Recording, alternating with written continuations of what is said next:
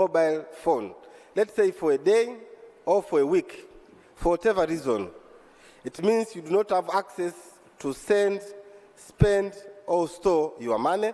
You cannot communicate with your loved one, but also you cannot have access to information. Maybe it will be a terrible day or a terrible week. However, as of today, we have our friends, our families in some part of this world, or to be specific in our country, Tanzania, who are not connected with the communication service. So that was the reason why the fund was established.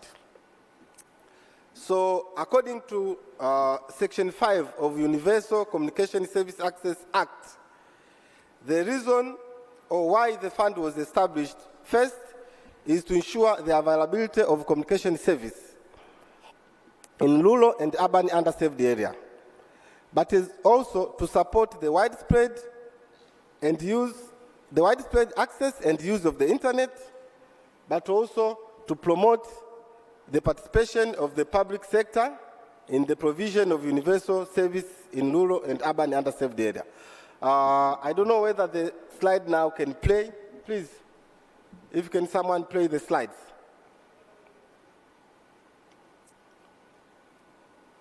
So, in ensuring the availability of communication service, okay, in ensuring the availability of communication service, okay, so those are the content. We will see the objective of the fund, establishment, the sources of funds, trend of mobile internet. We will see some key projects which we have implemented in 3 sectors, broadcasting, postal, and rural telecom, as well as the challenges. So as I've said, those are some key objectives for UCSAF establishment. And according to Section 5 of UCSA Act, it says that the first objective is to ensure availability of communication service in rural and urban underserved areas. When we say in rural and urban underserved area, it means we all understand about rural areas, but it may happen that a particular area is in urban, but still it is underserved. Then it is a mandate for the fund to ensure that it is well connected. But also we have the mandate to support the widespread access and the use of internet. So we do some program to ensure that the internet has widespread in our country, but also we support the usage of it. And the last one, which is very interesting, we are supposed to promote the participation of public and the private sector and provision of universal services. So here, what we do, we work across with the private sector, including service providers who are licensed by TCRA, to ensure that those services reach the rural settings. Otherwise, the government on its own, it cannot do it. And what we say, that is a typical proper example of PPP.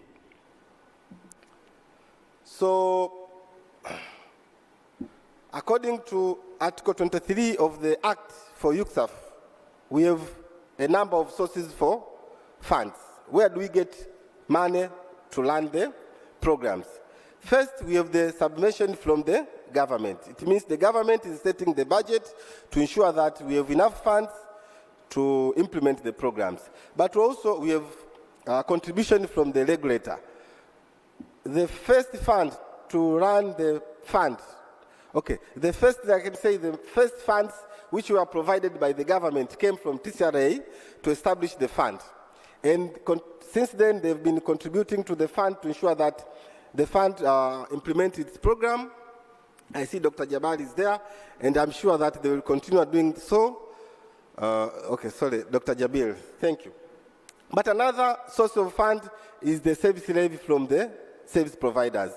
The service providers of the like of Vodacom, TTCL, Hanola, Airtel, Halotel, and all who are licensed by TCRA are providing the service levy to the fund, and currently they are providing 1.25 of their gross annual income.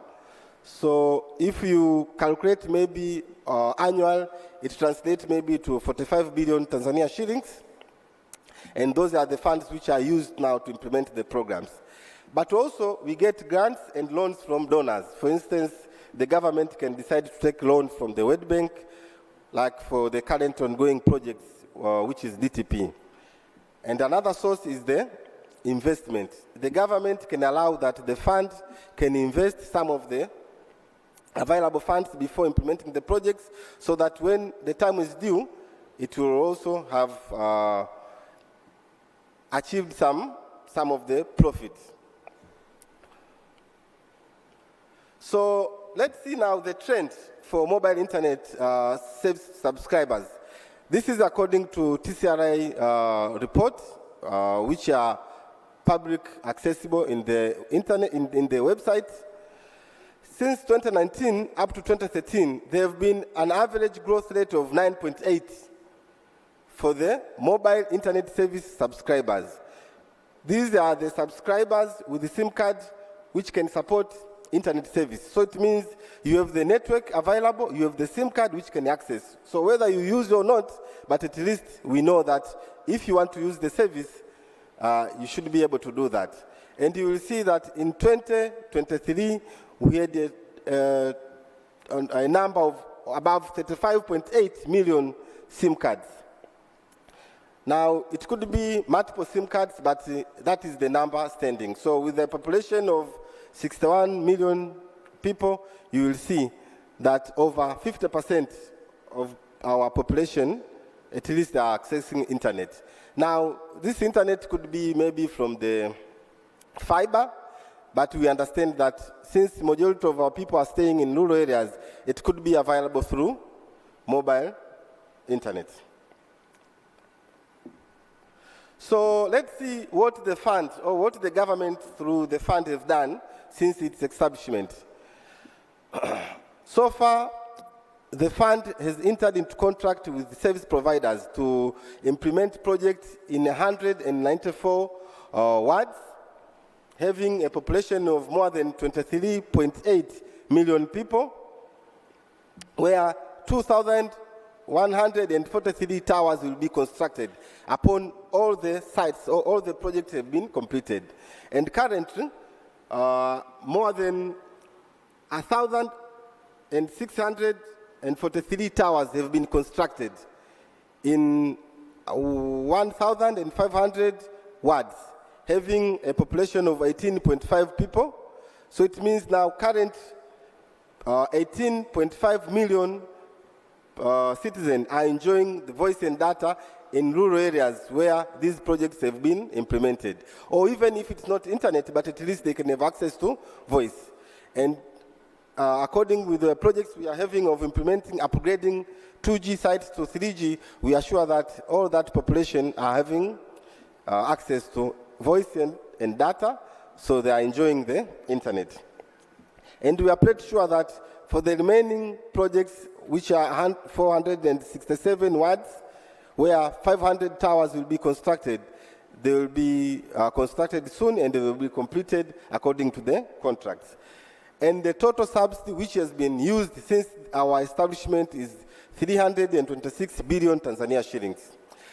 One thing we should note is that this is the subsidy, so it's just part of the investment, capital investment. The operator or service providers also are adding up their capex. So this one translates to 40 to 60% of total capital investment, and the operators are adding up the remaining. So recently, we are implementing a project where 758 towers will be implemented. This is the DTP, we call it DTP project, Digital Tanzania project, partly funded by World Bank, but also by funds from the government, specifically from UCSAF. It is a project to install. It's a project to construct 758 towers in 713 wards, whereby 8.5 million population will benefit once the project is completed. It was signed on 13th May 2023 with a duration of 2 years to be implemented. And the total subsidy is 126 billion. Now, from from that project, the distribution for the sites is, as we can see, Airtel, they have 169 sites, and they have completed 108 sites. So we really congratulate them for a nice, good job. Halotel, they have 34, and out of them, 21 they've completed. With the Honora, 66 sites completed out of 261. They've still a long way to go, but we are pretty sure that before 13 May 2025, all these projects will be completed. And TTCL, they've completed 2 sites out of 104.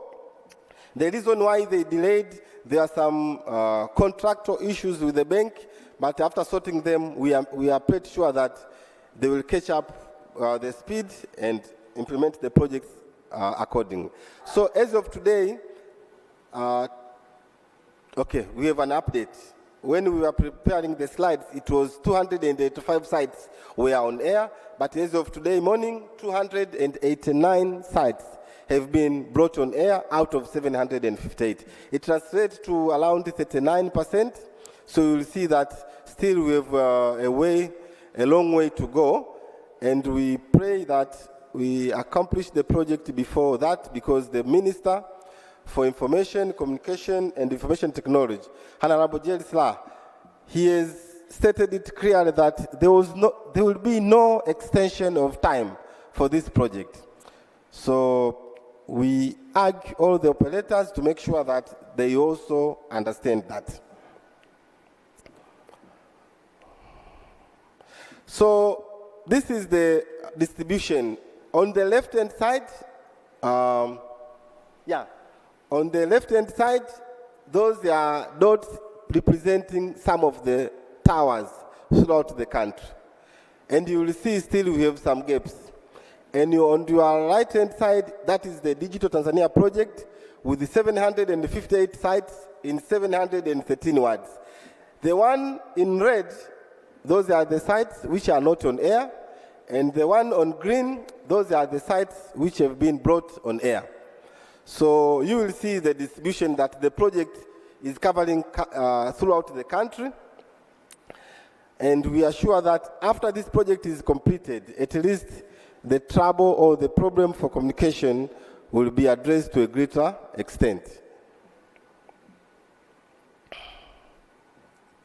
So apart from new site construction, the fund also implements some projects to upgrade existing 2G sites to 2G, 3G, and all 4G.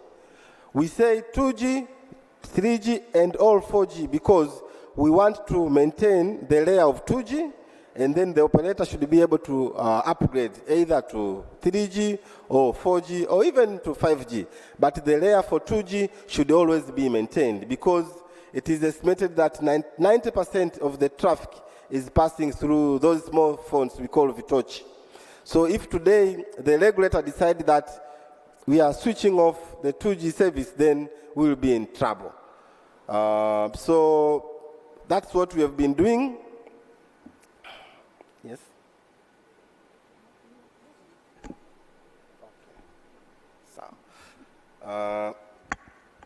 Okay, so during financial year 2024-25, 135 sites will be upgraded from 2G to 3G and all 4G. But for the what have been accomplished is the upgrade of 427 sites out of 431 have been already upgraded by MNOs.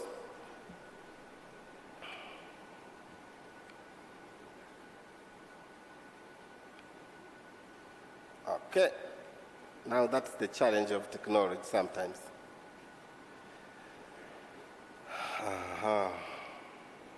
Okay, so also we have the establishment of internet hotspots.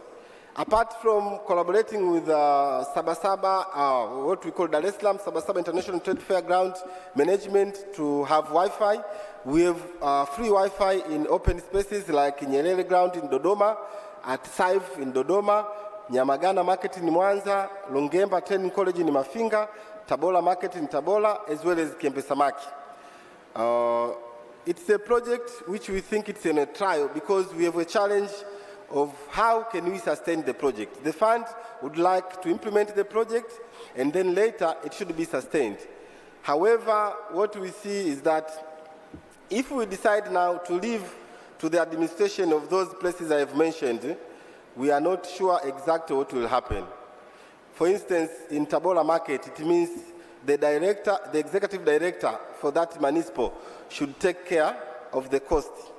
And probably they have so many priorities. So you see that the sustainability for such a project is a bit challenged. However, the fund has implemented that project, and the next phase, we want to go to public, the rapid bus transport at that, where we think maybe it will also be useful. In terms of telecenters, maybe I will go quickly. We have 11 telecenters in Zanzibar, 4 in Pemba, and 7 in Unguja, where the public can have access to information, have access to internet, and also they can conduct training through those telecenters. We also implement the telemedicine project, where currently Mnazi Mmoja in Zanzibar and Abdallah Mzee in Pemba have been connected to the network of telecenter to connect to Moi, Muhimbili National Hospital, and Ocean Road Cancer Institute. It's a difficult project because also on sustainability, but also the way it is perceived by the stakeholders. But I'm sure the minister responsible for health, they will address all the issues existing and to make sure that this project is useful. We have 2 projects which go hand in hand. School connectivity project, but also teachers training on ICT. So with the school connectivity project, we provide ICT equipment to schools, which include, let's say, 5 computers each school, 1 printer, and 1 projector. In number, it is too small. Yes, we understand. However, we should know that with the size of our nation, we have almost 4,000 public secondary schools and more than maybe 19,000 primary schools. So, for instance, if we decide to say that we will be contributing 50 computers per each school, then maybe we won't reach so many schools because the funds are limited. However, there have been a public outcry that the number of 5 computers is small, we should increase. We agree, yes, it is a challenge. But we have various technologies which are available, maybe which can allow even the few computers available to be accessible by many students. But we are pretty sure that having the projector and a printer and 1 computer, the school teacher should be able to have access of the entire 40-student class to teach at once, rather than having 40 computers in a lab. So this is the teachers training project I have mentioned, and recently we have done that training last week in DIT, in MAST in Mbeya, and UDOM in Dodoma, where 300 school teachers were trained. But in the total number since our establishment, we have trained almost about 3,400 school teachers on those subjects. And it cut across from the mainland and from Zanzibar. We also implement Girls and ST projects. And if I leave that domain on broadcasting projects, we worked close with our national broadcaster, TBC, to improve TBC radio broadcasting. Currently, we have entered into contract to construct 19 transmitter stations in various regions, specifically in border area, where 11 projects have been completed and 8 are ongoing. We also have community radio projects, and we have completed 5, and 6 construction are ongoing. These community projects include construction of towers where can be used by all private operators within the district. So once that project is completed, that tower is completed, we hand it over to the deeds of the respective municipal, so that whoever operates in that area, they should be able to share at extremely low cost, as opposed to renting from the MNOs. Okay. And Please wind up. Thank 2 minutes, you. please. On postal sector, we have done not so much, but we are working with them. We've provided with them the 250 barcode scanner.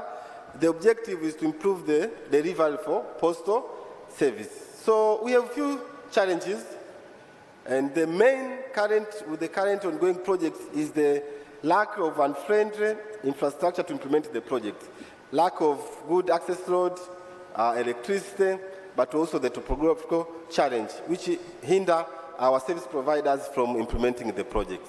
So when I finish my presentation, we have seen the key objective for establishing the fund, where we get funds, where it comes from the service levy from operators, but also what we have done in terms of implementing projects, as well as the challenges. Thank you very much for listening. Thank you, Mr. Albert. You have given an insightful presentation about the state of internet access from the UCSAF perspectives. And I understand you have also touched about the broadcasting. So you can welcome back to the seat. While I'm welcoming Noah Maina to prepare his presentation and start his presentation, I'll just clarify. The session was all about internet access, and UCSAF has presented on the efforts in terms of investment. We could have called all mobile operators here to present, but I believe he's giving a good representation of them.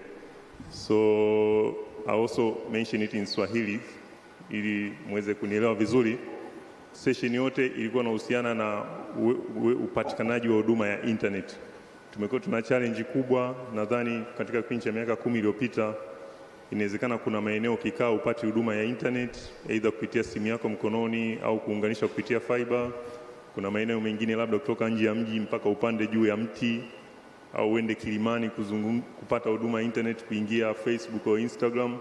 Sasa hizo ndio efforts ambazo taasisi yetu ya UCSAF inafanya kuhakikisha kwanza kuna minara nchi nzima, lakini pia minara hiyo inaendelea kutoa huduma ya mawasiliano yanayoendana na mahitaji kwa kadri teknolojia zinavyoendelea. Kwa katika eneo hilo, kama utakuwa na swali lolote, tafadhali liandae kwa lugha yoyote unayoipenda wewe. Tutakuwa tuna wakalimani wataweza kutafsiri.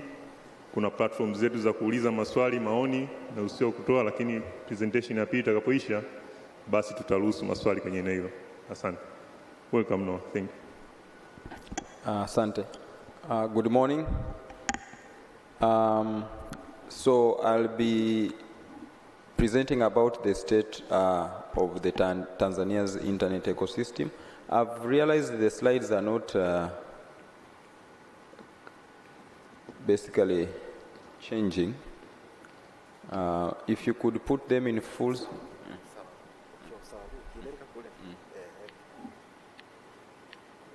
Unabonyeza mbele nani? Unajua ni PDF.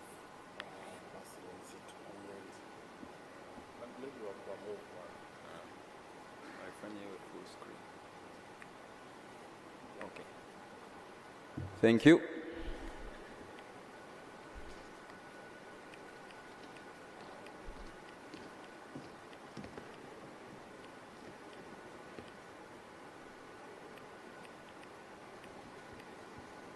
Mr. Noah, you have 20 minutes. Yeah. Yeah.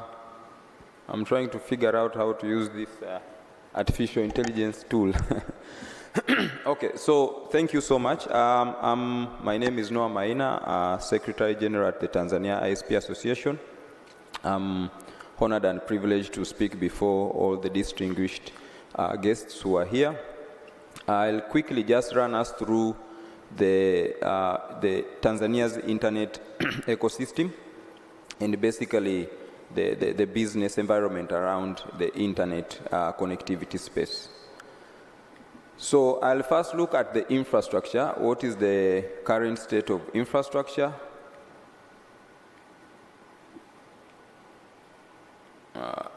Maybe just help to, yeah, all right. So this is the current outlook of the internet infrastructure in Tanzania, and these are public statistics from our regulator. So about 36.8 million people are now using the internet. And as you will notice, there's been a 7% jump in increase in terms of internet usage. But this is obviously made possible by the infrastructure which is currently at play within the country and also outside of the country. Now, from the vantage point of the infrastructure outside of the country, we are talking about the subsea cable systems. Remember, we have a number of subsea cable systems that are landing in Tanzania, at least now 3 of them, if not 4. 2 have been active for over close to a decade or so. And this is, these statistics are basically attributed to that specific infrastructure. There is a lot of subsea activity on the eastern coast of the continent, especially around Mombasa and obviously coming down to Dar es Salaam. There's been additional infrastructure builds. There is about 2 new cable systems that are currently being developed as we speak. Some of them are being activated so that they can bring more capacity to the country. And obviously what this will translate to is a drop in prices of internet connectivity. From the vantage point of internet infrastructure within the country now, if you put aside the operators, meaning the MNOs and the ISPs, there is another ecosystem that is not oftentimes publicly known by most people, which is the internet exchange points. These internet exchange points are essentially extremely critical in a sense that they enable us to localize internet traffic. Now, when you talk about the word internet, oftentimes people think of internet as the global internet, but every sovereign state has its own internet infrastructure and internet ecosystem. So if you remember, sometime in February this year, there was a couple of subsea cable cuts that affected internet connectivity to the rest of the world, meaning that connecting from Tanzania to the rest of the world was affected. Sometime in May, a similar incident happened, and there was a blackout of about close to 48 hours, with a little bit of pockets of capacity, a few people using the internet, but majority of the public was not actually using the internet. So with that scenario, that is where you decouple the word the internet. So you have the global internet and then you have the local internet. And when we are talking about the local internet, that is where the internet exchange point footprint comes into play. So in Tanzania, we have about 6 internet exchange points, and they're distributed across different regions. So we have the main one in Dar es Salaam, called the Tanzania Internet Exchange Point.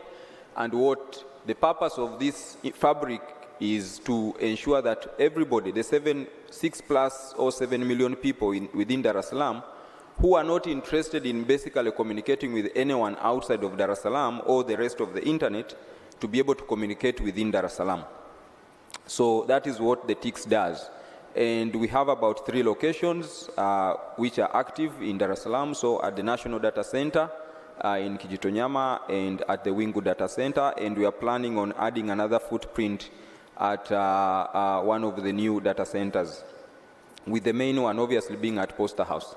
And then we have exchange points in Zanzibar. We have an exchange point in Arusha. We have an exchange point in Dodoma. We have one in Mwanza and another one in Mbeya. And the idea is to localize these local internet traffic. These exchange points obviously are operated by TISPA in collaboration with TCRA. And this collaboration started sometime in 2004, and it's been a successful collaboration. As you will see, the proceeding slides, which will show some statistics about what we have achieved in the last 20 years. So Jason, I don't know if you remind me, when were we in Arusha for TAIC? 2021. So, what has happened between 2021 and 2024? If you look at that lower graph, you will notice there's been an exponential growth in traffic, and we are not talking about the global internet traffic. We are talking about traffic within the country. From almost less than 20 gigs of packets moving within the country, and so to speak, Dar es Salaam, to now close to 100 gigs of traffic. And there's a reason for this, okay? So there's a lot of change that is happening, and basically there's a lot of growth in local traffic. But then when you look at that lower slide, rather the graph, you will see there are about 3 dents. At sometime in 2024, there are some 3 dents. Those 3 dents essentially are indicative of what happened when we had some subsea cable cuts. So when you have a subsea cable cut and you're not connecting outside of to the rest of the world, traffic drops because there is infrastructure we have here which is picking traffic from the rest of the internet, and the end users are basically using that, accessing that infrastructure. This is the state of affairs in the regional internet exchanges. So there's a little bit of capacity, or rather traffic, which is transversing in Dodoma, in Mwanza, and in Zanzibar. So the traffic in those specific areas is still a bit low because of, the main economic activities, Dar es Salaam for now, and perhaps Arusha, where there's a little bit of traffic. But for now, if you look at these other 3 regions, there's still a little bit of, there's still low traffic, and there's a lot of work that needs to be done in order to increase traffic in these specific exchange points.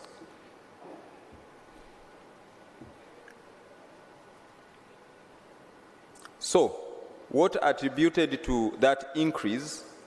All right, this.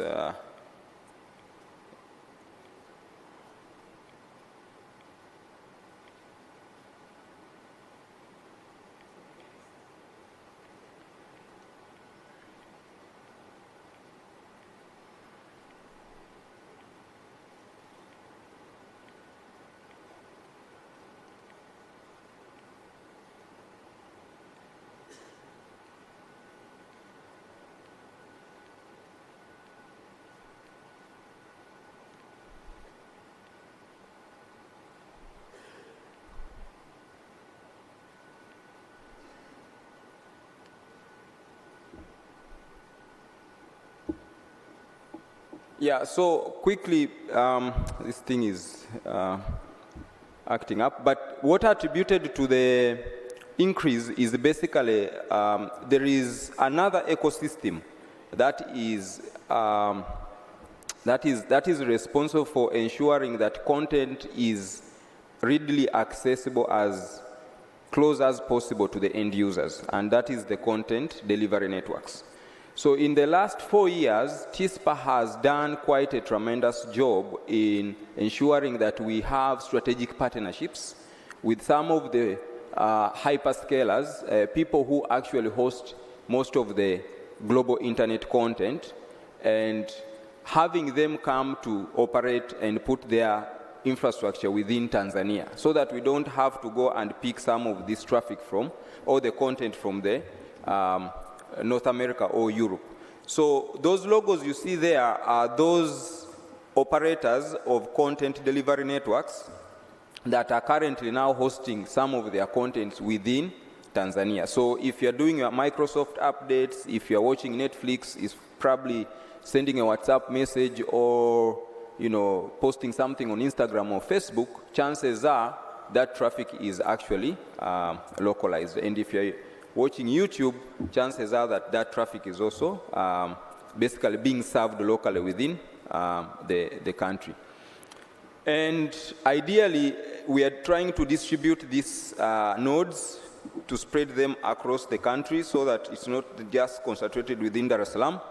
And that is now to also have the regional exchanges have these nodes so that that traffic is also localized in those regions. So if you're in Arusha, if you are trying to watch YouTube, there's no need for you to come to Dar es Salaam to pick YouTube traffic. You should be able to watch YouTube, and you should be able to access YouTube content within Arusha or, let's say, Mwanza.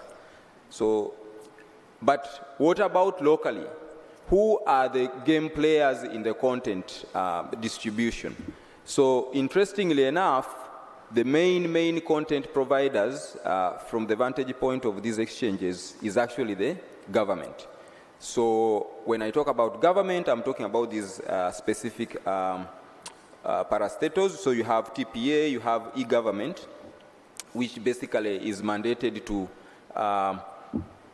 ideally bring or transform government services by making them digitally available to the public. So if you are trying to apply for your passport, ANIDA, or you are trying to get any whatever service, maybe police report, filing a report, whatever it is, as long as it's a government service, IGA are responsible for that. Now that content is basically being easily distributed through the exchange points. And of course BOT, because remember the banks, the lower logos you see down there, all these banks have to sort of exchange their own local content with the Bank of Tanzania, so therefore all that content is also being localized. And of course TRA, remember everybody here who's doing business has to do filing at the end of the month. And therefore TRA is a critical content operator, and they are the ones who are actually pushing the content distribution in terms of the services that are publicly available within the country to actually increase. The private sector is not actually doing very well, but obviously things are changing as we move along. So what are the opportunities? So one of the things that actually led to that jump in traffic, local traffic, is the current rush for metro fiber build. So if you are in Dar es Salaam these days, you potentially are able to get your internet connectivity through fiber, not wireless or FDM technology. So this is an opportunity that is emerging, and obviously it's going to spread across the rest of the country. And one of the most interesting things that is leading to this specific development is that, if you all know, or if you are not aware, last year, through the Ministry of ICT, our president was able to deregulate this space, meaning that right now you are able to quickly deploy fiber in different locations at a very cost-effective manner. But this is because the government looked at what it can do, and it deregulated sort of this specific space. So the metro fiber infrastructure build is a new opportunity that will actually enable the environment and enable the thriving internet businesses that are coming up. So with that, you also have now data center operators, people who are interested in investing in data centers. And with data centers, what we are now looking at is that most of these content will be easily localized and hosted within Tanzania in facilities that are actually meant to host such content. So currently we have the National Data Center, the Government National Data Center, we have the Raxio, which is upcoming soon, we have the Wingu Data Center, and we have the Stella X, which are now operational data centers. These are like career-neutral data centers, if you put aside operator-specific data center, because Vodacom, Tigo, and the ISPs and Airtel also own their and operate their own data centers. But those are specific to those vendors or those operators. These specific ones are career-neutral, meaning that anybody can collocate there. So they are open to the public and the business ecosystem to collocate there and host content. And what this will now do is that it will enable the innovation that we are talking about. The whole discussion around artificial intelligence will be empowered and powered by this specific infrastructure. So to quickly look at the value chain, obviously currently the most use cases for our current internet is social media.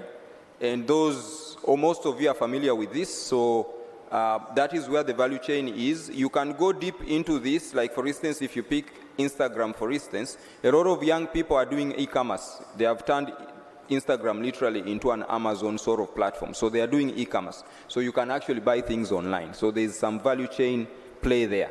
But even bit-sized news, I'm sure most of you are familiar with this online TV, ecosystem. We have people, famous online TV, not that I've been paid to talk about Majaliwa, but I think he's the most active one. And that ecosystem in itself is thriving and growing.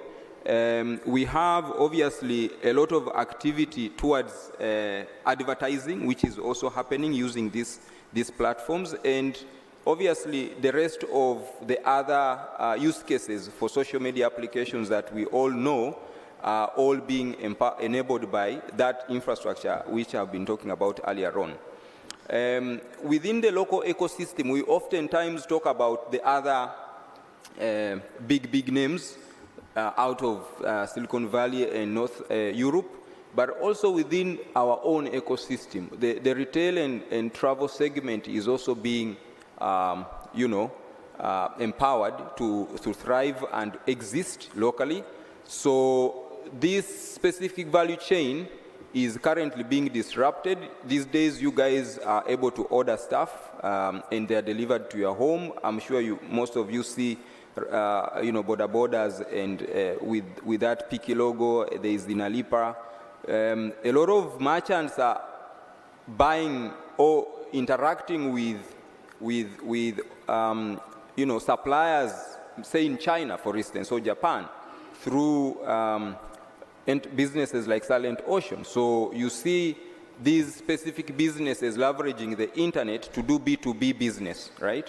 And one of the big manufacturers has decided to easily use the internet by developing an application that enables the merchants to basically order things online, and they are delivered to their specific shops. 3 minutes, please. 3 minutes. Yeah, sure. And then for transportation, the use case is also obviously through hauling. We are used to things like Uber and stuff, but we have now Farasi and others trying to use the internet to do stuff. The IoT space is also obviously another value chain that is starting to pick up. Obviously, payment platform, fintechs, mobile wallets and stuff like that. That is also another value chain that is being empowered by this infrastructure. There is a lot of mobile phone shops. People are selling mobile phones. Not everybody is using the internet through their mobile. Statistically, I think less than maybe 50% people are using the internet using mobile, so there is still an opportunity to do business in this specific space. Tablets, smart TVs and things like that. So obviously the merchants are going to be shipping in these tools and selling them in millions of them as this value chain continues to expand. And most importantly now, which brings us back to the why we're actually here with the theme of this specific conference, which is hosting. And if you're talking about artificial intelligence and with the application of artificial intelligence in terms of the local Tanzanian ecosystem, all the applications are going to be actually running off some sort of web application or mobile application. So there is a lot of opportunity here for people to venture in. And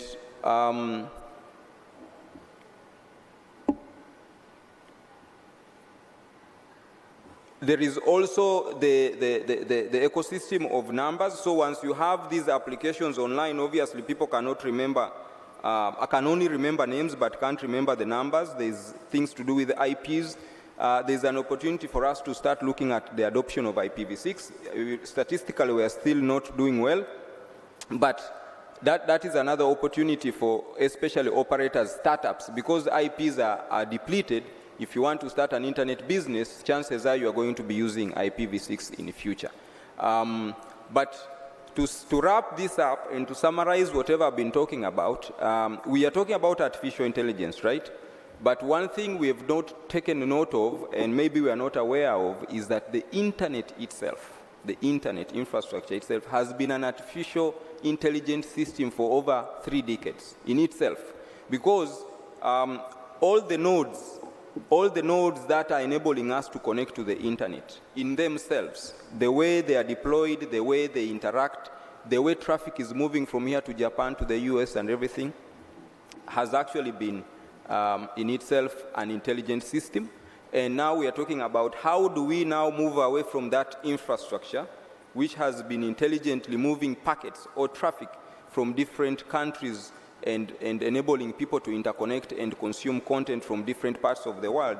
How do we now take that ideology or that specific use case into now human applications like, chat GPTs and all these different use cases, robotics and stuff. So as we continue with this discussion, rest assured the infrastructure space is doing whatever it can do in order to enable this AI movement. And as such, what we are saying is that there is a lot of opportunities, as we have seen with the different value chains within the AI value chain, to disrupt our ecosystem. And obviously, a lot of investment has to be done to continue enabling this specific ecosystem. Thank you so much for listening to me. A round of applause for Mr. Noah. Thank you very much. It's all about powering AI and other emerging technologies. That was an insightful presentation. So I'm told I have almost 6.5 minutes. Maybe I was thinking to allow 6 questions. I'll ask 2 questions. I'll take 1 question from this row, 1 question from this row, 1 question from this row, and 1 question from the lady, from any lady. Am I understood? Thank you. I'll start with the 2 questions, 1 for Mr. Albert and 1 for Mr. Noah.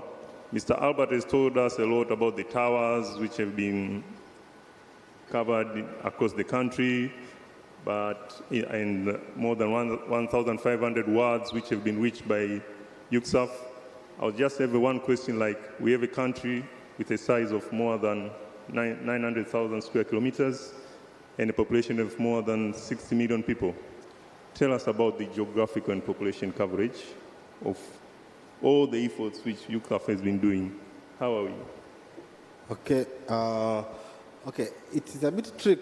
In terms of population coverage, let's say with the 2G network, it is estimated like, I can say 98% of the population is covered. Now, when you mention about that figure, you need to be a bit strong, because immediately someone will complain, like, at my place, I'm not covered, and I agree. When the government says that you have communication service, it means even if at your ward or village we have Vodacom network and Halotel is not there, for us we count that you have coverage. So you may find if you drive from Dar es Salaam to Dodoma, you may go into some of the places, no coverage, but maybe the network which is not supporting your SIM card is there, but you may count that there's no communication coverage. But in terms of how many population access, let's say, the internet, if you read with the TCRA statistics, almost 86 or 88% of the population is covered by 3G network, which is, I can say, is good coverage for the population. And when you go to 5G, maybe it go down to around 11%. So that is in terms of population. But in terms of geographical coverage, it's a bit slow. When we say in terms of geographical coverage, it means the land which is covered by communication service. If I could refer the statistics, by March 2024, the 4G coverage or the 3G coverage was around 72%. So it means the 72% of 954,000 square kilometer size of our country is covered by 3G network. So, I mean, it's good coverage. And 5G, in terms of geographical coverage, I mean, it's small because we are only covering by 1% of the network, because the operators now, they have towers in Arusha, in Dar es Salaam, in Mwanza, and maybe in Dodoma, the 5G network. Thank you. Thank you, Albert. One question to Mr. Noah. I'll take it as a takeaway of this session. You are telling us the internet traffic is still very low. Why? And what should we do as individuals, as to investors? What should they do? The government, we have the regulator who is looking at regulatory frameworks. We have the ministry in terms of policy reforms. What should we do? What should we do? And why is it very low? All right. Thank you. So I think I will start with the regulator. So what can be done? I think we've been talking to the regulator for quite a while. Like I said, we collaborate with the regulator. And all of us are aware that obviously the most important thing that any regulator can do, especially to enable the ecosystem to thrive, is to deregulate sometimes. But the regulator also gets some of the rules or regulations from somewhere else. So speaking of the regulator and the government, one step that we can say the government can do and empower the regulator to enable the environment to thrive is to look at the current regulations and policies. If there is any policy that is hindering the development of the internet in order to see us increase traffic, it needs to be looked into. For instance, the issue of right of way, which we spent almost 4 or 5 years talking to the government about, has been removed. And the moment and immediately that was not removed, but the cost has been reduced to enable us to deploy fiber. And immediately that happened, we've seen a lot of new ISPs crop up, meaning that the environment is now being enabled through the review of these regulations. So that is what the government can do. But also look at policies that can enable us to even attract more investment. Now, for investors, the good news is that if you are looking at investing in especially infrastructure, internet infrastructure, like fiber, you want to start an ISP or a telecom service provider, ideally, the environment now enables you to do that because one of the impeding regulation was revised, and we see now a lot of people getting into that space so that every single Tanzanian can now be connected to fast-speed internet, fiber to the home, And the more we increase fiber internet to people's homes and offices, there will be an increase in traffic. Why am I saying that? The mobile operators and the mode of the mobile operators is a bit different. Once you buy your bundle, you get to the internet. When the bundle depletes, you're off the internet. Meaning if you're off the internet, you are not basically going to be able to use the internet at that time until you buy again the bundle. But if you have fixed broadband, meaning that you have the internet available to you all the time throughout the month, the way you have your DSTV, which you subscribe to all the time, you will see increase in internet traffic in that space. And fixed broadband is where traffic is, where innovation is. So if you're talking about hosting, investments in AI, you want to do research around AI, you're bringing AI applications online, right? So that the public can use them. You do not want to bring an AI application online off a mobile connectivity, which you buy bundles, and then once the bundle is over, the thing is not reachable, is not available anymore. So you see that the real game is in the fixed broadband side. And the operators are also going there. They are actually deploying this infrastructure because the government has enabled. And for the end users, with all those environments streamlined, for the end users, think of low speeds, think of innovation, think of increasing internet traffic. Thank you. Thank you, Noah. I have 2 minutes and 36 seconds. If I have one question from this side, one question from this side.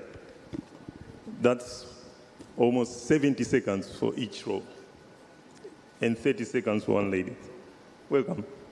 Yes, thank you. My name is Antilius Kawamala. I am the Executive Director for RootGIS. I want to ask my question to the first presenter from UCSAF. He has presented the good presentations, same as from the TAIC. They have the nice presentations, but my question goes to the coverage that you have asked. He says that we have the 3D coverage is about 72%. And if I would ask him, where is the coverage? I mean, is it in the north, the south, central, or where? It is the difficult question to answer. I know he knows that is a difficult question to answer. But at RootGIS, we can provide that answer to you guys. If you'd be interested, we do all kinds of mappings, and we can help map that coverage that you are talking, and we can help answer this question. And that goes to the challenges that you posed, to the access and to the topographical terrain. GIS can help us identify the easiest roads. Thank you. So he has noted that. Definitely. We'll get in touch with you just in case he needs. Oh, want to say something? Yeah, I really appreciate. Yes, I agree that when you have access to ArcGIS, then you can map all the issues. I think we can contact and see what we can do. Thank you. For betterment of them. Gentleman behind there. One question from this side, please.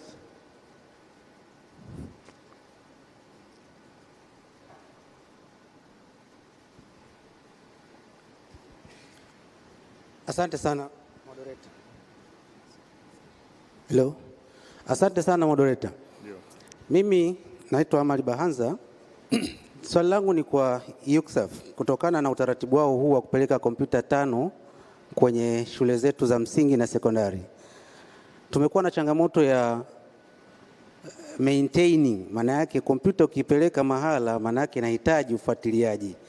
Tuna takwimu kwamba baada ya kuwa tumesambaza kompyuta zetu na vifaa vya tehama, tumefanya ufuatiliaji vina hali gani na vimefikia makusudio tuliyojiwekea ya teknolojia kuwafikia watoto.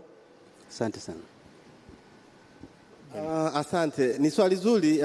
Issue ya sustainability na matumizi ya vifaa kwa kweli ni changamoto. Ni kweli tumekuwa tukitoa hivyo vifaa, na kikubwa ambacho tunakifanya sisi cha kwanza ni kuwawezesha wale walimu ambao shule zao zinapata vifaa vya tehama, kuweza kuwapa mafunzo ambayo at least yanawapa basic troubleshooting skills kuweza kuvihudumia. Sio tu power cable imechomoka kwenye power alafu mtu anaenda kumtafuta fundi mjini, itakuwa gharama sana kuirani hiyo network. Lakini pia tunashauri wakurugenzi wa halmashauri watumie wale wataalamu wao wa ICT angalau kutoa support pale ambapo mwalimu atakuwa ameshindwa au anahitaji support kubwa. Lakini first line of support tumekuwa tukiwapa mafunzo katika vyuo vyetu vya DIT, UDOM na MAST Mbeya, ili waweze kupata ile basic troubleshooting skills, waweze kuifungua printer, waweze kufungua kompyuta na kuona okay, hii ndio motherboard, hii ndio tunasema CPU, hii ndio RAM. Basi ili hata kile kifaa kikipata changamoto aweze kukipa support. Lakini nashukuru sana, ni swali zuri. Issue ya sustainability zimekuwa ni changamoto. Asante sana Omar. Asante, nadhani issue ya sustainability inafungua milango kwa innovation, kukaribisha innovation zaidi zinazoweza kuimprove sustainability at a cheaper cost of operation and investment. Nadhani kwa wabunifu waliomo na kama wanatusikia kupitia mitandao ya kijamii, basi hiyo ndio ujumbe. Nadhani UCSAF wataweka taratibu kukaribisha mawazo na bunifu mbalimbali kuongeza efficiency kwenye hicho wanachofanya. Na wind up na swali moja. Tuna mitandao, platform za kuuliza maswali, muda wetu ni mdogo, tuna presentation nyingi na shughuli ya kufunga. Kwa hiyo nimeona this row iko kimya, basi nitaomba tumalize. I'll ask that we wind up our session to allow other sessions to come on board. Thank you very much. A round of applause to my two presenters and myself, please. Thank you very much. Oops. Thank you, Jason, can we have a group photo there, please, for the panel photo? I don't know really what happens when somebody sits in that chair. Time seems to stop on your watches. So please, for the next panels, we have 3 more panels before the closing ceremony. I would like you, please, if possible, to yield some times back to the podium so we can have this quickly done before the closing ceremony.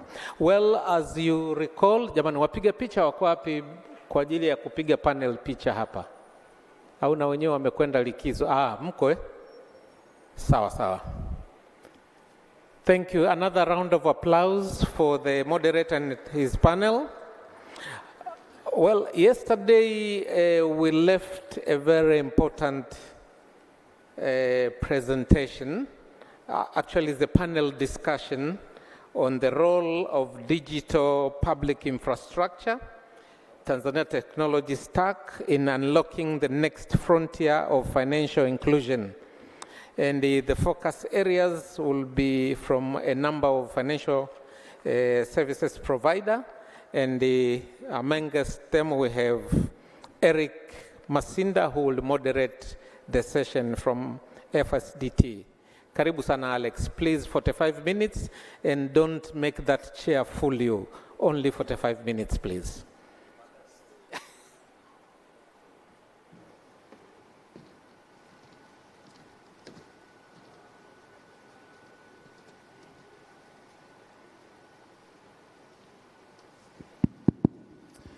Thank you very much. Good morning, everyone. Good morning, everyone. You can do a little better than that. Good morning, everyone. Okay, I'll assume you've all had breakfast. Thanks a lot. My name is Eric Masinda. I'm the Chief Executive Officer of the Financial Sector Deepening Trust, or Financial Sector Deepening Tanzania. And today we're here to build on a discussion that we had yesterday around digital public infrastructure and how it can unlock the next frontier of financial inclusion. So digital public infrastructure is essentially a set of digital systems that enables countries to deliver social services such as education, healthcare, and citizen services, and economic opportunities in a safe, efficient, and inclusive manner.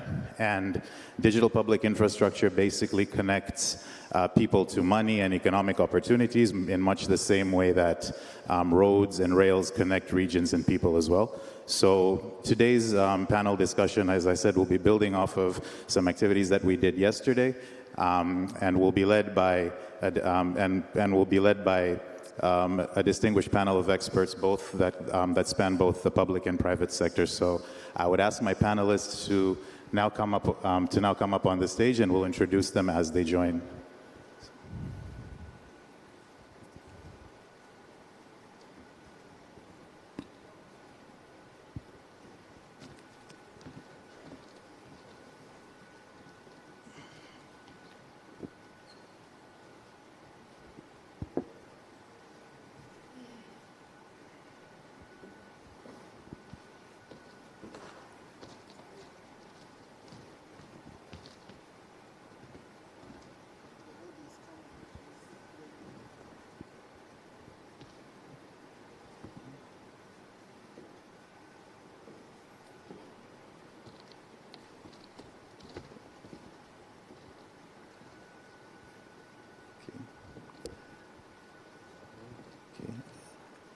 Thank you all very much for joining. So I'll ask that we all just introduce ourselves, just your name, your title, and the organization from which you're coming. Thank you. My name is Mohamed Mashaka, Director of Information System Development and Services at the Ministry of Information, Communication, and Information Technology. Thank you. Good morning. My name is Connie Francis. I work with the National Identification Authority as the Director of Management Information Systems. Thank you, Connie. Good morning. My name is Jose Luis Gonzalez from the European Union Delegation to Tanzania and EAC. I'm a program manager managing our portfolio around trade, digital, and regional integration. Good morning. My name is Shadrach Kamenya from Azam Pay. I do sales at the payment division, but also I'm a general secretary for Tanzania Fintech Association. Thank you very much. We're still missing one panel member, but I'm told that they're on their way, and as soon as they arrive, they'll join. So as the MC actually said, we shouldn't take too much time, so we'll just dive right into it. So the first question, and again, just to recap, we're here to basically talk about digital public infrastructure and how it can unlock the next frontier of financial inclusion. So with that, before each question, I'll set the context before I ask. So the first question goes to Azam. And Shadrach also did mention that he's also the General Secretary for the Tanzania Fintech Association as well. So the first question is to you, and just to set the stage, the rate of financial inclusion in Tanzania sits at 76%, and 24% of that population has yet to take up formal financial services at all. It's also good, it would also be good to mention that the majority of those who are financially included are included via mobile phones and mobile money. However, as of 2023, only 22.2% of the entire Tanzanian population that's financially included is banked. So before we even get to talking about digital public infrastructure such as Jamii Malipo, Jamii Number, and that, and things like that, which are the center of the conversation, I'd like to ask to explore sort of the challenges that continue to persist within the financial sector.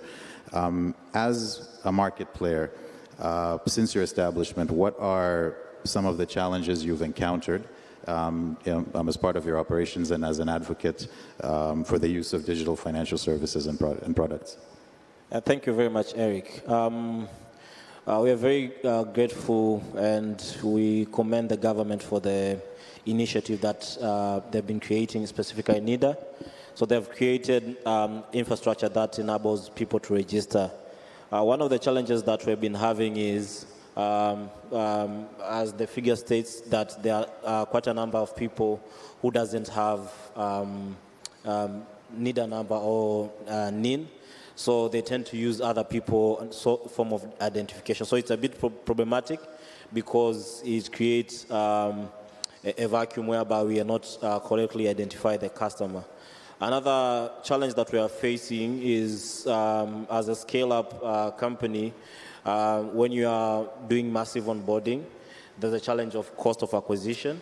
So 500 Tanzanian shillings is too little, but it's too much when you are onboarding, let's say, 100,000 user per month or more than that. So the challenges has been mostly in terms of the people who are missing NIN, and the other challenge has been around cost.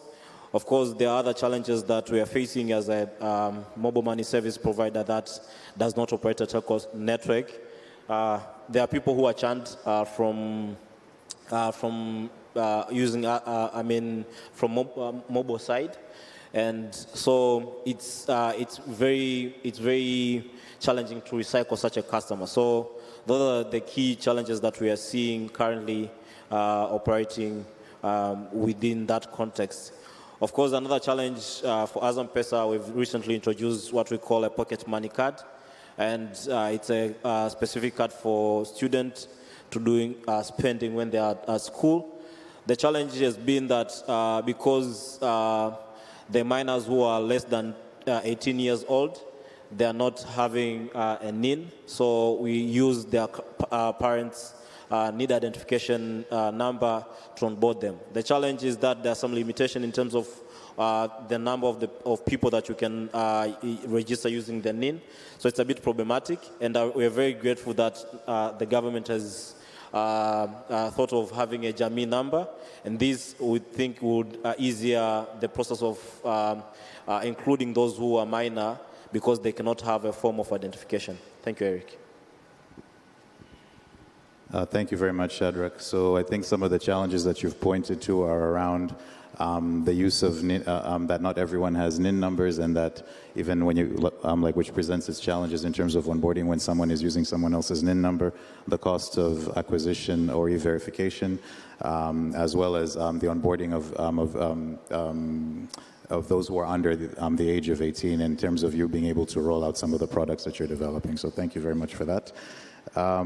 So we'll now move to Mr. Mohammed Mashaka from the Ministry of Information, Communication and Technology. So you've heard the challenges that, that were just articulated.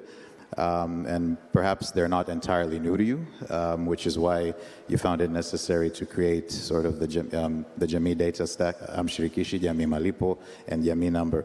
So could you share with us how you see these three bits of digital public infrastructure addressing some of these challenges that do present a challenge in terms of deepening levels of financial inclusion? Yes, I've had the challenges, but as a government, that's why I think back in 2021, the President established the Ministry of ICT to come into place to supervise all issues related to digitalization. Because there's a difference between digitization and digitalization. Now, it's the digitalization that raises the economy of this country and gives us the revenue and all that. As a ministry, what we did, number one, is to lay out a foundation to have a proper framework to take us out there. Among other old frameworks, back in July, the President launched Digital Economy Strategic Framework. This framework is a 10 years framework from 2024 to 2034. Now, the implementation, it comes back to us. How are we going to implement the digital economy of this country to raise the economy at the end of the day? One of the areas is some of those challenges you mentioned, issues related to digital payment, wallets, and everything. As a ministry, what we did, to implement digital economy framework, we came up with another framework called Digital Public Infrastructure Blueprint. I think it will be on our website very soon. With the Digital Public Infrastructure Blueprint, it is a framework that defines what sort of infrastructure has the government done as a nub, actually to let players like Azam Pay and other fintech solutions to come on board and build on top of it. To us, as a country, what we did, we prepared something called Jamii Stack. Jamii Stack is actually a foundation of how other solutions can be built on top of that. It's a guideline, a little framework infrastructure that is built on it. Now, on our Jamii Stack, we have three layers. The bottom layer, which is actually an enabling layer. I think we've had team of infrastructure here. They were talking about the cell towers, communication, all that lies to the enabling bottom layer. The top layer is application layer, which is systems, all these innovations like Azam Pay and all that. The middle layer is the one we are talking about here, the digital public infrastructure. In a very simple language, DPI is like a road. The government is building a road from Dar es Salaam to Dodoma. We need to transport probably cashew nuts, karanga kutoka Dodoma, zije Dar es Salaam, zifanye biashara. So the transportation, that it uses the roads that the government has built in it. Zile products ambazo zinapita kwenye ile barabara, natumia Kiswahili kidogo ili majority I know, zile products ambazo zinapita kwenye barabara, zinakuja kuleta uchumi wa nchi yetu. Sasa ile barabara ile tulioichora ile ambayo serikali imeitengeneza, that is what we call digital public infrastructure. It's just like roads. United Nations wanna define DPI as a shared means to many ends. When you have a DPI, everything can be done. Sasa, when you talk about DPI, tumetoa mfano wa barabara, services and goods zinakuwa transported. Ukija kwenye digital platform, when you talk about digital public infrastructure, you talk about digital public goods. That is very crucial. Digital public goods. The digital public goods ndio hizi ambazo tunaziona. Sasa, what has the government done so far to the digital public infrastructure? Number one, we said, on our Jamii Stack, the key pillars of the Jamii Stack lies on the digital public infrastructure and has three components. Number one, the digital identity. NIDA, as you said, we have over 25 million, if not over 25 million citizens of this country have national ID number.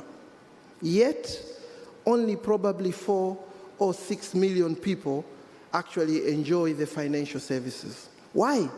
The challenge is some of the people, they don't have NIN. It's true, but NIN, actually, which is now we call it Jamii number. Then the purpose of calling it Jamii number, I know we had a little discussion of Jamii number and NIN. Jamii number is exactly the same NIDA number, but we branded it so that it can be used on our digital platforms. Now, the digital public infrastructure that we built is to make all these coordination. The 3 pillars is the digital identity, which is there, over 25 million people, so we have got no excuse onto that. We need to raise and to do the financial inclusion in this country. Number 2, we have a digital payment. This is the second pillar. The digital payment we have from the Bank of Tanzania. They've developed a very fantastic homegrown solution called Tanzania Instant Payment System. Over 1,350 transactions goes through this platform every day almost, because it is a platform that connects both financial services, mobile companies, financial services, and all that. So that means, as a foundation, as a government, they have built a road. We have tips, is there. So all these fintech solutions, they just need to go and connect with Tanzania Instant Payment System. On top of that, the third pillar of our Jamii stack, which lies on the digital public infrastructure, is the data exchange. And these are the 3 key pillars anywhere you go around the world.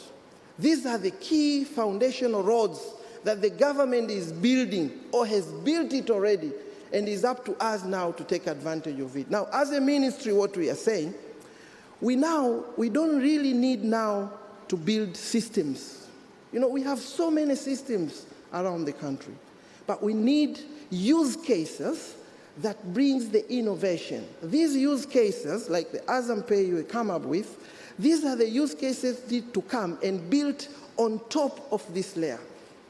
We need your product to be connected to digital identity Jamii number. We need your product to talk with the BOT. We need your product to use a Jamii exchange, which we have actually, it's a homegrown exchange that we've built it. The beauty part of it has a consent management system that protects privacy of the people and everything. So if we use this foundation we have, Azam Pay, whoever comes, whether it's a mobile money, tomorrow we'll have another solution. These are the use cases we build on top of roads. Ndio tukasema, hii barabara ambayo Tanzania tumeshajenga, magari yanasafirisha mizigo, ndio hizi 3. So with these 3 key pillars, if we make use of them, and as a ministry, we have built that foundation, just coordinating them into one platform. So it's up to us now to encourage more innovation in this country. That is the case, I think, which we are into that phase, that more innovations needs to come to be built on top of these digital public infrastructure to help economic development, socio-economic services, revenue of the country, because you might wonder probably in the country maybe 7 million, 10 million pay taxes, but how come? We have 25 million database of the citizens. So that means we need to make use of that. That's why we are encouraging. As a ministry, we have done our work, laying this foundation, coordinating this digital public infrastructure, and we are telling the innovators, the private sectors, we have the foundation, we have the roads, we have identity, we have payment from the BOT, we have an exchange. Now it's up to you to build on top of this. Make sure you talk through these 3, then there you go. We'll have no challenges onto that. Because the disconnection we have, if I ask today, the challenges he poses, like some of the people, they don't have NIN. But if you ask, what is the base, the population, or the number of customers you have? Probably 2 or 3. But We have 25 billion people who have the Jamii number.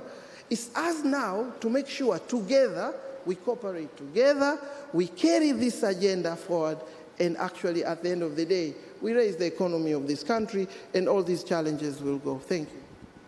Thank you very much, Mr. Mashaka. And if I'm just to sort of wrap up what you talked about the 3 pillars, which are, the first one is the foundation, which is digital identity, which is the Jamii number, and you've also demystified like a little bit that the Jamii number and the NIDA number, like are one and the same thing, but that you've just termed it Jamii number so that it can actually be used, like as part of the 3 DPIs. You also talked about digital payments, and you made reference to tips. So these are the rails, like on which, like multiple or different financial service providers can connect to and begin to innovate in terms of developing additional use cases, and the data exchange is supposed to enable the same as well. You also highlighted on there isn't really a need to build any new systems, but to just ensure that these existing, that we basically build on top of the rails that are already there. So thank you very much for that. So I'll now come to NIDA. One second here. So Dr. Kone, just speaking specifically about the Jamii number, what are some of the use cases that you as NIDA sort of have planned for this ID? And you can speak about it just in general terms, but also in terms of how it applies to the financial sector in particular. Karibu.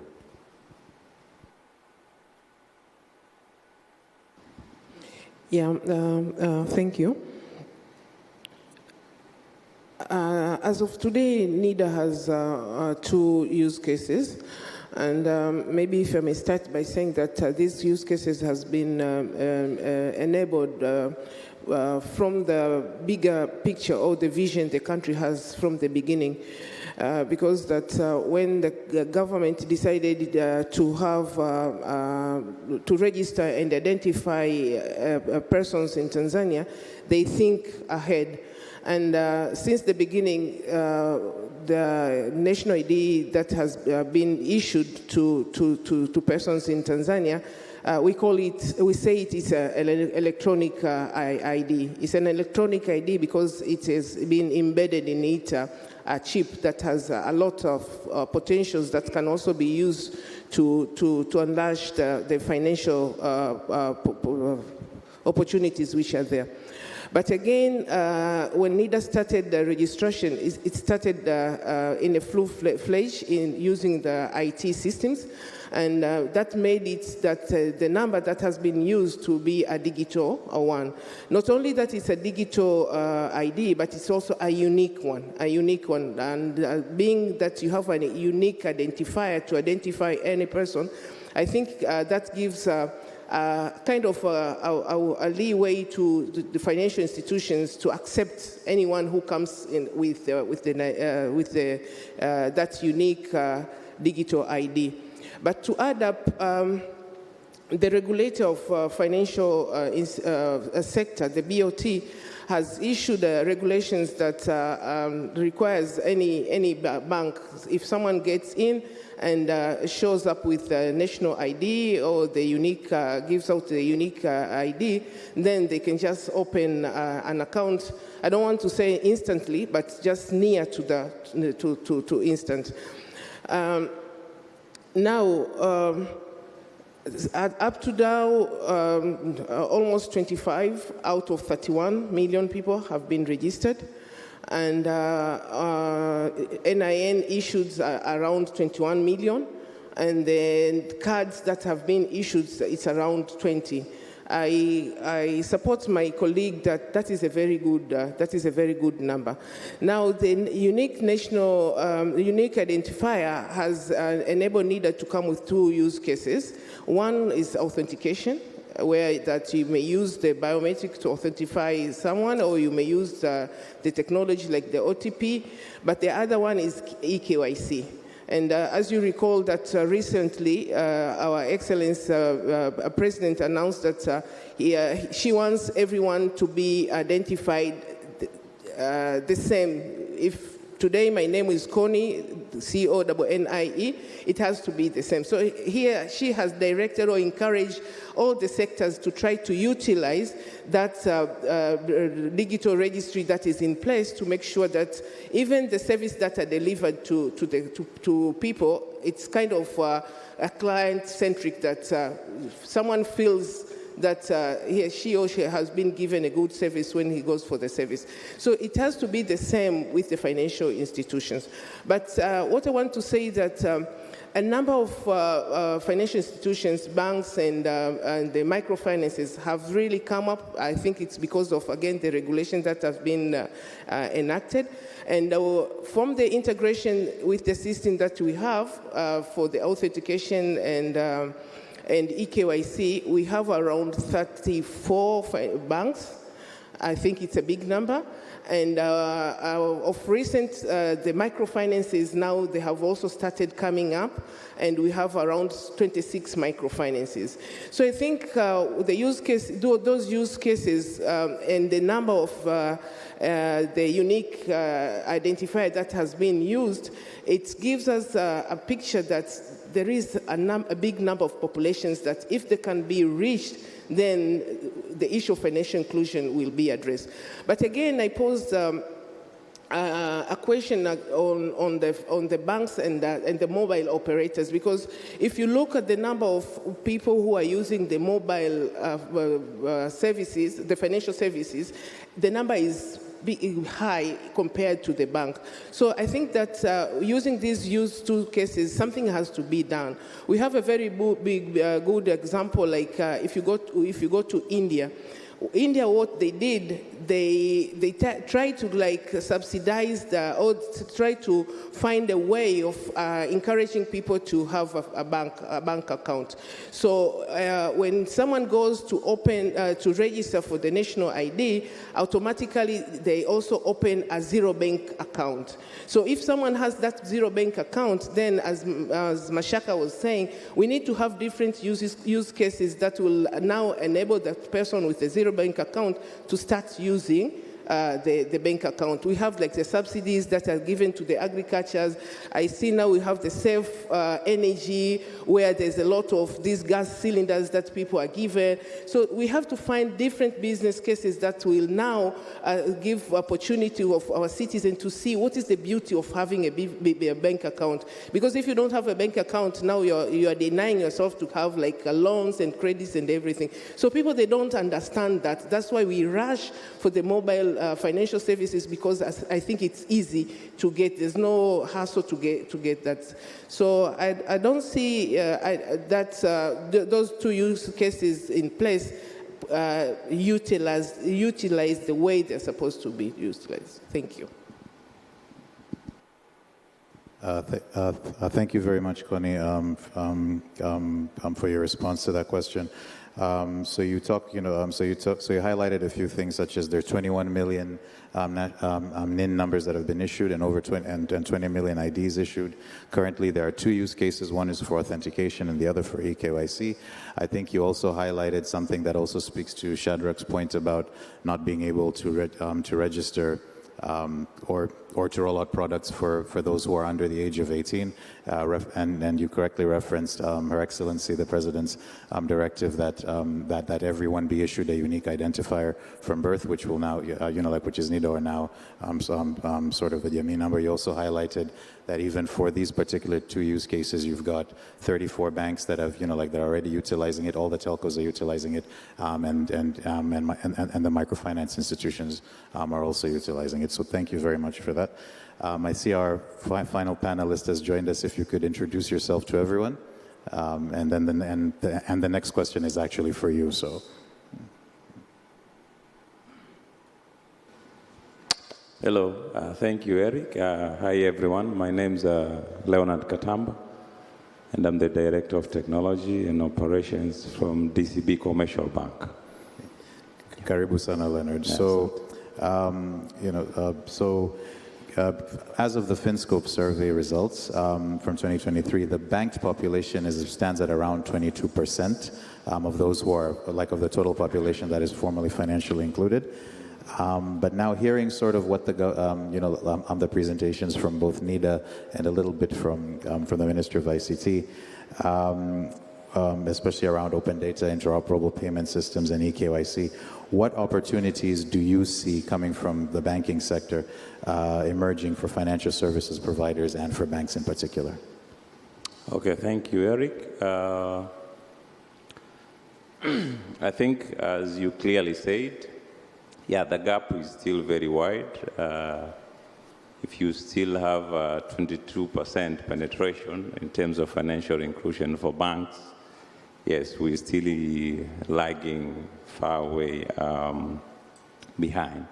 But I think, as you clearly said, yes, the opportunity which now the Jamii especially project, which now brings to the financial institution, especially banks, we see that the fact that the Jamii concept is introducing the multiple use cases of that Jamii number. I think, first of all, we see that there will be very high adoption in the market, because now it won't be just for the case of me having a number or a card, but I know that I can have multiple use cases of that card, being it health, being it that social services and financial services as well. So that alone, we see that there will be acceleration in terms of adoption in the market. Now, what does that has to do benefit the banks in particular? First of all, we see that there is be now an, I think, the aspect of credit worthiness of customers. I know that is drastically going to change. Before, we relied heavily on financial information. That somehow it was tricky, because someone might even intentionally walk in the bank or try to create a turnover, intentional turnover, just to prove his credit worthiness with you, and you end up actually making decisions based on how this customer is depositing or withdraw with the bank. And I might even borrowed that money just to show you as a banker that, okay, I'm this worthy in terms of credit. But now the mix of this data is going to give a clear picture of who this customer really is. And so I think it is going to improve in terms of credit underwriting decisions. And that way, I think it will be it might be also a trigger to start considering now somehow, compromising in terms of interest rates, which are still soaring in the market. We see that opportunity. Another thing also, now the Jamii Pay ecosystem, which will be there, enabling people, as I say, that you have multiple use cases for that number, due payments. We believe that there will be much traction, and more money now will be actually in circulation in those Jamii Pay ecosystem. And because it will be also integrated with other payments systems that is in existence, the likes of TIPS and GPG and the likes. So it means there will be a lot of money in circulation. Indirectly now, money which was not in a formal financial ecosystem will be now trapped, and ultimately is going actually to relieve the liquidity challenges that many banks face. Why do we normally face liquidity challenges? Because a lot of money is being transacted in cash, and as your survey showed also, majority of people who are making many transactions are not yet formally included in the financial space. So we believe the fact that this ecosystem is going to force now money, cash, to be existing in digital wallet, then indirectly the liquidity challenges now is going to be addressed. So those are the key opportunities which I see this thing coming. Thank you very much, Leonard. So if I were to wrap up sort of what you said, in terms of what you see as the opportunities for the banking sector, the Jamii concept introduces multiple use cases, and in that way you foresee a higher adoption as the Jamii number will have multiple use cases that actually add value to citizens. And I think you mentioned some of them in terms of being able to accurately ascertain the creditworthiness of customers through the Jamii number and the Jamii data exchange. These DPIs can also help to be a trigger in terms of lowering the cost of financial services. I think you referenced risk-based pricing as well. And it'll also have the added effect of having more money flow through the formal financial system, and to also encourage more formalization, and also to relieve sort of the liquidity challenges. And I believe you referenced the fact that most transactions still take place in cash. So these are opportunities that you're foreseeing being changed, or trends that you see changing with the introduction of the 3 DPIs. So thank you very much. So the final question goes to Jose from the EU. So given everything that you've heard, both from the private sector players and the efforts that the government is making, how does the EU, how do you see the EU sort of supporting this agenda around digital public infrastructure? Yeah, thank you.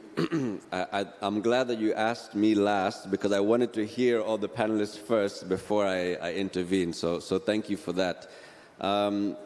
To be honest, you know, the European Union and all development, let's say, agencies usually sit between the public and private sectors. So we're really the interlocutor between the two sectors. I'll explain a bit of history, and then I'll maybe move and look towards the future. You know, the European Union, particularly when it comes to digital, it really changed after COVID. We understood that it really needs to become a priority. And I think it came at the right time, particularly for Tanzania.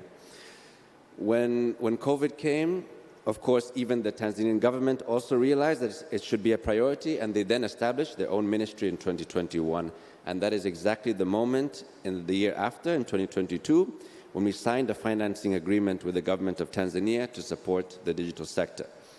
We've come with a 35 million euro project called Digital for Tanzania. It has 3 main components. One being budget support to the Ministry of ICT and the government.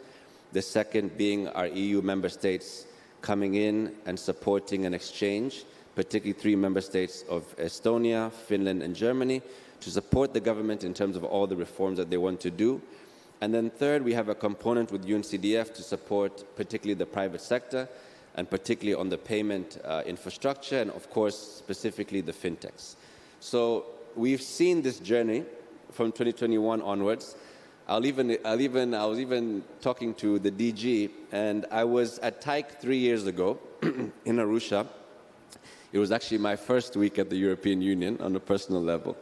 And the conversations that we had then, and we're having in the past few days, really shows the speed and the level of digitization in Tanzania. And I really want to commend the ministry for allowing us to work together, but also to lead in terms of many, many of the initiatives, the many, many reforms Mashaka and his team have done. Bringing NIDA, bringing Rita into this Jamii exchange is a massive, massive achievement, and I really think they need to be commended for that. Now, to sort of bring it now to the future, we've seen, of course, all of these reforms. We've been supporting them on the Personal Data Protection Act and the policies. We've also been supporting them and guiding them on this Jamii exchange in terms of our experience on X-Road in Finland and Estonia. We are pleased to see that they're adapting and contextualizing the X-Road model to Tanzania, which I think is the right approach.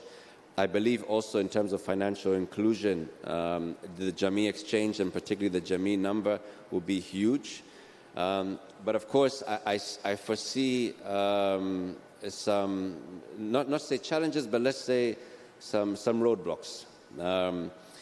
In the sense that it's good that the private sector is here. We have the banks, we have fintechs, and we really also want to commend the Bank of Tanzania for really establishing TIPS. I think TIPS is a fantastic thing.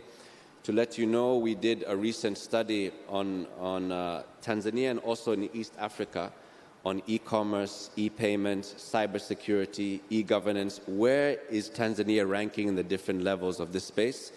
And particularly when it comes to e-commerce and e-payments, Tanzania is very much in the lead, and it's really because of TIPS. They're one of the few, if not the only country in East Africa that has the private sector, meaning the banks and the MNOs and the fintechs under one platform. This is not the case in other East African countries, I'll tell you that, and this is something that is really commendable for Tanzania. When we did this study, the reason why we're doing that, of course, was to develop a regional program, but also to support our development of our new national program, sort of a continuation of D4T. And when we looked at this, we realized that, particularly with TIPS, it's good that they have now rolled out this particular phase, which has the Tier 1 commercial banks and the MNOs and one fintech, which is Azam Pay. When we're having that study, when we're discussing with BOT, we said, when is the next phase coming? What about the microfinance institutions? What about the startups? What about the fintechs? When are they coming? They explained to us already the difficulty of agreeing on phase 1. So I think they explained that it was already a challenge to bring the MNOs and the banks together under one platform. And I think this is, again, to be commended. But now we need to look forward and say, what about the microfinance institutions? And with UNCDF in particular, we've discussed through TAMFI, the Tanzania Microfinance Institution, or let's say association, and they, of course, have given their feedback to BOT through us, and we've supported them in terms of advocating for their inclusion in TIPS as well. And I think with the Jamii exchange in particular, it'll be a huge, huge help to allowing let's say, the microfinance institution services to be enabled in this service. Because right now, we have two issues. The one issue is that the banks have very, very strict, or let's say more due diligent ways of allowing access to finance. They require collateral, they require NIDAs, they require documentation that sometimes the regular Tanzanians don't have. And this is a challenge. I'll tell you that a majority of my family from my Tanzanian side, they don't have bank accounts, but they do have mobile wallets. And therefore, for me, in order to support my family, sometimes I don't ask them for their bank details, I'll ask them for their number, because that's the easiest way for me to be able to help them. But when I ask them beyond me, how do you then able to get support? And some of them says, you know, if I go on my Tigo Pesa app, or if I go on my Vodacom Pesa app, they have these small loans that I can do. But if I now want to do big loans, it's a huge challenge. So there's a gap between what the MNOs are doing, providing very micro loans and in the microfinance institutions, and what some of the big commercial banks are doing in terms of big, let's say, financial services. So I think this is something that the Jamii exchange particularly can help. We're in discussions with the ministry, with the government on how we can support this. This is something, as I said, as a continuation of our Digital for Tanzania project, and it's a key priority for the ministry, and therefore vice versa, it's a key priority of the European Union. We see that particularly we want to make this inclusive. We want to ensure that the citizens of Tanzania not only benefit from financial services, but as the colleague said, even health insurance, even credit scoring, I think is super important. And I think this will enable a number of different services that goes beyond just from an individual standpoint, but also from a commercial standpoint for businesses as well. Thank you very much, Jose. So if I'm just to sort of quickly just wrap up what you said, the shift, the point where, sort of the shift to digital became a priority. was during and then after, and then after COVID, there was an MOU that was signed with the government, and which entailed about 35 million, I believe that's euro, right? Which entails budget support to the Ministry of ICT, but also support from member states to support the government of Tanzania on its digital journey, and there's a partnership with UNCDF supporting both the Bank of Tanzania, but also private sector and fintechs. You spoke to the speed and level of sort of digital adoption in Tanzania due to the work that was done by the Ministry of ICT in terms of coordinating all the stakeholders, and you highlighted a few roadblocks which you articulated. You made reference to a study on e-commerce and e-payments, which showed that on these two fronts, Tanzania has really made great strides, especially in the region, being the only one that has an inclusive payment system, but that there's still quite a bit of work to be done. So with that, sorry, go ahead. Yeah, maybe also another point to commend the government in that study that we did regionally, and I think this should be known by everybody. When we did also the e-commerce and e-payment study, we also did cybersecurity and e-governance. And in cybersecurity particularly, Tanzania is not only leading in the region, but they're leading in the continent. And this is very, very highly commendable. I think this should be congratulated. So it should be reassuring that any of the solutions that Tanzania develops in terms of Jamii Exchange, in terms of Jamii Lipo, all of these things will have a very, very strong cybersecurity component because TCRA, the ministry, IGA, all have very high standards that they've kept, and that's why they're ranked as highly.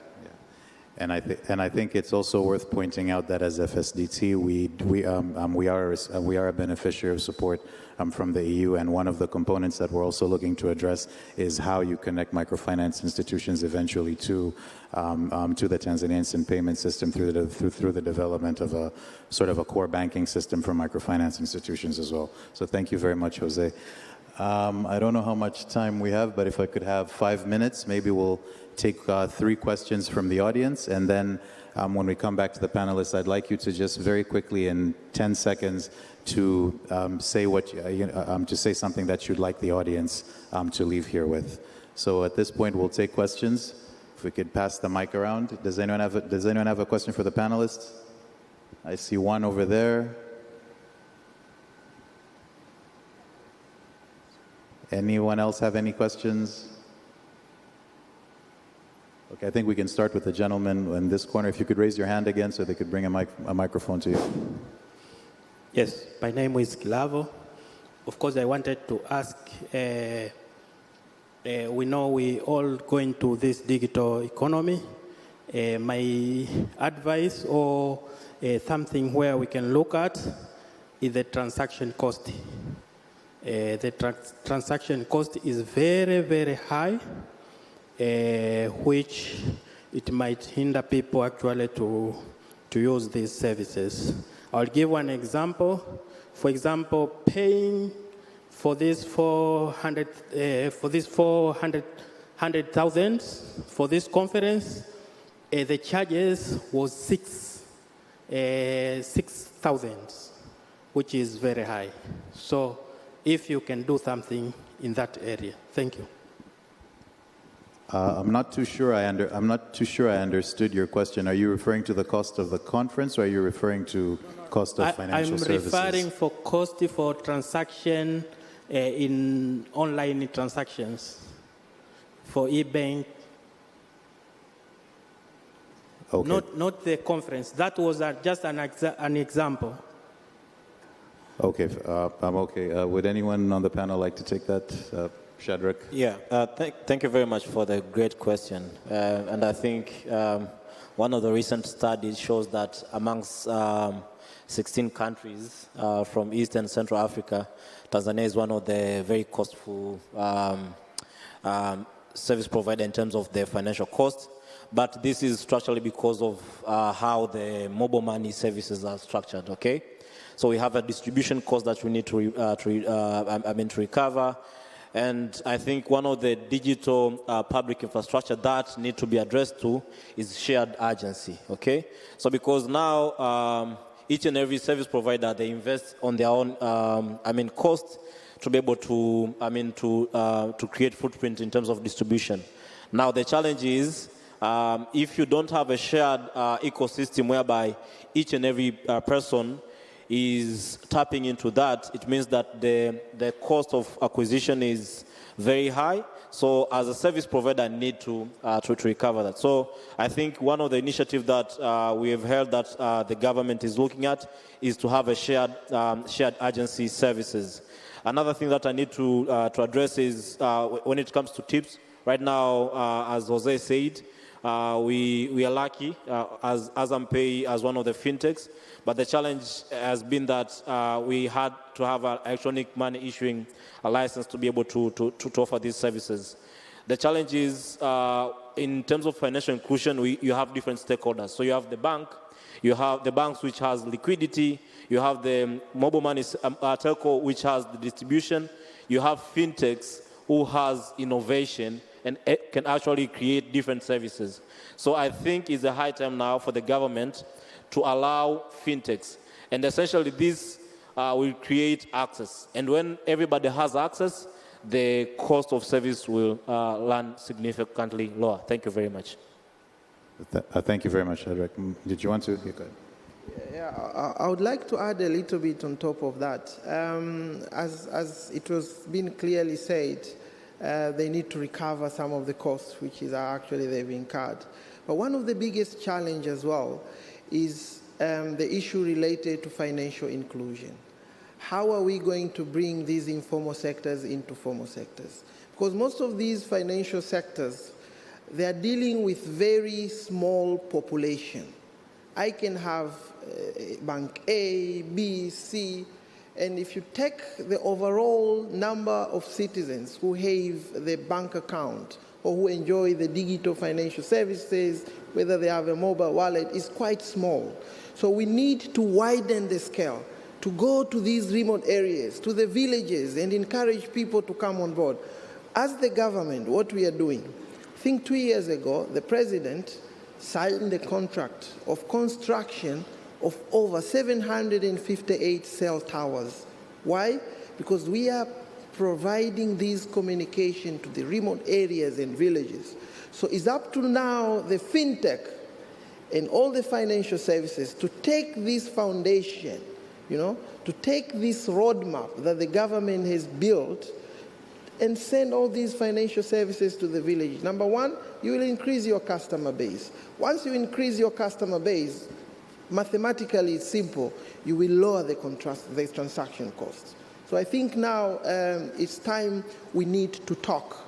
The government, the private sector, the investors, we need to have a talk of all these because the government is putting now more efforts. Now it's up to you now how you capitalize all these investment that the government is putting. Thank you very much, Shadrach and Mohammed, for your clear responses to those questions. If there are no more questions from the audience, I think there's a question over here. Yeah. Thank you. Thank you. Thank you for giving me opportunity to speak and to ask you questions. I just want to know, with this Jamii project coming up, how do you see it changing the way financial institutions assess the credit worthiness, like kukopesheka? Will it reach a point where we can get loan from financial institutions using our Jamii number? And my next question is, where do you see, apart from the financial services, where else you see, what other sector you see it will have a significant impact with the Jamii number? Thank you. I think I'll let Leonard take that one. Okay, thank you. I think in terms of credit worthiness, they shared, now there will be a mix of both financial and non-financial information. And that now will give the bank an opportunity. Of course, we won't really jump into it very quickly. Anytime you have a new trend in the market or a new innovation in the market, we'll spend some time, first of all, to create some models which are going to use now this additional data, which Jamii Data Exchange is bringing in. So we will create some models and we will test some models, we will validate them, and once we see them, they are viable, then we'll scale them up. So to answer her question correctly, yes, I think that is in motion and it is very, very possible. But it have to be validated first. Go ahead, Connie. Thank you. I just want, again, to cement or to clarify a bit, because here we have a very good forum that maybe we can take advantage of being our ambassadors. We have been mentioning so many times about Jamii number. What I want to make it a bit clear that Jamii number is not something new. Jamii number is the same national identification number. As my colleague has said, it has been named, branded, just to be easily used in the delivering of socio-economic services. So it's nothing new. If you have your national identification number, that is going to be your Jamii number. Now, my colleague from Azam posed a challenge that there are a number of people who are under 18 who would have also been able to be to benefit on these financial services and the like. I think our government is a very good government. They are ahead of that, and that's why Her Excellency has directed that now identification should start from when you are born. So when you are born, you will also be given, apart from the birth certificate, you will be given your Jamii number. What is ongoing now is just to change the legal framework, because NIDA was registering and identifying only a person who is above 18. So soon, I think, coming next year, early January, the national identification number will be issued from a person when he's born, but that is going to be the Jamii number. So there are no two different numbers. And to contribute on to answer on the question that the lady has asked on what other sectors that can benefit from this Jamii number, I can say it's all the sectors. And apart from having the financial sectors that are using the authentication and the eKYC, there are so many other institutions that are using these two use cases. We have a number of about 169 that have already been integrated in the system, and in their daily basis they are using. You can take a very good example of NHIF. Yeah, because with the use of the Jamii number, you are going to address a number of issues, fraud. Yeah, so an institution can save a lot, but also to enhance the delivery of the service. Because when someone presents the Jamii number, you don't have to question much, because he is who is said to be. So a number of sectors, agriculture sector, education sector, like the high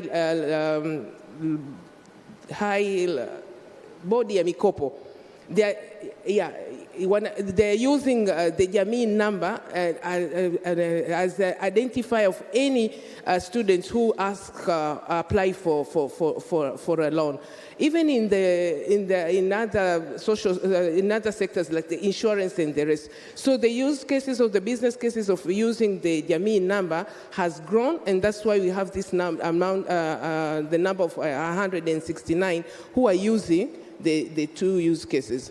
But again, we have also considered the issues of internet, because when you are saying that we provide these two use cases or to those institutions that have connected to our system, we have also considered that there are a number of citizens who are outside in the rural area where maybe there's no internet.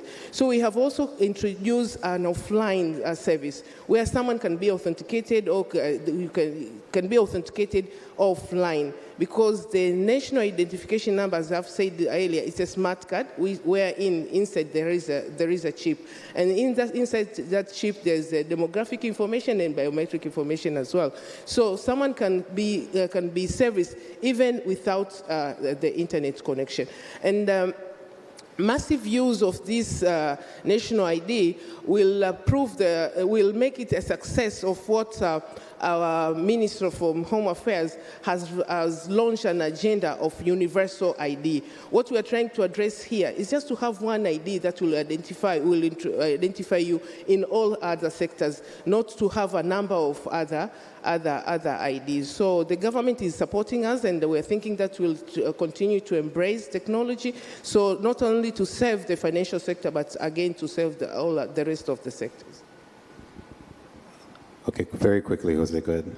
Yes, maybe to complement, I think what people need to understand is the Jamii stack will most likely be rolled out in phases, and I think it will require a lot of agreements between the government and the private sector in order to enable those services, and particularly the financial services that will be enabled.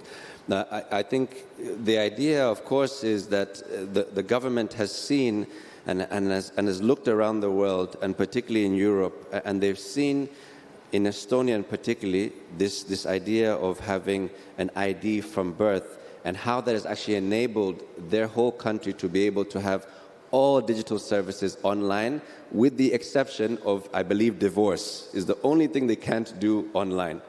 Now, I think, of course, Tanzania, it will take some time to get to that level of integration, but the idea is that you do it in phases, right? And I think the idea is that when Tanzania rolls this out, the idea, of course, is to start with the card, but then the card will become an application, then an application will become a web-based solution, and then you're able to actually see data for yourself. I mean, in Estonia, you can see very clearly when you got a parking ticket, when did you go to the hospital, what did you check, when did you go to the court. I mean, these are sort of the things that you can do under one platform. And I think this is the idea that I believe Tanzania is very ambitious to do, but I think it's the right direction to go, because if we really want to have a digital economy and a digitally enabled economy, this is the right way to do it. But it has to be done in phases, and it has to be sort of agreed between all players that are going to benefit from this service. Thank you all very much for your responses. And if I can sum it up, what you basically all responded to is the foundations have been set, the progress is already being made. We still have a ways to go, but it's important to remember that it's a marathon and not a sprint, but all roads lead to a better place. So with that, I'll now bring the session to a close, and if I could ask for a round of applause from my panelists, and over back to you, MC, for the rest of the event. Asanteni sana. Another round of applause for the panelists and the moderator, please. Eric, can you assemble your panelists, and we have a photo of you.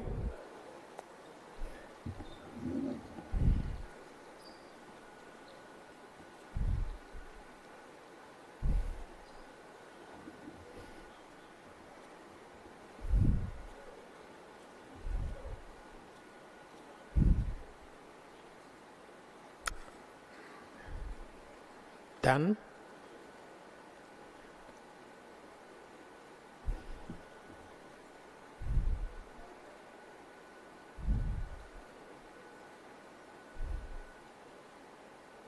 Thank you. Another round of applause for the panel, please. Thank you.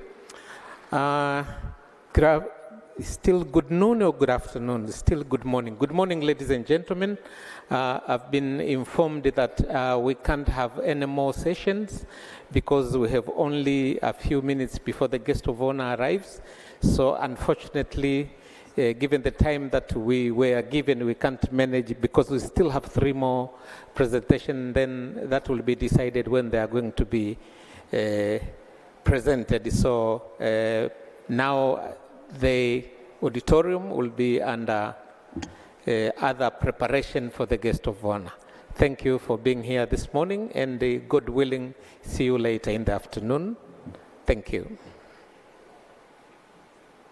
You are not even clapping for me, please. Ah, come on.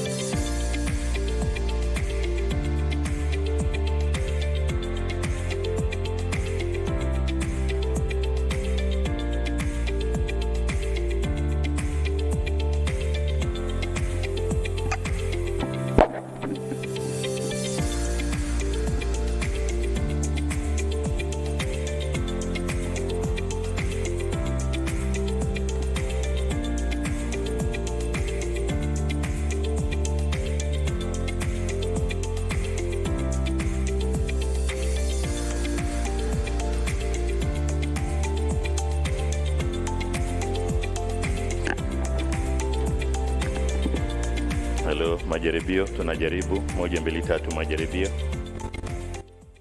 Tunajaribu 1 2 3 tunajaribu.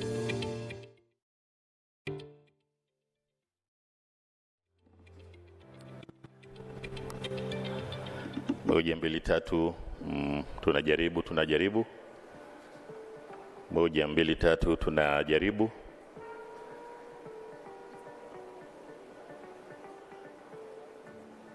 Habari za saizi viongozi na washiriki wote wa kongamano la 8 la TEHAMA Tanzania chini ya kauli mbiu inayosema kutumia uwezo wa akili mnemba na robotiki katika kuleta mapinduzi ya kiuchumi na kijamii.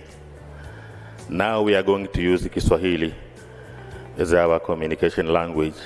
For those who don't understand Kiswahili, we have translation facilities. We can help you.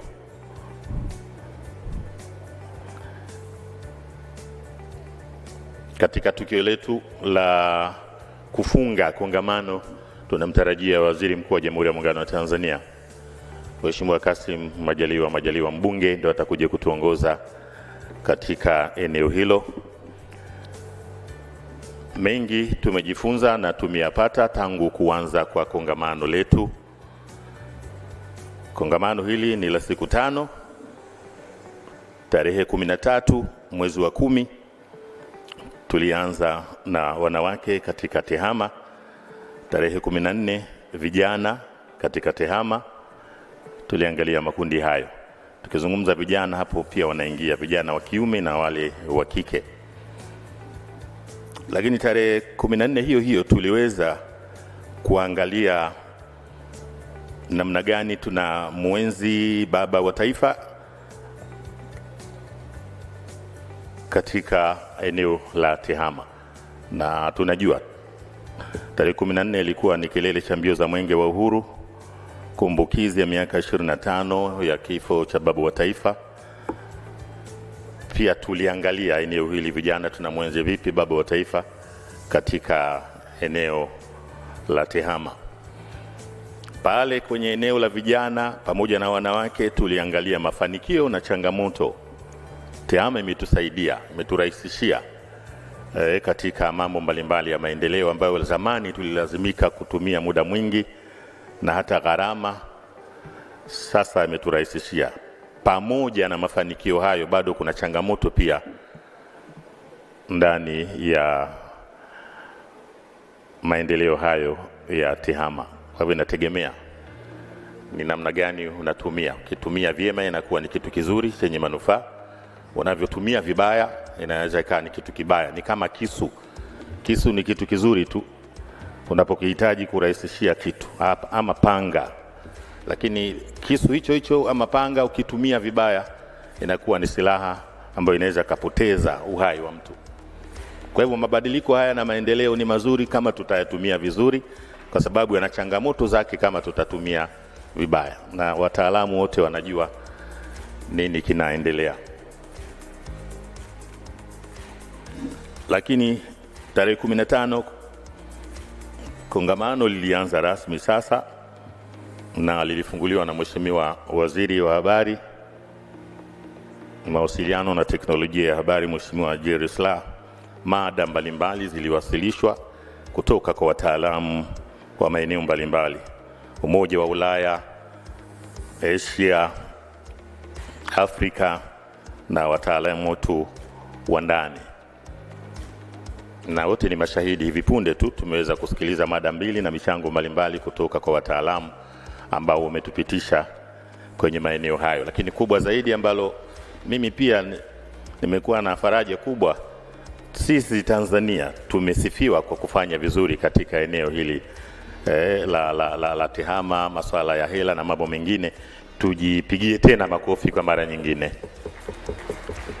Pamoja kwamba kunaweza kuwa na changamoto za hapa na pale, lakini bado sasa hivi tunaweza kuona kuna mabadiliko makubwa na maendeleo makubwa hata maeneo ya vijijini.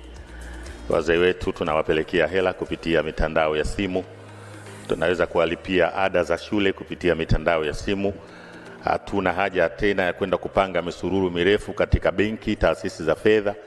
Siku hizi hata mikopo ukishajaza tu fomu zile kwa njia ya kidigiti, watu wa serikali wanajua na mashirika, yani ndani ya muda mfupi mambo yanakuwa sawa.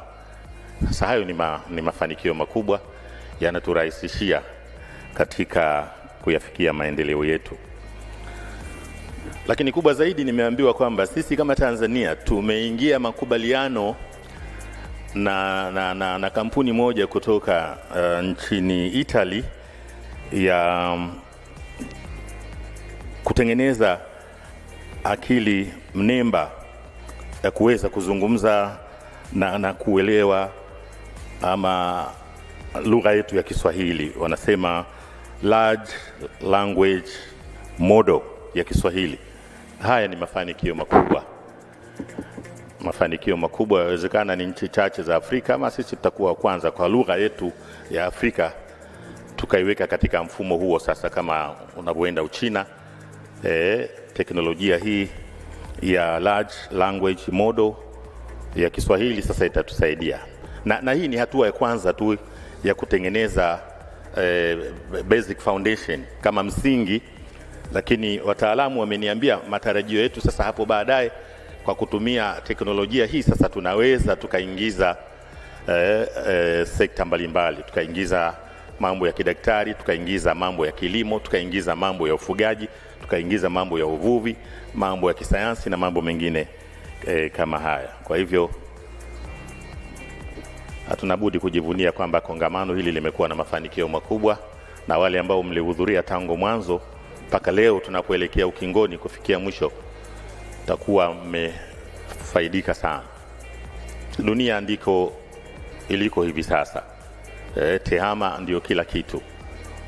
Wote ni mashahidi. Sasa hivi daktari anaweza akafanya operation Muhimbili akawasiliana na daktari mwingine kama yuko Uingereza, wakaweza kupeana maelekezo namna gani ya kufanikisha matibabu kwa njia ya upasuaji na mambo mengine kama haya.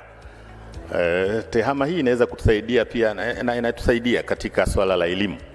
Tuna matarajio yetu kama serikali hapo baadaye, hapana shaka tunaweza tukana na mwalimu wa sayansi akafundisha Dar es Salaam na shule mpaka za vijijini wakaweza kunufaika. Na hayo ndio malengo na matarajio ya serikali, kwamba TEHAMA iweze kurahisisha zaidi. Naweza kuwa na walimu wachache. Sasa tunahitaji kila shule kuwe na mwalimu wa hisabati, kuwe na mwalimu wa mambo kama haya, lakini na maeneo mengine labda hawapo. Sasa teknolojia hii ya TEHAMA itakapokuwa imeimarika, matatizo kama haya yataondokana. Mwalimu anakuwa Dar es Salaam, anakuwa Arusha, anafundisha na wengine wanafuatilia katika mfumo huu. Kwa hivyo kinachoendelea hivi sasa, tunafanya matayarisho na maandalizi ya ujio wa Waziri Mkuu wa Jamhuri ya Muungano wa Tanzania ambaye ndio mgeni wetu rasmi katika jambo hili. Atakapofika atapata nafasi ya kutembelea mabanda ya maonesho. Mara baada ya mabanda ya maonesho, Mheshimiwa Waziri Mkuu atapata nafasi ya kushiriki katika picha. Tutakuwa na picha za kumbukumbu zitapigwa nje. Zitapigwa nje zikihusisha makundi yafuatayo. Kundi la kwanza ni mabalozi, ambassadors and the member of diplomats will be picture number 1. Lakini picha nyingine itahusisha management ya wizara, kwa maana ya wizara hii ya habari, mawasiliano na teknolojia ya habari. Picha nyingine itahusisha bodi ya tume ya TEHAMA na management. Tutakuwa na picha ya sponsors kwa maana ya wadhamini, lakini tutakuwa na picha ya wakuu wa taasisi. Hizi picha zitapigwa mapema kabla mgeni rasmi hajaingia hapa. Kwa hivyo baadaye tutayataja tena haya makundi. Picture number 1 will include ambassadors and member of diplomats. Picha ya pili management ya wizara. Picha ya tatu bodi ya tume ya TEHAMA na management. Picha ya 4 itajumuisha wadhamini waliofanikisha jambo hili, na tutakuwa na picha ya wakuu wa taasisi. Karibuni DJ, tuendelee. Huu ni wakati wa kubadilishana mawazo kwa yale ambayo tumeyasikia na tumejifunza kutoka kwa wataalamu tangu tulipolianza kongamano letu. Karibuni sana.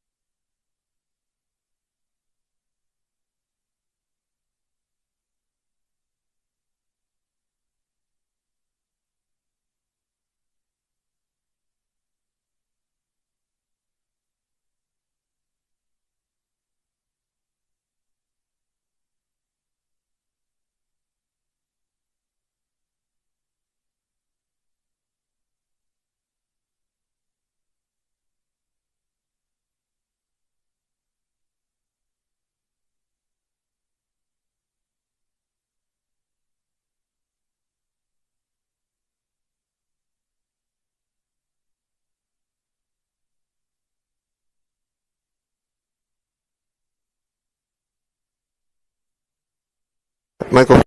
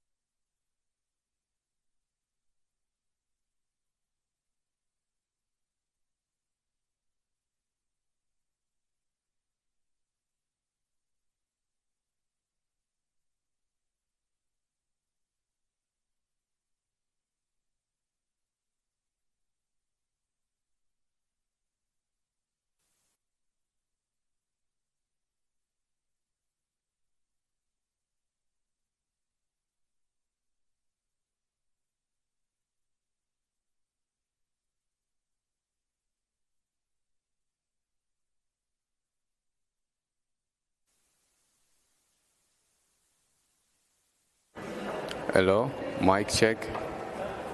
1, mic check. 2.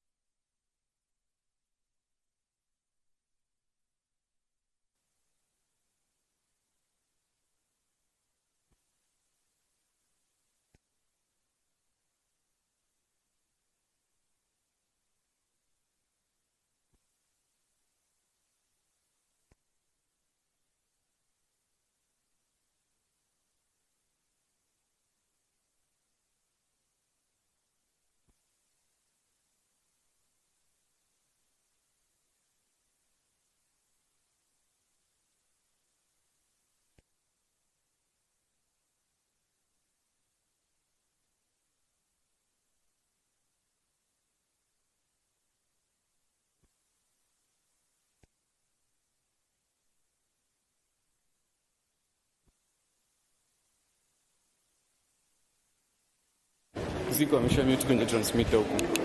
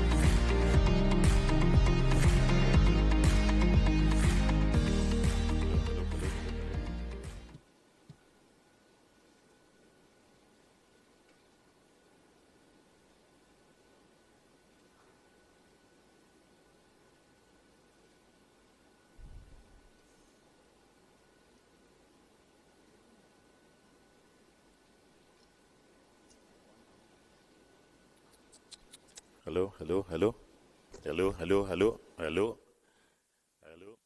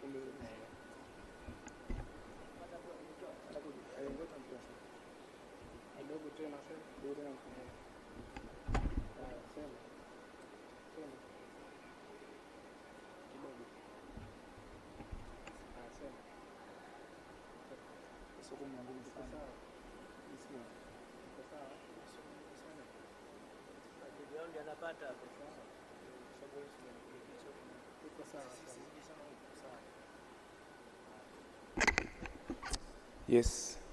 Moja mjaribu.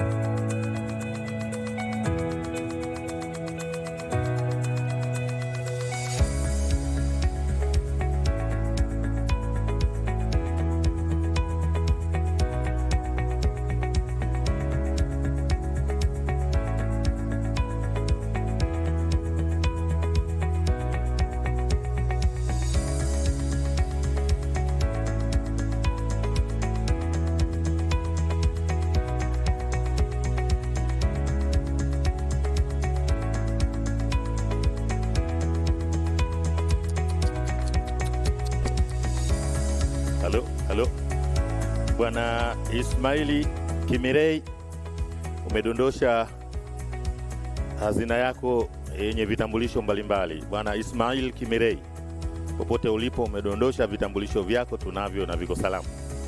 Ismail Kimirei, umedondosha vitambulisho vyako. Ndugu zangu ambao tuko juu, tunashauriwa tushuke chini kwa sababu kuna nafasi.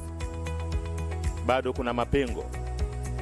Naomba tulifanye hili mapema kabla mgeni rasmi hajafika.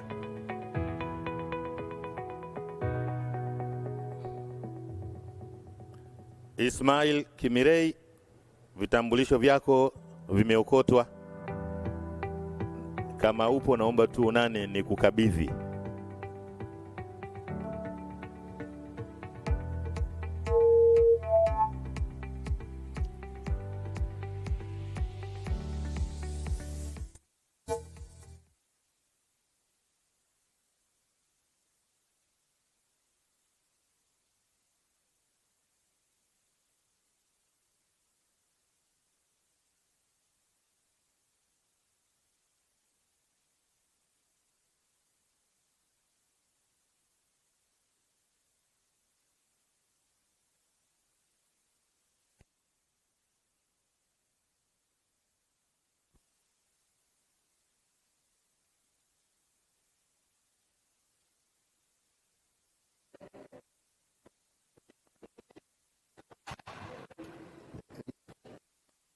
Nani Feruzi anakuambia baadaye akishafika hapa kwenye nani broadcast upandishe picha yake online. Feruzi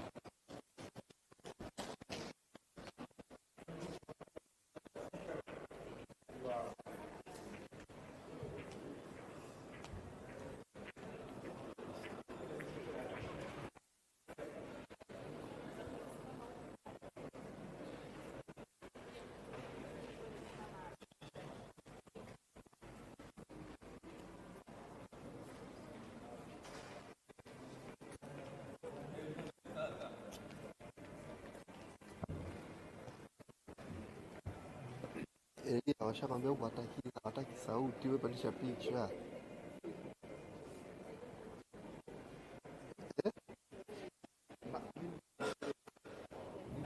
Simon hataki sauti.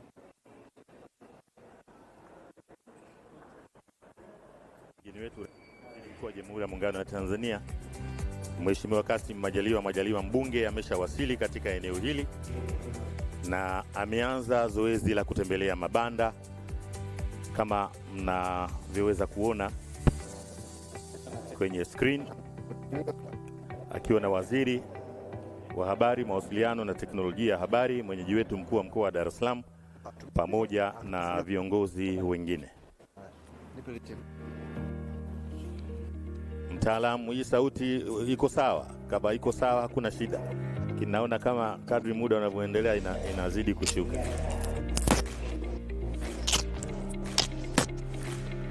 Ni waombe tuweke simu zetu katika hali ya mtetemo, zisije zikaleta tafrani mbele ya kiongozi wetu.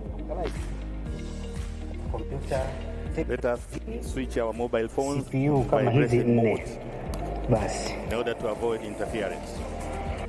Naam. Tuweke simu zetu katika hali ya mtetemo. Naam. Kuondoa bubu. Karibu sana. Sije zikapiga kelele mbele ya kiongozi wetu.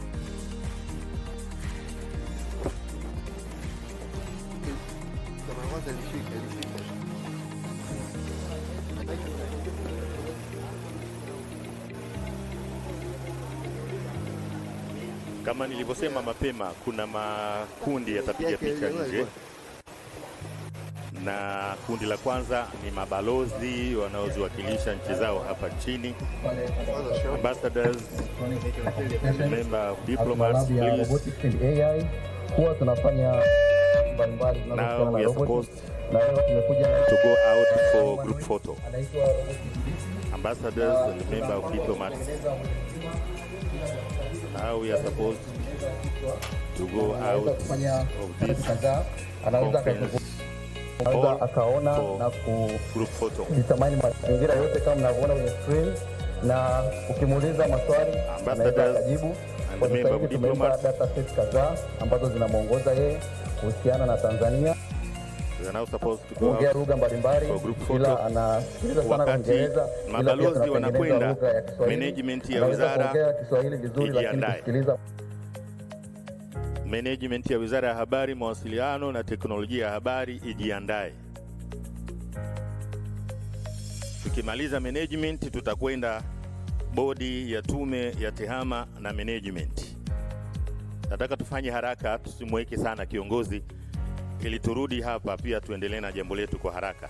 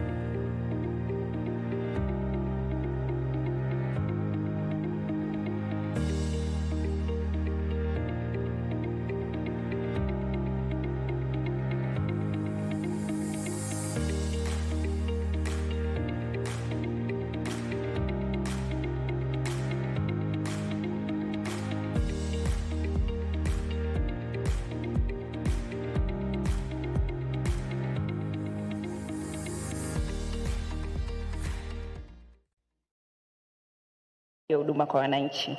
Nchi mbalimbali zilizoendelea duniani kwenye teknolojia, kwa mfano India, Estonia na Finland, wana stack zao, na kwa mara ya kwanza Tanzania tuna introduce Jamii Stack ama Tanzania Technology Stack. Kwa hiyo Jamii Stack imejenga msingi kama ilivyo barabara ama SGR, ambayo inatoa fursa kwa sekta mbalimbali kujenga mifumo yao na bunifu, hivyo kutoa fursa kwa wananchi kufurahia huduma za kidijitali, kwa mfano za kifedha, na mwenzangu ataelezea zaidi. Mheshimiwa Waziri Mkuu, karibu. Katika utekelezaji wa Jamii Stack, serikali imekuja na Jamii Card. Jamii Card ni kadi ambayo itamwezesha mtu ambaye anaishi Tanzania, kuanzia mtoto mdogo hadi mtu mzima, pamoja na wageni ambao wamekuja nchini, wamepata permit, wanaweza kupata kadi ambayo itawezesha kufanya huduma mbalimbali za malipo ndani ya nchi. Kadi itatolewa katika madirisha mbalimbali ya benki na mitandao ya simu, na atakipata kadi ataweza kutumia huduma hizo. Na kadi imekuja katika maeneo mawili. Ya kwanza ni kadi ya ujumla, lakini kuna kadi ya makundi maalum. Serikali imetambua juhudi kubwa zinafanya na wachimbaji wadogo wadogo na makundi mengine. Tumetoa kadi ya wachimbaji wadogo wadogo ambao wanachangia takriban 4.5% ya pato la taifa.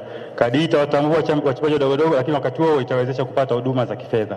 Kwa hiyo wataweza kupata huduma zao wenyewe kulipa, lakini mtu ambaye anataka kufanya malipo katika huduma zao vile vile ataweza kutumia kadi hii.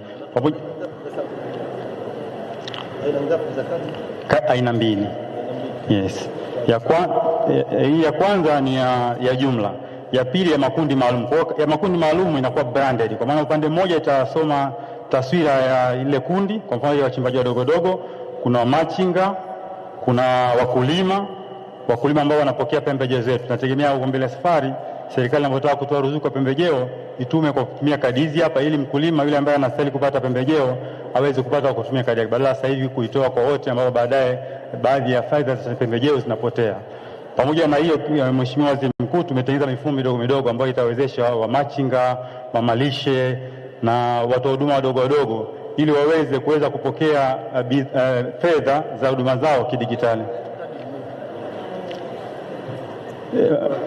Lengo la kadi ni kuweza kufanya financial inclusion, kufanya kwamba kila mwananchi aweze kupata huduma za kifedha, lakini at the same time kuwezesha serikali kuweza kupata taarifa mbalimbali za kikodi ambazo zinawezesha sasa kuweza kuongeza pato lake. Kwa hiyo kuna kadi moja, kila mmoja atakwenda na viwango vyake. Badala kwa kadi hizo nne, alafu hata usambazaji, mkulima umtafute mkulima umpe kadi yake, umtafute mchimba madini mdogo umpe kadi yake, alafu mfanya biashara mwingine machinga wa viatu apate kadi yake. Kwa nini tuwe na hizo variety, hizo variation hizo? Kwa nini tusiwe na kadi moja? Alafu kila mmoja ana seli kwenye hiyo moja na uwezo wake. Labda nisaidie kidogo Mheshimiwa Waziri Mkuu. Kadi hii ni moja tu, isipokuwa kwa mfano wenzetu wa STAMICO ambao wana wachimbaji wadogo wadogo, kuna geti la kuingia kwenda kuchimba madini. Kwa hiyo ile kadi ile pamoja na kuwa mtu mwananchi yule anaweza akahifadhi fedha zake, lakini akaitumia ile kadi kutambulika kwamba pita nenda, lakini kadi ni moja, hakuna kadi nyingi.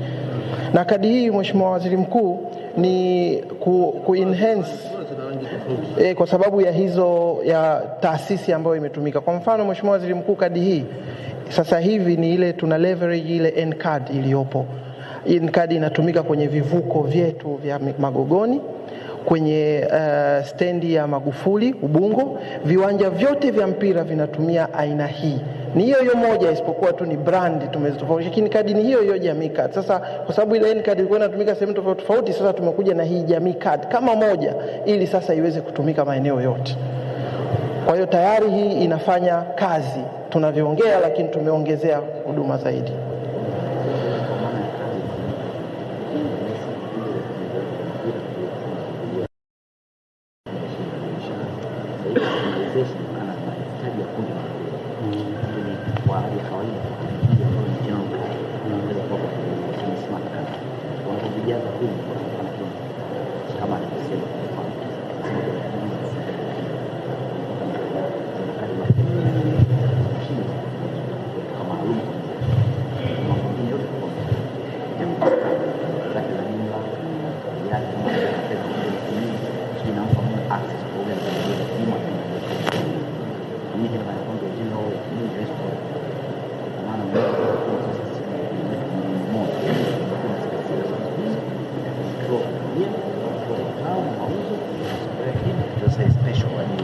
maalum ambayo sasa itakuwa mkulima akitaka kuja Kigamboni kusafiri atatumia hiyo.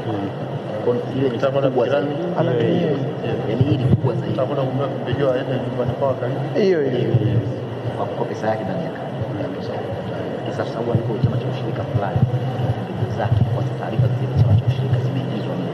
Kwa atapata pembejeo zake za chama cha ushirika atazipata kama anataka kusaidia mchakato ya kahawa atapata. Sababu chama cha ushirika cha postal kinatokea sasa kupata kwenye eneo program.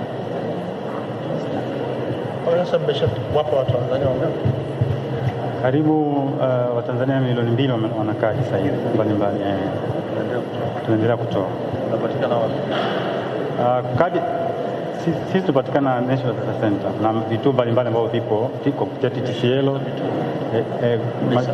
Ofisi za TTCL zote zinatoa huduma, lakini mabenki pia, kwa mfano benki ya NBC inafanya kazi hizo na benki nyingine. Kwa hiyo yes, tunatoa.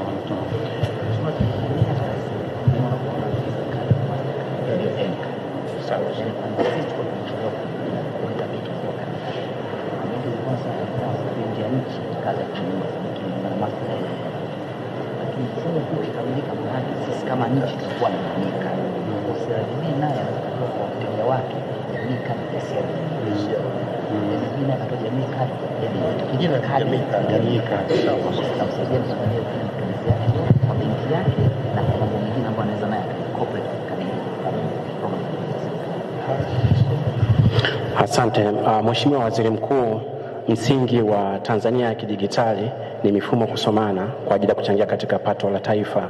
Jamii Exchange ni muundombinu wa kitaifa ambao lengo lake kubwa ni kuhakikisha mifumo yote ya taasisi binafsi na mifumo yote ya taasisi za umma inaweza kubadilishana taarifa kwa wakati uliopo, kwa maana ya real time.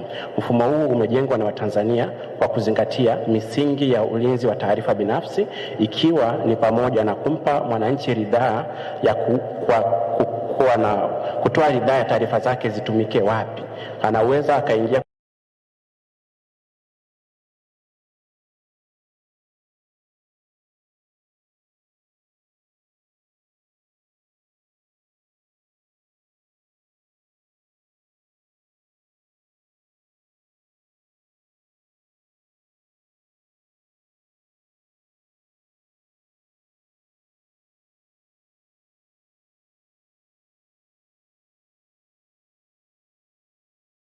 kwa ajili ya majaribio, wakiwemo TRA, NMB, bodi ya mikopo, RITA, NIDA na uhamiaji.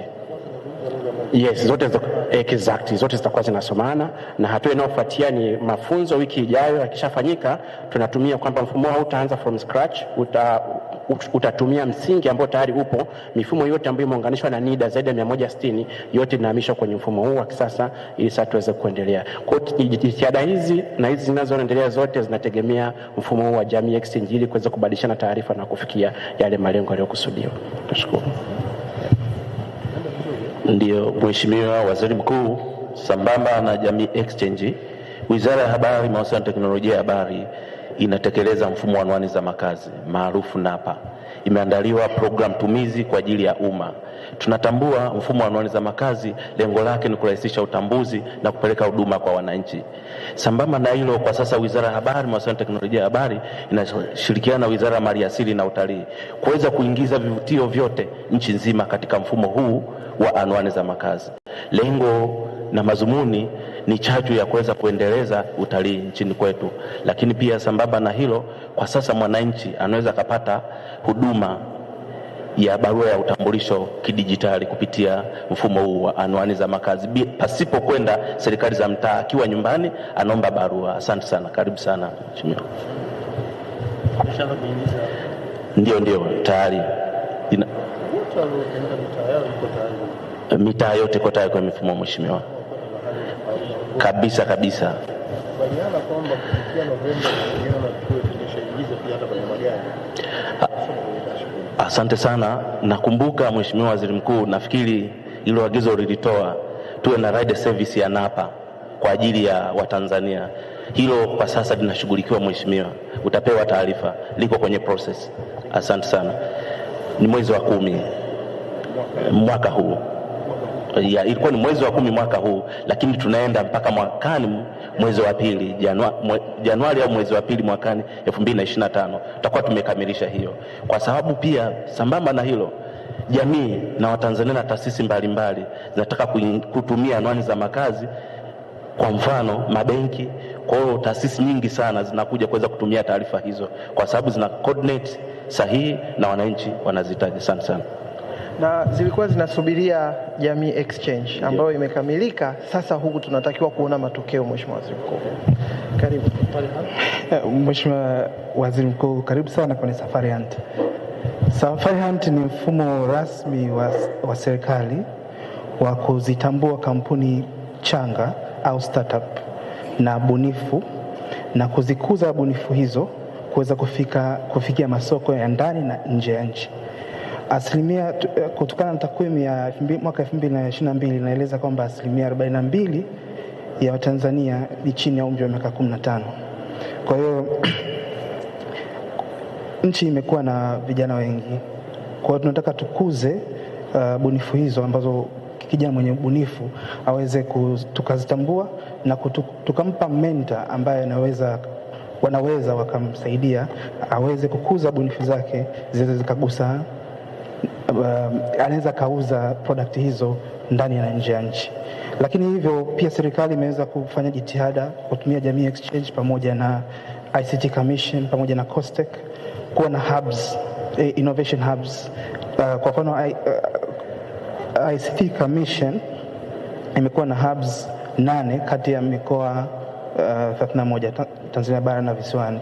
Kwa hiyo tunaamini including pia Lindi wamejenga hubs. Kwa hiyo tunaamini kwamba tutagusa vijana wengi na product hizo zikakuza ajira pamoja na foreign direct investment. Na kikubwa zaidi, Mheshimiwa Waziri Mkuu, kama nchi tumekuwa tunakosa muunganiko wa tafiti. Vijana wanabuni, tunabunifu lakini hazijafanywa tafiti. Alafu ni jinsi gani sasa zile bunifu tunaziunganisha na industry ili ziweze kununuliwa. Kwa hiyo hii platform unaposajiliwa, maana yake inasajili wabunifu, inasajili watafiti, researchers, kwa hiyo tuna link na hizi higher learning institutions, lakini wanafunzi wa vyuo research zao pia wana uwezo wa kuziupload. Lakini pia vile vile industry, kama wataona wana shida huko kwenye industry yao, wanatafuta challenge bunifu yoyote, wana uwezo wa kupose kwenye hii, vijana wakaiona, wakatengeneza proposal, wakaweza kupata mafanikio yao. Kwa hiyo hii platform inakuja kusaidia hiyo, Mheshimiwa Waziri Mkuu, na iko tayari na sasa hivi tutaanza karibuni kuanza kuitumia. Asante. Wizara nyinyi muendelee. Asante, shukrani. Tunajua jitihada na maelekezo mnaendelea vizuri. Asante sana. Shukrani.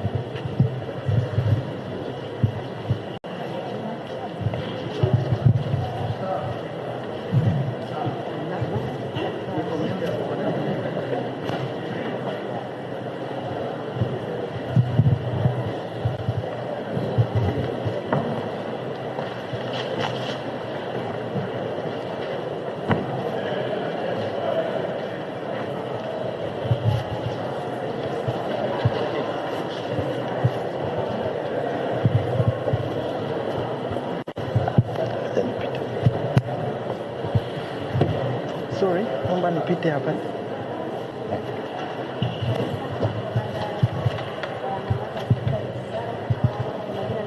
Kaswaga ni meneja kwa majina naitwa Subira Kaswaga, ni meneja mawasiliano mamlaka ya serikali mtandao IGA. Tuko hapa kushiriki kongamano la 8 la TEHAMA na tunaonesha jitihada mbalimbali ambazo mamlaka ya serikali mtandao inazifanya katika utekelezaji wa majukumu yake. Mamlaka ya serikali mtandao IGA imepewa jukumu la kuratibu na kusimamia utekelezaji wa serikali mtandao, kuhakikisha taasisi za umma zinatumia TEHAMA kwa usahihi na salama ili kurahisisha utendaji kazi wake, lakini pia katika kutoa huduma za serikali kwa umma. Katika kufanya hivyo, mamlaka tumetengeneza mifumo mbalimbali ya kidijitali ambayo inawezesha kurahisisha utendaji wa kazi serikalini, lakini pia kurahisisha upatikanaji wa huduma kwa wananchi. Miongoni mwa mifumo ambayo tumetengeneza ni huu mfumo, Mheshimiwa Waziri Mkuu, wa GovSB. Mfumo huu ni mfumo wa ubadilishanaji taarifa serikalini. Mfumo huu unawezesha kuunganisha taasisi mbalimbali za serikali pamoja na mifumo ya taasisi hizo ili iweze kuwasiliana na kubadilishana taarifa. Kama unavyofahamu, Mheshimiwa Waziri Mkuu, Mheshimiwa Rais wa Jamhuri ya Muungano wa Tanzania Dr. Samia Suluhu Hassan pamoja na wewe pia Mheshimiwa Waziri Mkuu, mmekuwa mkituelekeza kuhakikisha mifumo ya taasisi za umma inawasiliana na kubadilishana taarifa. Kwa hiyo kupitia mfumo huu, Mamlaka ya Serikali Mtandao IGA imeweza kuziunganisha taasisi 175 za umma na mifumo 187 ambayo inawasiliana na kubadilishana taarifa. Miongoni mwa mifumo inayowasiliana na kubadilishana taarifa au taasisi ni taasisi za haki jinai, ambapo mahakama, PCCB pamoja na Ofisi ya Taifa ya Mashtaka kwa sasa inawasiliana na kubadilishana taarifa kupitia mfumo huu. Kwa hiyo kwa misingi hiyo imerahisisha utendaji wa kazi katika sekta ya haki jinai na imewezesha ushirikiaji wa kesi mbalimbali kwa wakati. Lakini vile vile tumeweza kuziunganisha taasisi za elimu, ambapo TCU imeweza kuunganishwa na taasisi za elimu ya vyuo vikuu 94, ikiwemo taasisi za elimu za vyuo vikuu za umma 64 na 30 za binafsi. Lakini pia hapa tukiangalia sekta ya elimu pia tunaona CBE, tunaona bodi ya mikopo, kwa wanaweza kubadilishana taarifa kuhusiana na taarifa za wanafunzi. Pia tuna mfumo wa mrejesho. Huu mfumo unawezesha wananchi kuwasiliana na serikali kidijitali na kuwasilisha maoni, malalamiko na pongezi. Kwa mfumo huu unaweza kupatikana kwa njia tatu. Mfumo wa mrejesho, taasisi zote za umma zimewezeshwa kutumia huu mfumo wa mrejesho. Ndio. Kwa hiyo Mheshimiwa Waziri Mkuu, mwananchi anaweza kuwasilisha maoni yake kwa njia tatu: kwa kupitia simu ya kiganjani kwa kubonyeza *152 *00 kisha namba 8 na kufuata maelekezo. Na uzuri wa mfumo huu unamruhusu mwananchi kuwasilisha maoni yake au malalamiko akiamua kujulikana au kutokujulikana. Kwa hiyo unampa uhuru wa mwananchi kuwasilisha maoni yake na malalamiko yake. Lakini pia unapatikana kwa njia ya Play Store kwa maana zile application, na vile vile kwa njia ya web. Kwa mwananchi anaweza akawasilisha malalamiko. Ndio Mheshimiwa Waziri Mkuu, mfumo unatumika. Lakini pia tuna jitihada mbalimbali ikiwemo kituo cha utafiti na ubunifu, kwa sababu teknolojia inabadilika kila siku.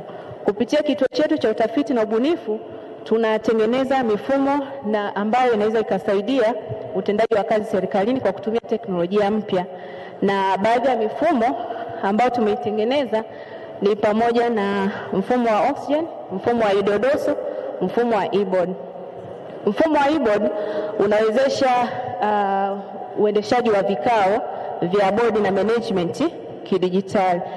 Mheshimiwa Waziri Mkuu, japo ni mbali kidogo, mfumo hizi ndio bidhaa zetu kupitia kituo chetu cha utafiti na ubunifu cha serikali mtandao, kiko pale Chuo Kikuu Dodoma na tunakukaribisha sana. Kwa hiyo katika kituo hiki kuna hizi teknolojia mpya.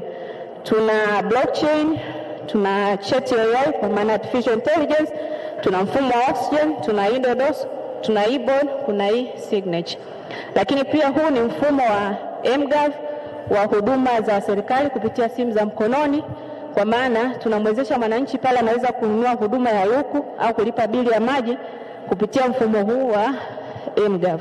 Kwa hiyo ukiangalia kwa mfumo huu unawezesha wananchi kupata huduma za serikali kwa haraka zaidi. Lakini pia tuna huu mfumo wa single window ambao tumeutengeneza kwa kushirikiana na taasisi mbalimbali ikiwemo TRA na TPA na TPA. Mfumo huu unawezesha utoaji wa shehena maeneo ya forodha. Hawa clearing agents wanapoingiza mizigo yao bandarini, wanaingiza taarifa zao kupitia mfumo huu. Kwa hiyo mfumo huu unatuma code kwenye taasisi zinazohusika na vibali. Inategemeana na mzigo alioagiza. Kwa mfano, mtu ambaye ameagiza mzigo unaohusiana na kilimo, kwa hiyo taasisi zinazotoa vibali vya kilimo ndizo zinaweza kufikiwa na ile taarifa baada ya kujaza taarifa zile bidhaa alizonazo.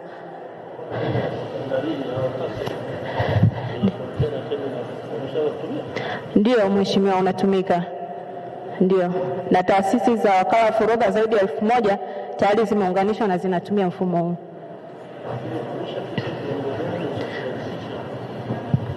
upatikanaji wa kodi kwenye malipo mbalimbali. Kati ya vitu ambavyo tuna lose kwa sasa ni process ambayo inafanywa na wafanyabiashara wa nchi tofauti para kufanya manunuzi, lakini pia anahitaji nani. Mheshimiwa Waziri Mkuu, tunaendelea kutekeleza rais ya hasa na hiyo lazima tusimame sasa kwa kurahisisha huduma kwa wananchi kwa serikali. Shughuli inafanya zetu wa hivyo kazi ya kuhakikisha kazi wizara habari na habari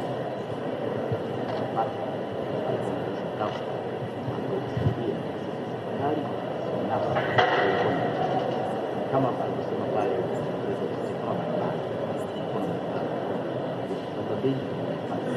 kama alivyosema hata kwa mshauri na sisi katika msingi wa kilimo sisi tunaweza kuaccess information ambayo tunahusika na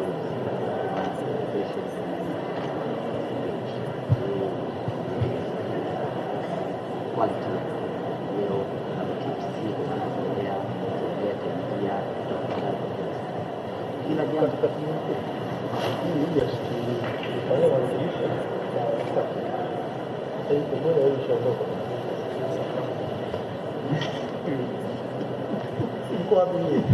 tuko ofisi ya Rais Ikulu. Mlihama mawasiliano. Tulikuwa lakini tunaamini mna maelekezo. Ndio Mheshimiwa Waziri. Kuendelea kuimprove mifumo yote. Ndio Mheshimiwa Waziri Mkuu. Kabla tuingie mambo ya Juni kwetu tumeshaanza kufikia nusu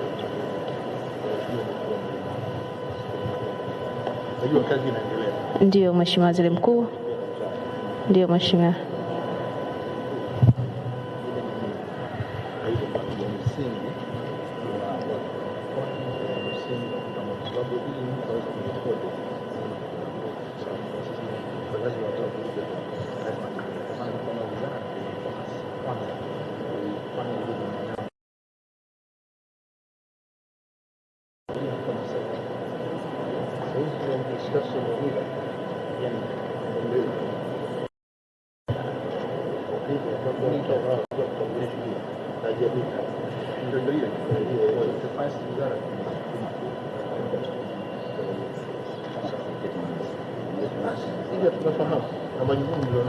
Tunakushukuru sana na tunaishukuru serikali kwa kutuwezesha kutekeleza majukumu yetu.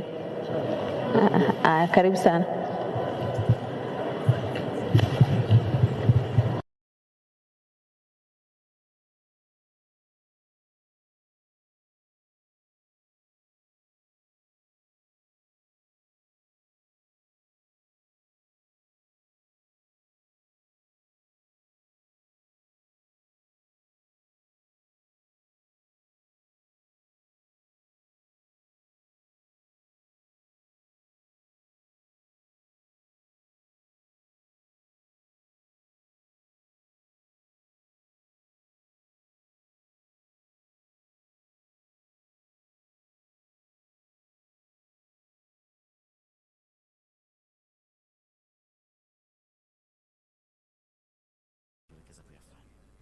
Sawa.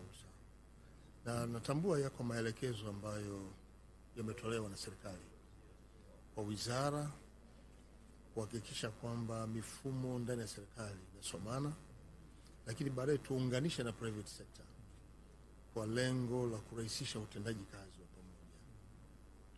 Na tulijiwekea malengo inapofika mwaka 2025 by June tuwe tumewafikia zaidi ya nusu ya Watanzania wapate huduma. Kwa hiyo kila sekta ambayo inashughulika na mifumo ya kidijitali lazima sasa iwe coordinated na wawe na programs, na kila mmoja hakikisha anakuwa na mpango kazi unaofikisha mwezi Juni au ameshafanikiwa, ili tuweze kuifanya serikali izungumze, Watanzania nao waachane na makaratasi na njia nyingine, ili tuweze kuingia kwenye mfumo wa kidijitali.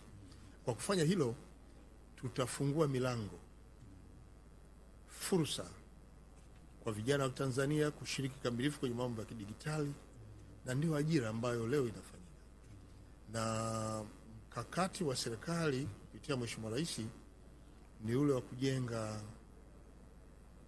kituo ambacho kitakuwa na nafasi ya vijana wa Tanzania wabunifu kwenda kubuni kazi zao, lakini pia kuingia kwenye mifumo hii kuona tafiti mbalimbali kama alivyoeleza mtu wa Safari Hunt, kwa unaweza kuingia ndani ukapata kuona kazi zilizofanywa, studies zilizofanywa na mtu, na wewe ukapata kuchangia, lakini pia ukaweza kupata idea, ukaidevelop, ukapata kitu ambacho kitasaidia zaidi. Kwa hiyo nashukuru Mheshimiwa Waziri, wewe na timu yako ndani ya wizara kwa jitihada ambazo mnazionyesha, na kwa kuwa tutakuwa na kikao hapo kwenye kongamano ambalo leo tunalifunga, basi tuna mambo mengi ya kuelekeza kwa wizara, lakini sekta binafsi, na wito kwa vijana waweze kujitoa, waweze kushiriki kamilifu kwenye mkakati wa kuboresha masuala ya dijitali. Nashukuru sana Mheshimiwa Waziri. Nashukuru sana. Asante sana. Asante.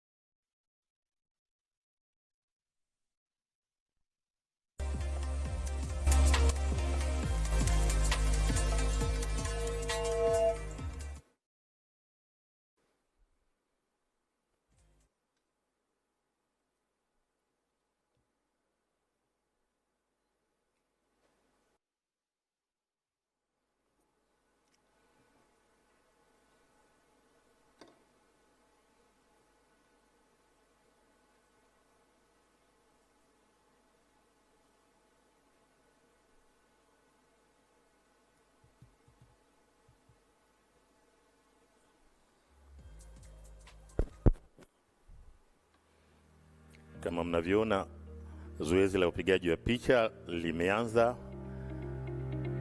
Ni mabalozi hao wanaopiga picha. Baada ya mabalozi ni management ya wizara,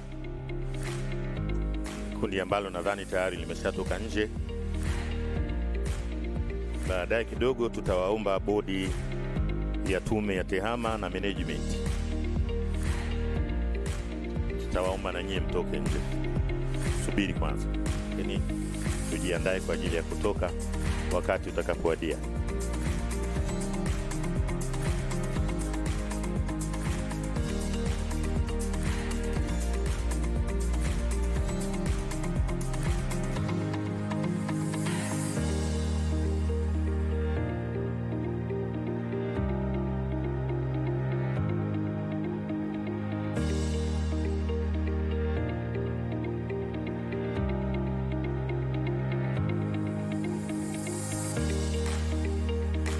Hiyo ni management ya Wizara ya Habari, Mawasiliano na Teknolojia ya Habari.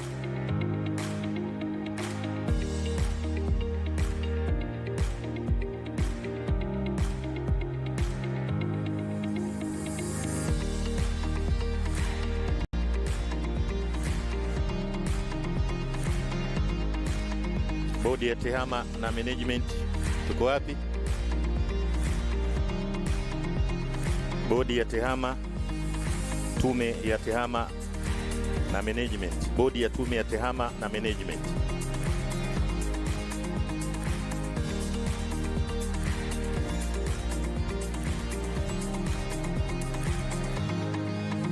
Sponsors, wadhamini tupo tujiandae. All sponsors are supposed now to participate for group photo.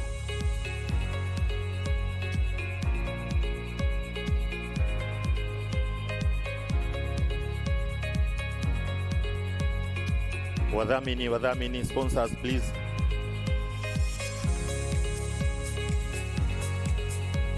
Wakuu wa taasisi naomba tujiandae pia. Wakuu wa taasisi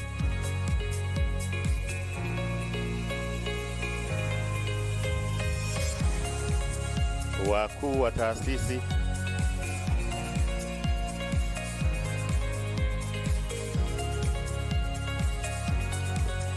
taasisi, twendeni kwenye picha.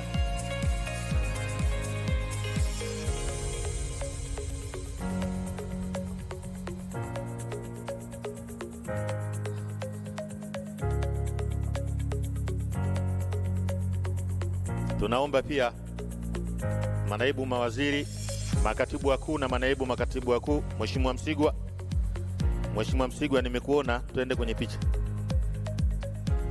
Manaibu mawaziri ambao naona tayari wako nje. Sasa humu ndani kama kuna makatibu wakuu ama naibu katibu mkuu, twendeni kwenye picha. Najua naibu katibu mkuu Wizara ya Habari yuko huko, utakutana naye.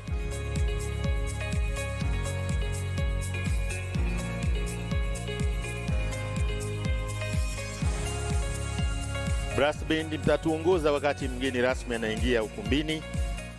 Nitawapa ishara, tutasimama wote. Baadaye tutakuwa na wimbo wa taifa na ule wa Afrika Mashariki.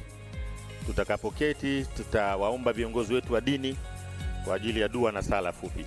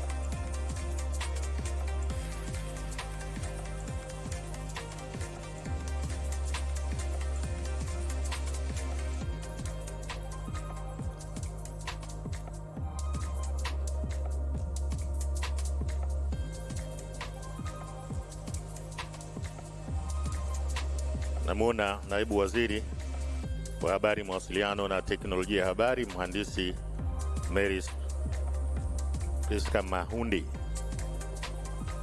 Mary Priska Mahundi ameshawasili hapa ukumbini.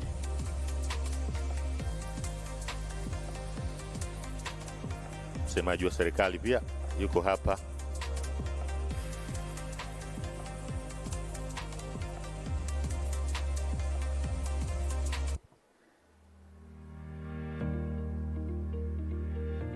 Naibu katibu mkuu Wizara ya Habari, Mawasiliano na Teknolojia ya Habari tupo naye. Pamoja nasi pia tunao viongozi wa dini.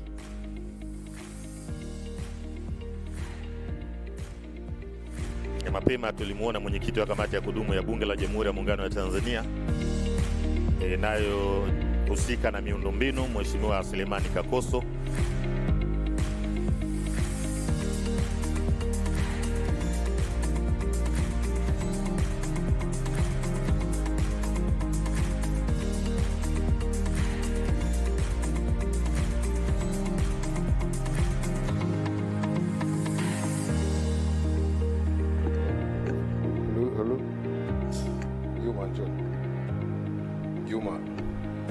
Hatibu, njoo. Hatibu, njoo.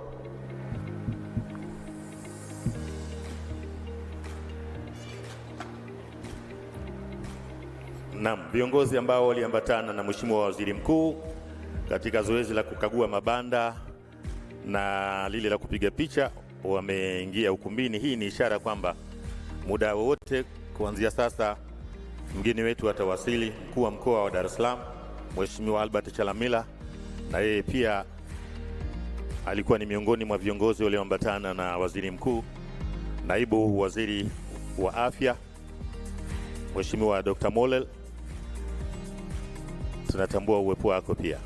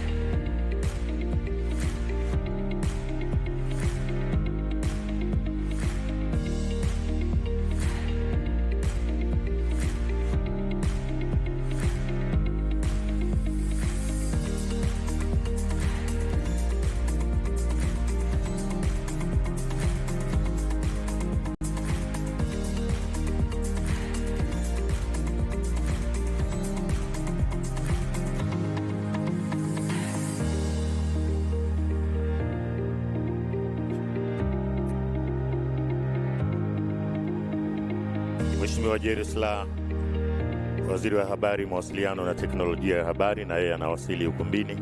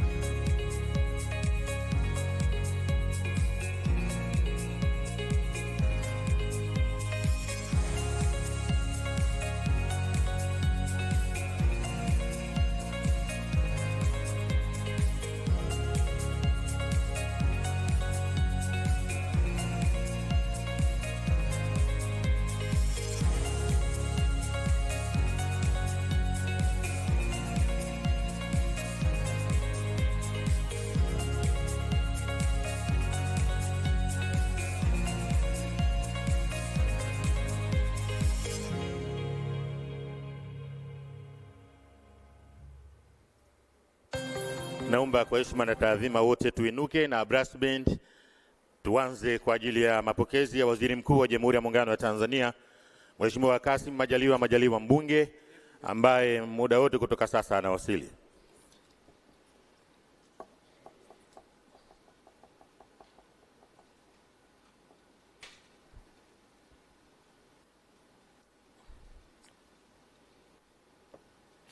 Naam, makofi mengi. Makofi jamani. Waziri Mkuu wa Jamhuri ya Muungano wa Tanzania, Mheshimiwa Kassim Majaliwa mbunge anawasili ukumbini hivi sasa.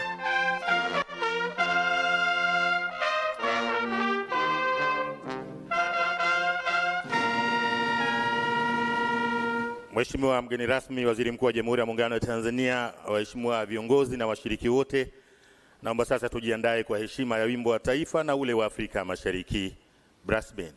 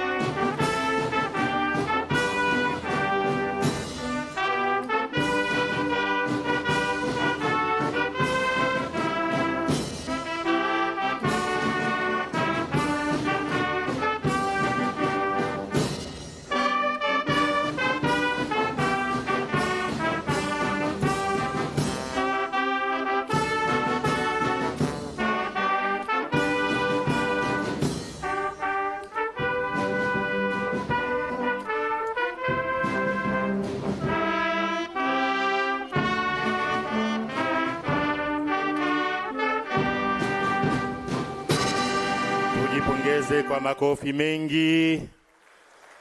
TEHAMA oye! Tanzania oye! Mheshimiwa mgeni rasmi, waheshimiwa viongozi na washiriki wa kongamano, naomba tukae.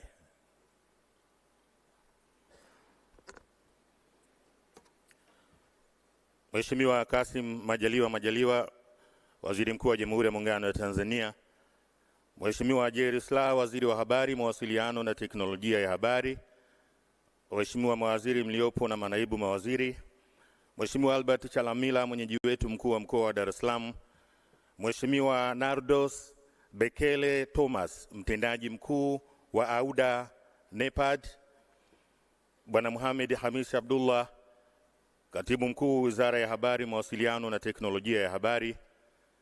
Nitambue uwepo wa Mheshimiwa Sulemani Kakoso, mwenyekiti wa kamati ya kudumu ya Bunge la Jamhuri ya Muungano wa Tanzania inayohusika na miundombinu, viongozi wote mliopo, waheshimiwa mabalozi, watoa mada na wataalamu wa TEHAMA na washiriki wote, wageni waalikwa, mabibi na mabwana.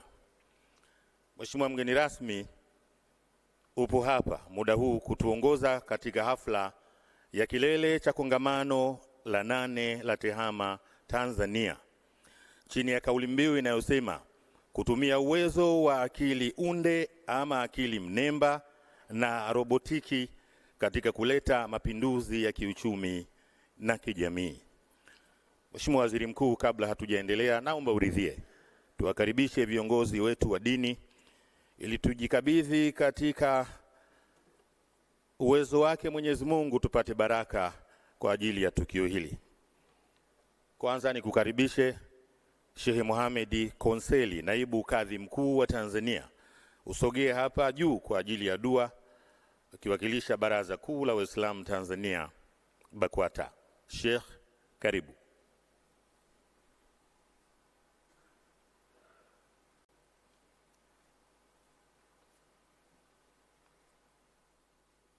Bismillahirrahmanirrahim. Bismillahirrahmanirrahim. Ewe Mwenyezi Mungu, tunakuomba kongamano hili la TEHAMA ulijalie ni kongamano la baraka na ulijalie ni kongamano la mafanikio, na yote yaliyokusudiwa katika kongamano hili Mwenyezi Mungu uyatimize. Ewe Mwenyezi Mungu, tunakuomba viongozi wetu wa chama na serikali wape afya njema, wape umri mrefu, hususan rais wetu mpendwa Dr. Mama Samia Suluhu Hassan na wasaidizi wake wote wa chama na serikali, hususan waziri wetu mkuu Mheshimiwa Kassim Majaliwa. Mwenyezi Mungu, wewe ndiye ambaye haliwi jambo jepesi katika dunia hii, ila wewe ndio uliolifanya likawa jepesi. Na jambo lolote zito, Mwenyezi Mungu, wewe ndio unaolifanya likawa jepesi. Tunakuomba mambo yetu yote ya nchi yetu uyafanye mepesi.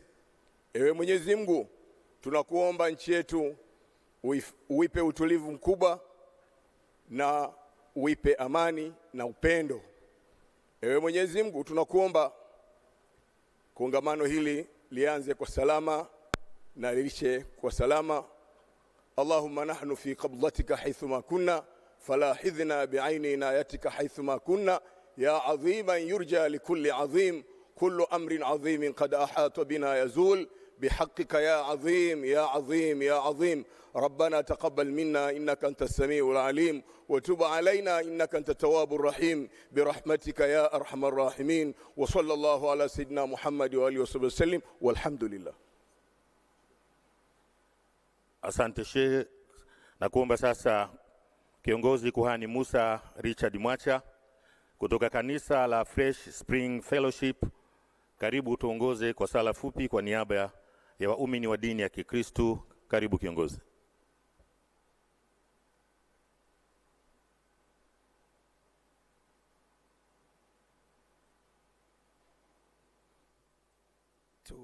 Tuombe. Mungu wetu unayeishi milele, tunakushukuru kwa nafasi ambayo umetupatia. Asante kwa ajili ya afya njema.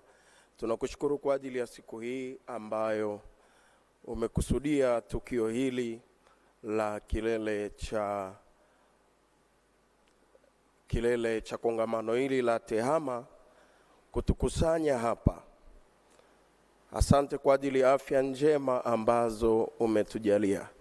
Tunaendelea kukuomba uendelee kutupa afya njema ili kwa pamoja kwa jitihada hizi zote tuendelee kushirikiana jenga taifa letu kwa ajili ya mustakabali wa baraka na ushindi na mafanikio makubwa uliotukusudia. Kipekee tunamleta mikononi mwako Mheshimiwa Rais wetu wa Jamhuri ya Muungano wa Tanzania, mama yetu Samia Suluhu Hassan, pamoja na makamu wake wa rais, akifuatiwa na rais wetu wa Zanzibar, pia waziri wetu mkuu Kassim Majaliwa, waziri wetu wa habari na mawaziri wote, mkuu wetu wa mkoa wa Dar es Salaam, pamoja na viongozi na safu zote, tunawaweka mikononi mwako. Uwape afya njema, uwape nguvu, uwape hekima na maarifa na ufahamu zaidi, ili kwa pamoja tuweze kushirikiana katika kulijenga taifa letu na kuliletea maendeleo. Mungu wetu unaishi milele, wewe ndiye Mungu wa kweli na wa pekee. Katika kila jambo unatupa nguvu za kuanza na kumaliza. Tunaomba utujalie mwanzo mzuri wa tukio hili na mwisho mzuri kwa ajili ya kukupatia wewe utukufu. Laana zote zinazotufuatilia za umaskini, magonjwa, mauti, tunazisambaratisha na kuzilaani kwa jina la Yesu Kristo, aliye Mungu mkuu na Mwokozi wetu, na mkono wako wa pekee uwe pamoja nasi kwa kutuongoza na kutufanikisha kwa ajili ya mustakabali wa taifa letu. Katika jina la Yesu Kristo tumeomba, amen. Naomba tuwashukuru viongozi wetu wa dini kwa kuwapigia makofi mengi. Mheshimiwa mgeni rasmi, mara baada ya dua na sala kutoka kwa viongozi wetu wa dini, ninayo heshima sasa kumkaribisha Bwana Mohamed Hamis Abdullah, Katibu Mkuu Wizara ya Habari, Mawasiliano na Teknolojia ya Habari, kwa ajili ya kufanya utambulisho. Kama unaona, kongamano hili linahudhuriwa na viongozi wengi na wageni pia kutoka nchi mbalimbali. Karibu sana Katibu Mkuu. Makofi mengi kwake.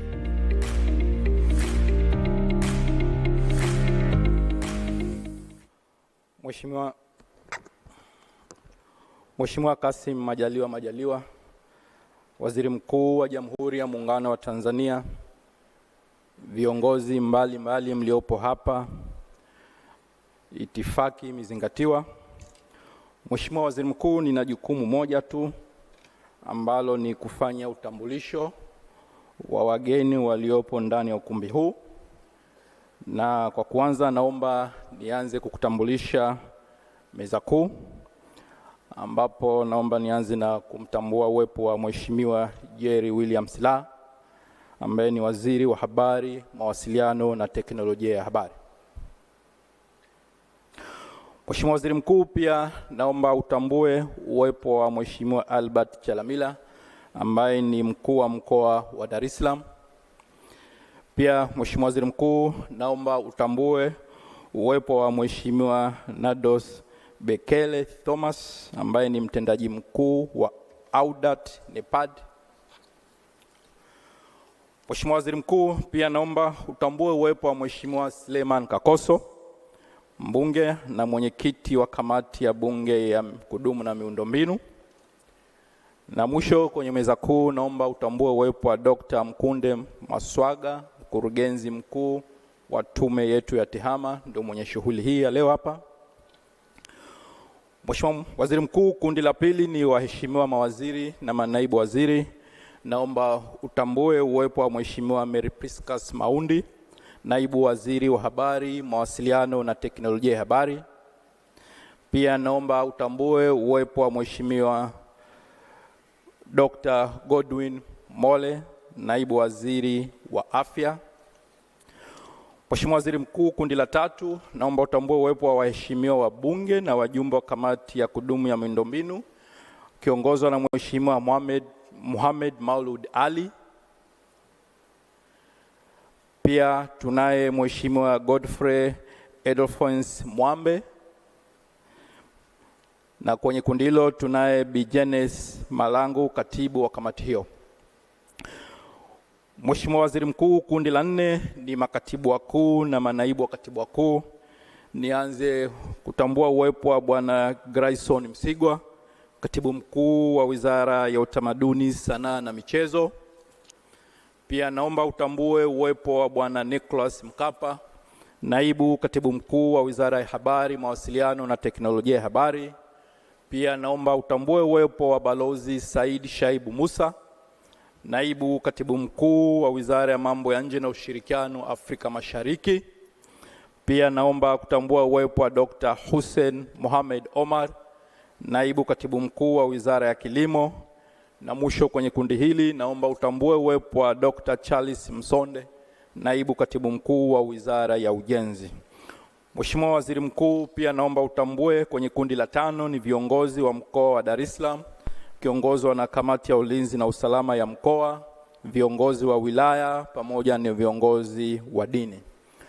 Mheshimiwa Waziri Mkuu, kundi la 6 naomba utambua waheshimiwa mabalozi, wanadiplomasia na wakuu wa mission wanaowakilisha nchi zao hapa nchini pamoja na taasisi na mashirika ya kitaifa. Naomba kuanza na kutambua uwepo wa mkuu wa maendeleo ya biashara the Arabic Bank for Economic Development in Africa, BADEA, Bwana Cedric Montecho. Pia naomba kutambua uwepo wa balozi wa Italy nchini Tanzania. Pia naomba utambue uwepo wa balozi kutoka Finland. Naomba utambue uwepo wa balozi kutoka Libya nchini Tanzania. Pia naomba kutambua uwepo wa balozi wa Pakistan nchini Tanzania. Naomba pia utambue uwepo wa balozi wa Korea hapa nchini Tanzania. Naomba kutambua uwepo wa balozi wa heshima wa Lithuania nchini Tanzania. Pia naomba kutambua uwepo wa balozi wa Jamhuri ya Kidemokrasia ya Ethiopia. Pia naomba utambue uwepo wa balozi wa Sudan nchini Tanzania. Pia naomba utambue uwepo wa balozi wa Urusi nchini Tanzania. Naomba utambue uwepo wa balozi wa Msumbiji nchini Tanzania. Na pia naomba utambue uwepo wa balozi wa Qatar nchini Tanzania. Na pia mwisho naomba utambue wawakilishi kutoka Umoja wa Mataifa wanawake pamoja na UNESCO. Mheshimiwa Waziri Mkuu, naomba utambue uwepo wa uongozi wa Wizara ya Habari, Mawasiliano na Teknolojia ya Habari akiongozwa na Bwana Tobias Makoba ambaye ni msemaji mkuu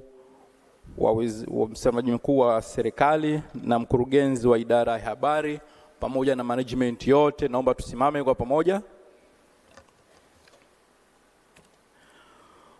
Asanteni. Mheshimiwa Waziri Mkuu, pia naomba utambue uwepo wa wenye viti wa bodi za taasisi zilizo chini ya wizara akiongozwa na Profesa Leonard James Msele, mwenyekiti wa bodi ya tume ya TEHAMA. Pia tunaye Meja Jenerali mstaafu Gauden Salimu Milazi, mwenyekiti wa bodi ya mfuko wa mawasiliano kwa wote UCSAF. Pia naomba utambue uwepo wa Mheshimiwa Balozi Adad Rajab ambaye ni mwenyekiti wa bodi ya tume ya ulinzi wa taarifa binafsi. Na mwisho kwenye kundi hili naomba utambue uwepo wa Bihawa Ngome, mwenyekiti wa bodi wa TCRA CCC. Mheshimiwa Waziri Mkuu, kundi la 9 tunao wakuu wa taasisi zilizo chini ya Wizara ya Habari, Mawasiliano na Teknolojia ya Habari. Tunaye mkuu wa taasisi wa Mamlaka ya Mawasiliano Tanzania TCRA Dr. Jabir. Tunaye mkuu wa taasisi wa Shirika la Mawasiliano TTCL. Tunaye mkuu wa taasisi wa Shirika la Posta TPC. Tunaye mkuu wa mfuko wa mawasiliano kwa wote UCSAF. Tunaye mkuu wa tume ya ulinzi wa taarifa binafsi. Tunaye mkuu wa Shirika la Utangazaji Tanzania, kampuni ya magazeti ya serikali Tanzania pamoja na baraza la ushauri la watumiaji wa huduma za mawasiliano. Mheshimiwa Waziri Mkuu, kundi la 10 ni naomba utambue kwa pamoja wakuu wa taasisi za umma na binafsi waliopo wote. Na kundi la 11 naomba utambue uwepo wa wataalamu wa TEHAMA kutoka wizara, secretariat za mkoa, mamlaka za serikali za mitaa, wakala za serikali, idara zinazojitegemea na taasisi za umma kutoka Jamhuri ya Muungano wa Tanzania na Serikali ya Mapinduzi ya Zanzibar. Naomba kwa pamoja tusimame.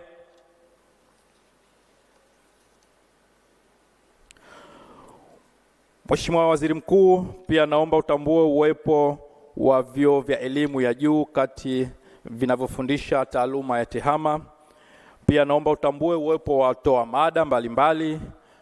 Na kundi la 16, naomba utambue uwepo wa watoa huduma za lugha za alama, watoa huduma za afya, wakalimali wa lugha ya Kiingereza na Kiswahili. Na kundi la 17, naomba utambue uwepo wa wafadhili wa kongamano hili, tunao Huawei, UNDP na wadhamini wengine wote.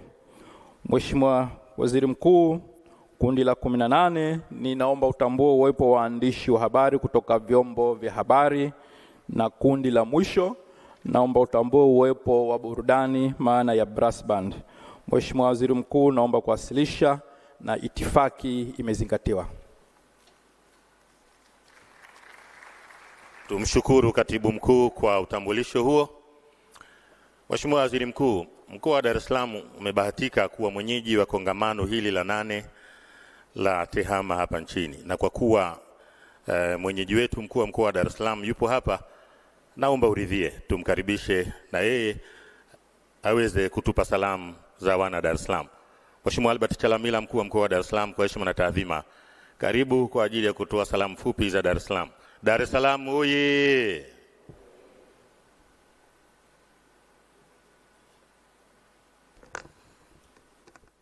Mbona mnajibu kama mjala? Dar es Salaam hoye! Dar es Salaam hoye! Mheshimiwa Waziri Mkuu wa Jamhuri ya Muungano wa Tanzania, Mheshimiwa Waziri wetu pamoja na wizara kwa ujumla, na wageni wote waalikwa, mabibi na mabwana, Jamhuri ya Muungano wa Tanzania. Jamhuri ya Muungano wa Tanzania. Mheshimiwa Waziri Mkuu, nadhani kongamano hili limekuwa na muda mrefu kidogo, na pengine ndio maana watu kama wana uchovu hivi. Lakini naamini baada ya hotuba kidogo fupi ya Mheshimiwa Waziri Jerry itakuja kuwatoa uchovu kidogo. Mheshimiwa Waziri Mkuu, kwanza mimi nishukuru sana kwa wizara kwa ujumla kuamua kufanya jambo hili kubwa hapa Dar es Salaam. Kwa dhati naomba tuwapigie makofi wizara kuteua Dar es Salaam kuwa mwenyeji. Lakini jambo la pili, Mheshimiwa Waziri Mkuu, nimeona kauli mbiu ya mwaka huu ni kauli mbiu ambayo inanikumbusha mbali kidogo, na kwa ufupi sana pengine niseme yafuatayo. Masuala haya, Mheshimiwa Waziri Mkuu, ya artificial intelligence, kwa lugha nyepesi sana, ni kama kuiwezesha kompyuta au machine kuweza kureason, kuthink, kuact almost sawa sawa kabisa na ambavyo mwanadamu angefanya. Na katika kufanya hivyo, Mheshimiwa Waziri Mkuu, taaluma ya filosofia huwa ina branches zake. Na branch ya kwanza inaitwa axiology, ambayo mara nyingi sana hutrace origin na evolution ya jambo fulani. Lakini branch ya pili na kuendelea, kuna logic, epistemology, metaphysics, political philosophy na ethics, pamoja na branches zingine. Tumeona moja ya jambo kubwa sana katika artificial intelligence ni kuweza kuempower, kuwezesha machine au computer kuweza kureason. Na katika taaluma ya philosophy, reasoning ipo kwenye logic. Na tunaposema ipo kwenye logic, kama naweza kuiwezesha mashine iweze kufanya kazi kama mwanadamu, maana yake uwezo wa huyo mwanadamu utakuwa almost sawa sawa na kila anachokigundua ama kuweka ule ujuzi ama ule uwezo. Kwa hiyo kama uwezo wa kufikiri na kureason sio mkubwa, maana yake matokeo ya artificial intelligence itakayotokea, tunaweza tukapata kikompyuta ambacho pia wala hakifikiri wala hakireason kwa kiasi kikubwa. Kwa hiyo kumbe msingi mkubwa wa kwenye artificial intelligence hii kwa ujumla wake unaanza na mwanadamu mwenye uwezo mkubwa wa kureason, wa kuvumbua, wa kugundua, ili mwisho wa siku tuweze kupata sayansi ambayo inaweza kuwa almost the same na anavyoweza kuact yeye. Kwa mantiki hiyo, mimi niseme tena kwamba tunashukuru sana, tumejifunza mambo mengi hapa, na jambo moja kubwa sana Mheshimiwa Waziri Mkuu ni kwamba kongamano hili linaendeshwa kwa lugha ya Kiswahili, na mimi kama mwana Kiswahili wa kawaida niliamili na kujifunza lugha, kwa maana nilielearn na kuacquire language skills. Naona kabisa kwamba tukitumia lugha hiyo watu wengi wanaweza kuelewa mada hii na wakawa msaada zaidi katika kudeliver masuala ambayo tumeyapata hapa mahali pengine. Kwa sababu kwetu Tanzania lugha ya Kiswahili tunaweza tukasema tuna umilisi na utendi, kwa maana tuna competence katika masuala yote, na hivyo ni rahisi sana kuweza kupata knowledge, kuweza kupata skills, na ni rahisi pia kuweza kuwasiliana kwa yale masuala yote ambayo yapo katika hii mada ambayo leo tunaendelea nayo. Kwa hiyo Mheshimiwa Waziri Mkuu, nishukuru sana wizara kwa jambo hili, na nihitimishe tu kwamba karibuni tena mkoa wa Dar es Salaam, na mkoa wetu upo salama kwa yoyote yule kuweza kuishi hapa. Na wale wenzetu wageni ambao mmetoka mbali, Dar es Salaam ni kubwa sana. It has the population of not less than 5,300,000 people kwa sensa ya mwaka jana. So if you have time, then try to foot around our city, toes up your eyes. We have different tourism attractions ambazo zipo hapa kwetu, na I'm very sure kwamba mtaenjoy, na tutajaribisha kwa kila namna kutouch white hearts na kurealize zaidi furaha ambayo mmekuja nayo na kuondoka nayo. Thank you very much. Tuongeze tena makofi mengi kwa mwenyeji wetu mkuu wa mkoa wa Dar es Salaam, Mheshimiwa Albert Chalamila. Bila kupoteza muda, Mheshimiwa mgeni rasmi, sasa ni wakati wa kupata makala fupi inayoelezea maendeleo ya sekta ya TEHAMA. Wataalam, naomba mtupitishe kwenye kipengele hicho.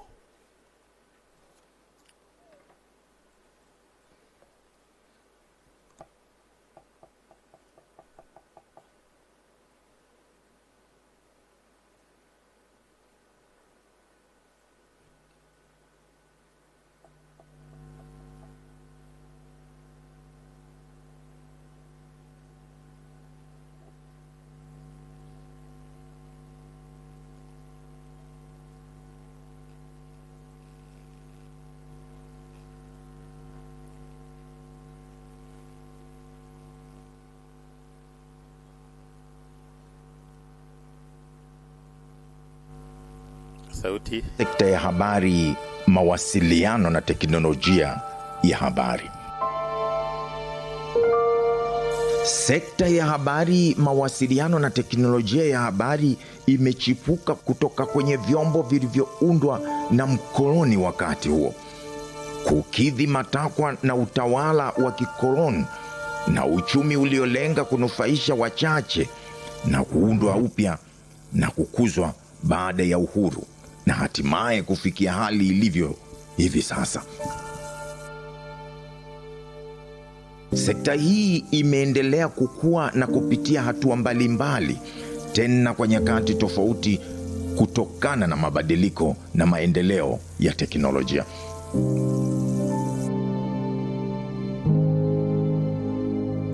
Makala hii inalenga kuelezea mabadiliko, matukio na maendeleo makubwa yaliyojitokeza katika sekta hii ya habari, mawasiliano na teknolojia ya habari.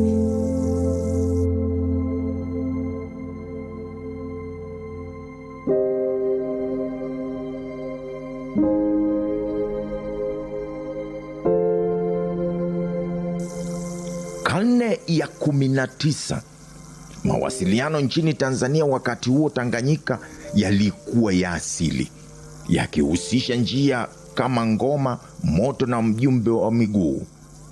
Hakukuwa na miundombinu ya kisasa ya mawasiliano. Mnamo mwaka 1888, wakati wa utawala wa Wajerumani, iliwekwa miundombinu ya kwanza ya telegraph, ikichangia mawasiliano kati ya miji mikubwa kama Dar es Salaam na Bagamoyo. Mnamo mwaka 1914 Wajerumani walitunga sheria ya kwanza ya mawasiliano iliyodhibiti usafirishaji wa habari kupitia mifumo ya telegraph na posta. Mwaka 1961 Tanganyika ikapata uhuru na serikali ya kwanza ilianza kuwekeza katika mawasiliano, ikiwa ni pamoja na kuboresha huduma za posta na kuanzisha redio za taifa. Mnamo mwaka 1977 serikali ilipitisha sheria ya posta na mawasiliano ya umma ambayo ilihakikisha huduma za mawasiliano zinasambazwa kwa wananchi wote bila ubaguzi. Aidha, kufuatia kuvunjwa kwa iliyokuwa Jumuiya ya Afrika Mashariki kwa wakati huo, serikali ilianzisha shirika la posta na simu Tanzania TP&TC,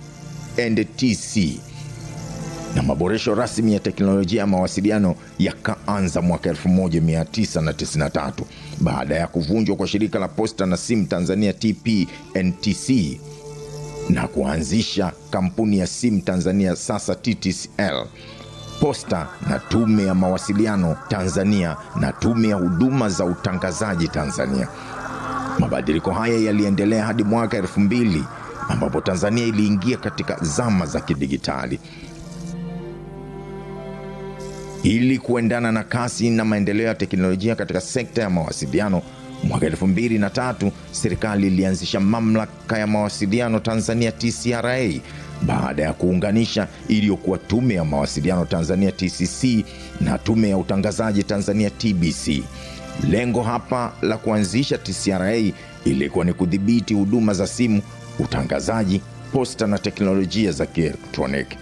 Mwaka 2006 serikali kupitia sheria namba 11 ya mwaka 2006 ilianzisha mfuko wa huduma za mawasiliano vijijini UCSA, ambayo sasa inajulikana kama mfuko wa mawasiliano kwa wote, yani UCSAF. Lengo hapa ni kusaidia kuvutia wawekezaji na watoa huduma waweze kuwekeza na kutoa huduma za mawasiliano katika maeneo ambayo hayana mvuto wa kibiashara. Sekta ya habari, mawasiliano na teknolojia ya habari kupitia taasisi 9 za serikali imegawanyika kwenye umahususi wa mashirika ya kibiashara, huduma, udhibiti, mfuko, baraza na taasisi wezeshi. Kuna sehemu ya habari. Katika sehemu hii, maboresho ya sheria ya huduma ya habari sura namba 229 na maboresho yake ya mwaka 2023, kanuni zake za mwaka 2017 iliyorekebishwa mwaka 2024 yameongeza uhuru kwa vyombo vya habari nchini na kutangaza na kuendesha shughuli zao bila matatizo. Kuundwa kwa bodi ya udhibiti wa wanahabari imeanza kazi mwezi Septemba mwaka 2024, kuendesha makongamano ya kujadili maendeleo ya sekta ya habari kwa kuwashirikisha wadau wote wa sekta ya habari, kudhibiti hali ya uchumi wa vyombo vya habari. Tathmini hii imekuwa ni chachu ya kuongeza majadiliano zaidi kwa wadau wote wa sekta, kuona namna bora ya kuboresha sekta na kuishauri serikali ipasavyo.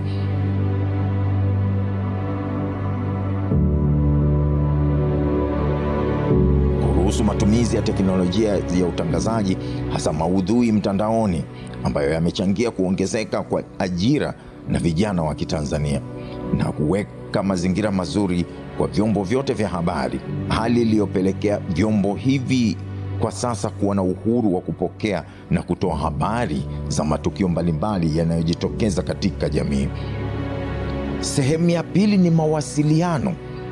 Huduma za mawasiliano zimejikita katika kuongeza laini za simu kutoka laini milioni 53,182,651 mwezi Juni mwaka 2021 hadi laini milioni 75,588,600 mwezi Juni mwaka 2024, sawa na ongezeko la 42.1%.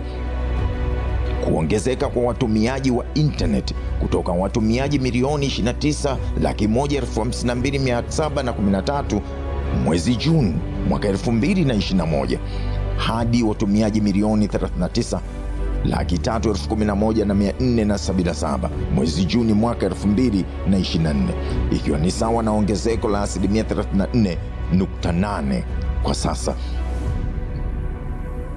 Kuongezeka kwa line zilizosajili kwa ajili ya huduma za fedha mobile money services kutoka line milioni 33,282,544 Juni mwaka 2021 hadi kufikia line milioni 55,710,758 mwezi Juni mwaka 2024, sawa na ongezeko la asilimia 69.4 hivi sasa.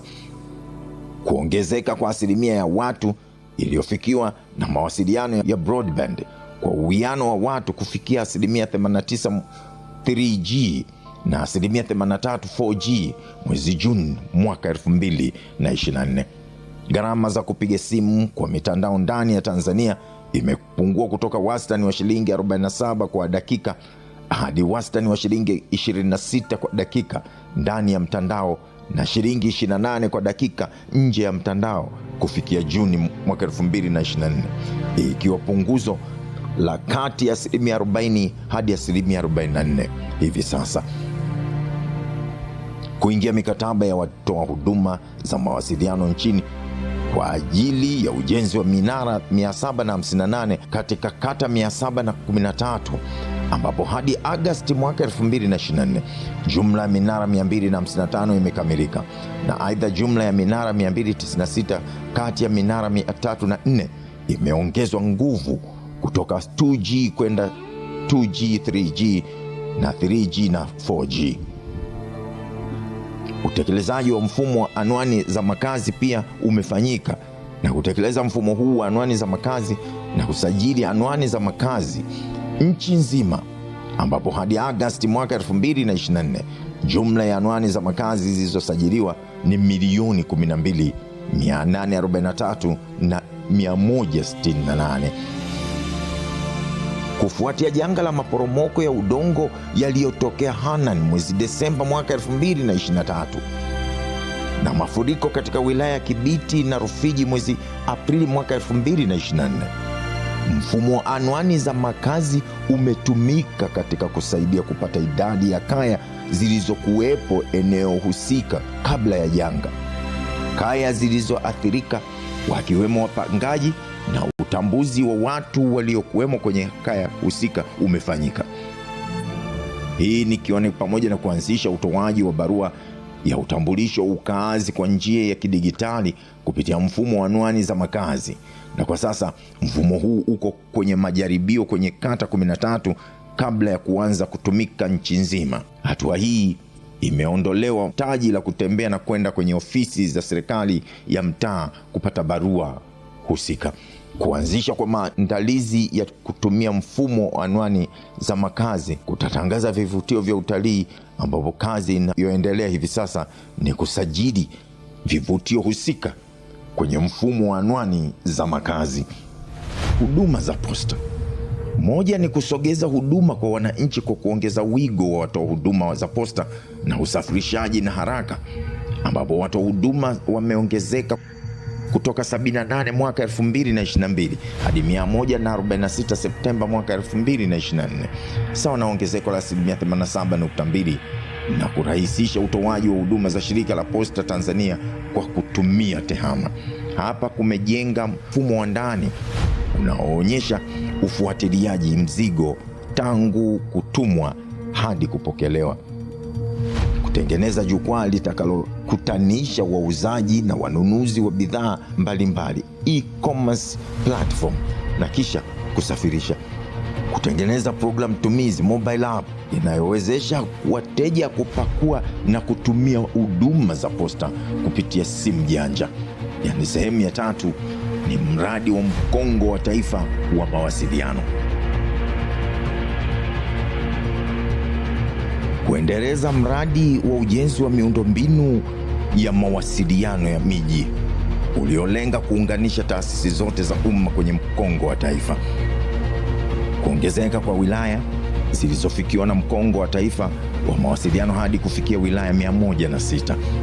kukamilisha ujenzi wa mkongo wa taifa kufikia mpaka wa Tanzania na nchi ya Msumbiji, na hivyo kuwezesha nchi 7 kufikiwa na huduma za mkongo wa taifa wa mawasiliano. Nchi hizo ni Kenya, Uganda, Rwanda, Burundi, Zambia, Malawi na Msumbiji.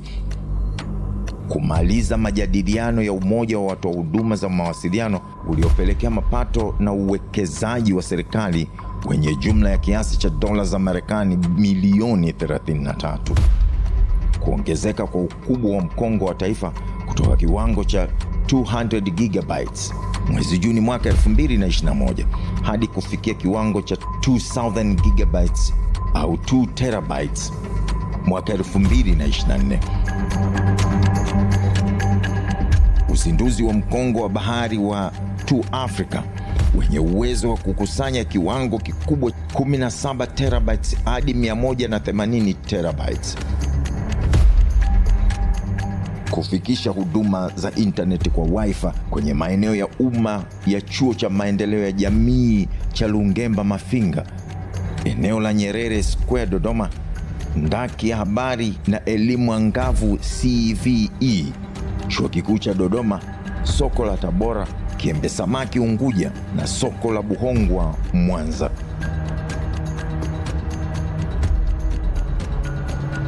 Kuongezeka kwa kiwango cha uunganishaji wa taasisi za serikali na miundombinu ya mtandao wa kasi broadband infrastructure kutoka 20% mwaka 2021 kufikia 50% Juni mwaka 2024.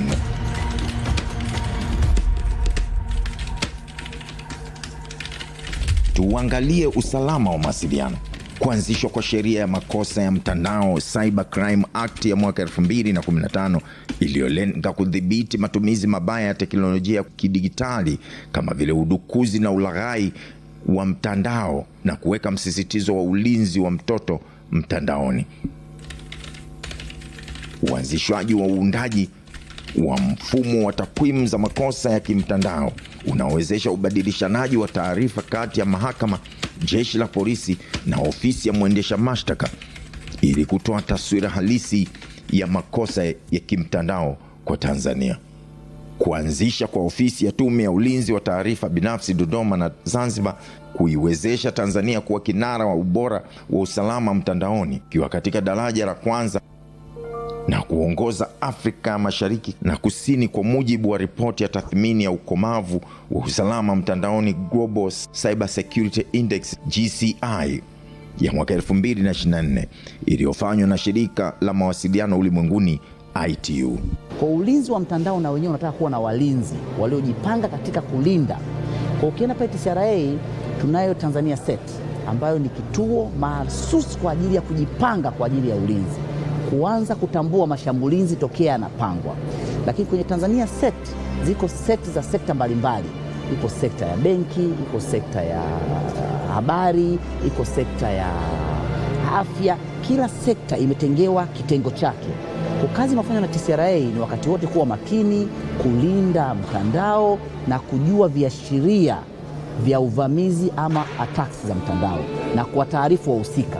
Kwa ni kazi ile intelligence unayofanya kwenye intelligence ya physical, sasa ni intelligence ya kimtandao. Kwa tumejipanga na zote hizi lazima tumshukuru Mheshimiwa Rais ambaye yeye wakati wote amekuwa akiwezesha, amekuwa akitoa maelekezo na amekuwa akitusimamia sisi katika kuhakikisha tunatekeleza majukumu yetu, na ndio maana jarida hili la kimataifa halijapendelea Tanzania, ama taarifa iliyotoka ni taarifa ambayo imefanywa uchunguzi ndani ya dunia nzima, ndani ya nchi zote za Kiafrika, na Tanzania imejipata kutoa ufadhili wa mafunzo ya muda mrefu kwa wataalamu 40 wa TEHAMA kwenye eneo la teknolojia zinazoibukia.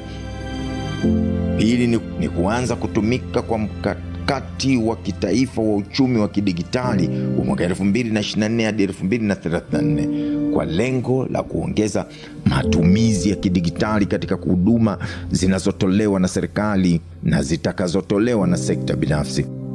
3 ni kuandaa mfumo jumuishi ujulikanao kama taasisi technology stack utakaojumuisha mifumo 3 ya jamii namba, jamii malipo na jamii data.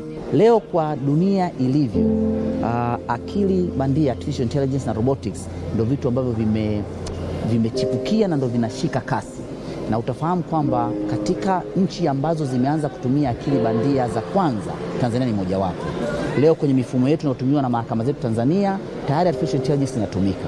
Lakini katika mipango yetu ya kubuni na kuendelea kuandika mifumo mbalimbali, tunaendelea kutumia akili mnemba kwenye mifumo yetu ya serikali. Kila mifumo inaobuniwa inawekewa an element of artificial intelligence ili kuweza kusaidia kufanya kazi zile ambazo ingewezekana zikafanywa na binadamu, lakini kuweza kuzicontrol ndani ya mfumo zikamsaidia Mtanzania. Na nia hasa ni nini? Kufanya social service provision, kwa maana ya huduma kwa Watanzania kuwa rahisi, lakini na contribution kwenye GDP ya nchi kwa maana ya ukuaji wa uchumi. Haya, tujipongeze kwa makofi mengi kwa hatua tuliopiga tangu tunapata uhuru na mpaka hapa tulipofikia. Tanzania oye! Haya, asante. Mheshimiwa mgeni wetu rasmi, Waziri Mkuu wa Jamhuri ya Muungano wa Tanzania, upo hapa kwa ajili ya kutuongoza kwenye hafla ya kilele cha kongamano la 8 la TEHAMA Tanzania. Sasa ili kujua zaidi kuhusiana na kongamano hili, lakini pia kuna tuzo, naomba nimkaribishe Dr. Nkundwe Mwasaga, mkurugenzi mkuu Tume ya TEHAMA, aweze kutupitisha katika eneo hilo. Wale wataalamu wa vile vifaa vya kutafsiri ya mheshimiwa hapa haiko vizuri. Madam hapa, yes. She's not happy.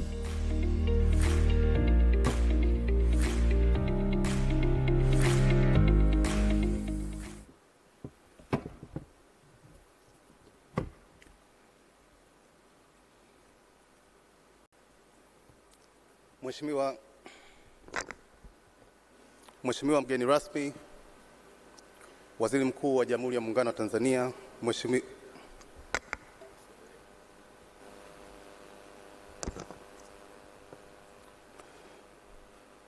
Mheshimiwa mgeni rasmi, Waziri Mkuu wa Jamhuri ya Muungano wa Tanzania, Mheshimiwa Kassim Majaliwa mbunge, itifaki imefuatiliwa. Nilikuwa napenda kuanza kwa kutoa takwimu. Kwanza, ili ni kongamano la 8. Tumefanya makongamano 7, yote yanaangalia changamoto za mwaka huo ambazo Tanzania inaziangalia na jinsi gani ya kupanga mipango ya kuweza kutatua changamoto hizo. Kwa hiyo tukiangalia tangu tulivyoanza mwaka 2017 mpaka sasa hivi tumekuwa tunagusa teknoloji mbalimbali, lakini mara nyingi tunaziangalia jinsi gani hizo teknoloji zitasaidia kuleta maendeleo ya kiuchumi na ya kijamii.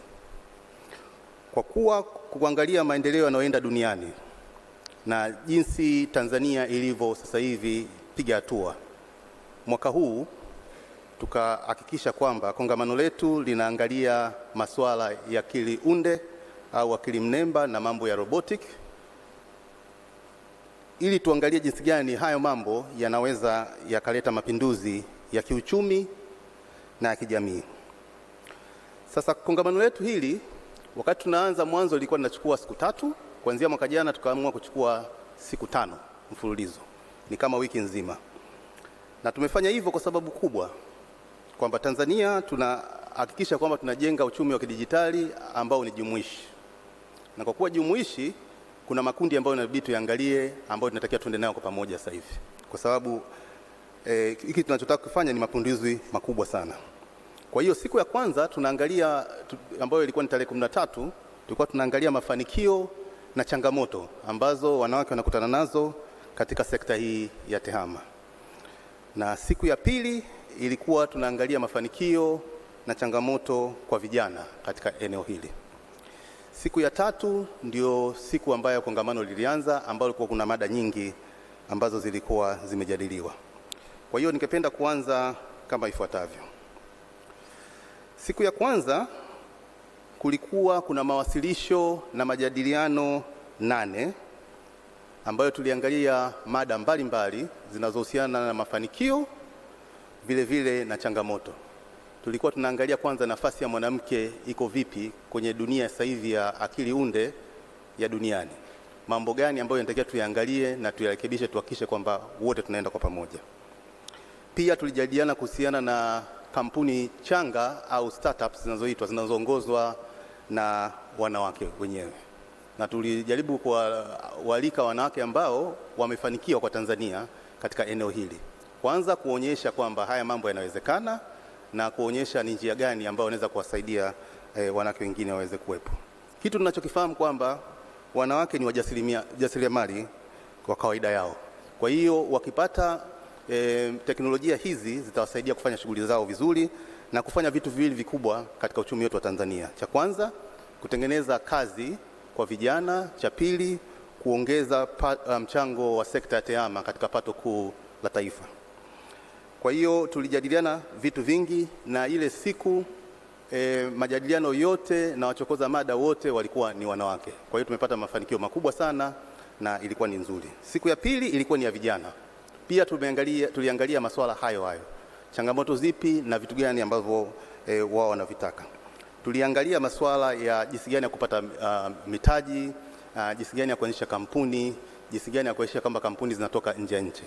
Lakini mgeni rasmi, ningependa kuelezea kitu kimoja ambacho kiliwagusa watu wengi katika ile siku ya pili. Ilitugusa sisi na iliwagusa watu wa nje. Walikuja vijana wa sekondari, wa shule ambazo ni za mchepuo wa Kiingereza na zile shule ambazo ni mchepuo wa Kiswahili, ambao walionyesha umahiri mkubwa katika hii teknolojia ya robotic na akili unde, ambayo kila mtu ilionyesha kwamba sio tu hii teknolojia iko Tanzania, lakini teknolojia sasa hivi imefikia katika elimu ya sekondari, ambalo hilo ni jambo kubwa sana, Mheshimiwa mgeni rasmi, kwa jinsi ambavyo tunaongoza nchi yetu. Kwa hiyo iliwavutia watu wengi, na hao vijana wanaenda kushiriki katika mashindano ya akili unde na akili mnemba nchini Uturuki. Siku ya tatu tulikuwa tuna majadiliano 5 ambayo yaligusa vitu mbalimbali. Siku ya 4 majadiliano 7, na siku ya 5 ambayo ya leo tumefanya majadiliano 2. Mawasilisho ya kitafiti yaliyofanyika. Siku ya kwanza yalikuwa mawasilisho ya kitafiti 5 yaliyotoka sehemu mbalimbali. Siku ya pili 12, siku ya tatu 5, na leo hii ni 3 kama nilivyosema mwanzo. Sasa katika kongamano hili kwa mara ya kwanza tumepata uitikio mkubwa sana wa watoa mada kutoka nje. Tumepata watoa mada kutoka Marekani, tumepata idadi kubwa sana watoa mada kutoka Umoja wa Ulaya ambao walitoka nchi Finland, wametokea Estonia, wametokea Italy. Tumepata watoa mada kutoka Afrika Kusini, tumepata watoa mada kutoka Asia na Mashariki ya Kati. Kwa maana hiyo, ili kongamano ni kongamano lenye sura ya Kiafrika. Na nasema hivyo kwa sababu leo hii mgeni rasmi utashuhudia utoaji wa zawadi wa mashindano ya kwanza yaliyoanzishwa Afrika kwa ajili ya vijana katika eneo la akili unde au akili mnemba na mambo ya robotic. Kwa hiyo tukiangalia hayo yote kwa ujumla, kongamano hili la TAIC sasa hivi lina sura ya Kiafrika kabisa. Sasa nikija katika masuala ya mada gani ambazo tuziangalia, nitaenda kwa haraka kidogo. Tuliangalia kwanza jinsi gani ya kutengeneza rasilimali watu katika eneo la akili unde na akili mnemba na mambo ya robotic. Pia tuliangalia namna gani ya kutengeneza akili unde ambayo itasaidia vitu viwili: kutengeneza jamii ambayo inatumia teknolojia hiyo na kuitengeneza jamii ambayo inatumia knowledge katika kufanya shughuli zake. Pia tuliangalia masuala jinsi gani ya kutengeneza mazingira wezeshi kwa ajili ya akili unde, kwa sababu kama video ambayo ilionyesha ulivyosikia, ili akili unde iweze kufanya kazi vizuri, mazingira wezeshi ni msingi sana yaweze kuwepo. Kulikuwa mpira na majadiliano ambayo yalikuwa yanahusiana na kuna eneo la tehama ambalo linaitwa digital public infrastructure. Hizi ni miundombinu kama ya barabara tulikuwa nayo ambayo inawezesha bunifu mbalimbali ziweze kufanyika. Sisi kama Tanzania tumepiga hatua kubwa katika eneo hili, na kutokana na hilo Kwa kupitia na wadau wa maendeleo ambao tunafanya kazi nao kwa pamoja, tulikuwa tuna majadiliano kuhusiana na jambo hilo ili kuangalia jinsi gani tunaweza tukashare hali ambayo tumeifikia, tuweze kuwasaidia na wenzetu wa Afrika waweze kufanikiwa kama tulipofanikiwa tulipofika sisi. Mheshimiwa mgeni rasmi, kwa kuwa tunafahamu kwamba kuna soko huru la Afrika ambalo linajengwa, sisi kama Tanzania tumekuwa ndio kinara wa kuweza kutengeneza hii teknolojia stack ambayo umeisikia, tumeielezea, na tuko tayari kuanza kufanya au kubadilishana taarifa na nchi nyingine katika masuala ya cross border.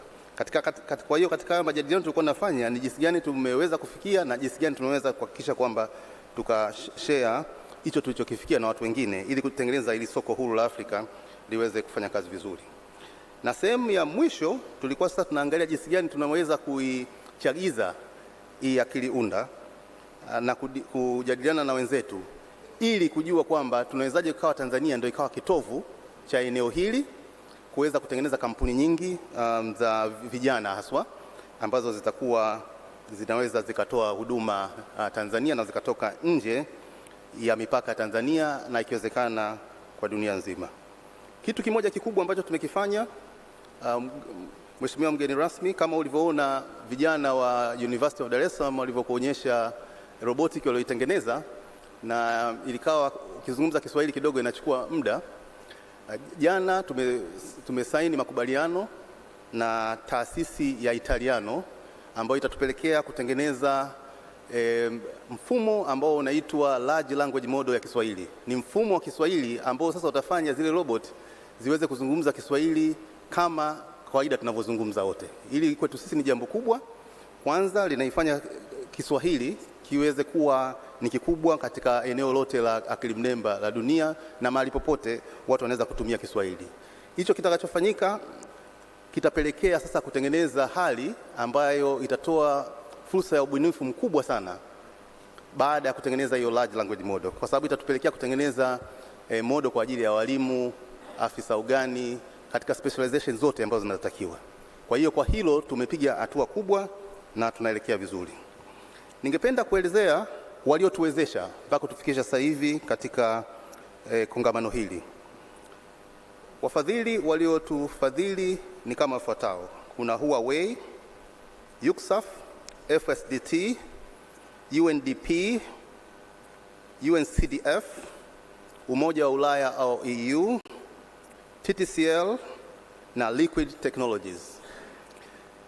Na sponsor ambaye au mfadhili mkubwa kuliko wote katika hawa ni Huawei ambaye tumekuwa naye katika makongamano yote. Kwa hiyo wao, udhamini wao umekuwa ni very consistent. Na kuna watu ambao wamefanya maonyesho hapa. Wafanya maonyesho ni kama wafuatao: Liquid Intelligence Technologies, Maisha Computers, E-Government Authority, TTCL, Softech Consultants, QSoft, Cybergen Company Limited, Flashnet, Wizara ya Habari, Mawasiliano na Tehama, UCSAF, Huawei, Isaka Tanzania Chapter, Tigo Tanzania, Tanzania Port Authority, Shirika la Posta, Bohari ya Madawa, Umoja wa Ulaya, Smart Africa Group.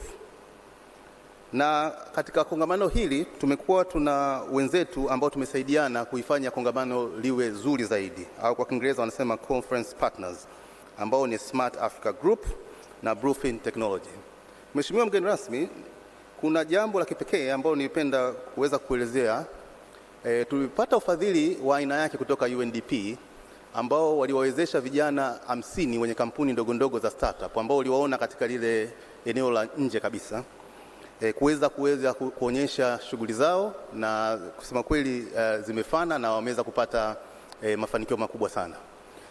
Kwa hiyo ningependa kusema kwamba tumekuwa na hawa wanaofanya maonyesho, lakini kuna vijana wenye kampuni zao ndogo za startup za Tanzania ambao wako 50 au ni wachache kati ya vijana wengi ambao wamechukua fursa kubwa katika eneo hili la tehama Tanzania na kuanzisha kampuni zake. Kwa hiyo nakushukuru sana kunisikiliza. Asante sana.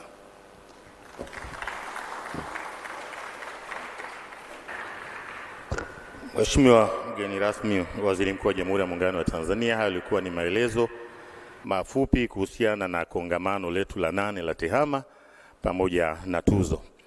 Na sasa ninayo heshima ya kumkaribisha Mheshimiwa Nadros Bekele Thomas. Yeye ni mtendaji mkuu wa AUDA NEPAD, ili tuweze kusikia salamu kutoka kwenye taasisi hiyo. Madam, you are most welcome to deliver your remarks. Makofi mengi kwake. Bado makofi mengi. Wenzetu wamekuja kutuunga mkono hawa. Tuwapongeze tena kwa makofi mengi.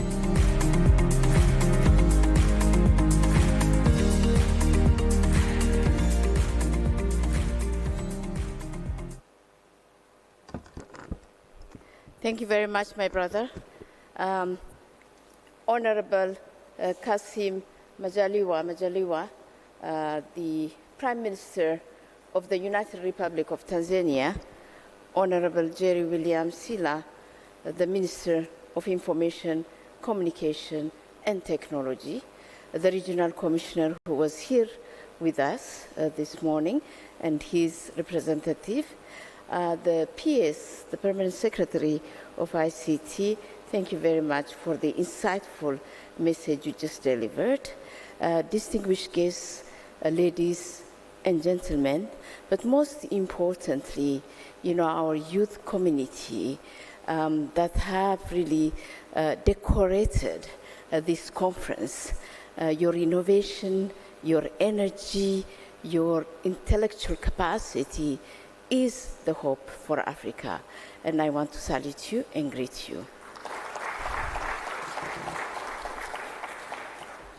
It's both a great privilege and an honor to stand before you at this important gathering where we are convened not only as participants, but as leaders that are committed, determined to support the youthful energies, to support this innovative mind of ours, to support the only particular asset that Africa has, and to chart the course for Africa's digital future.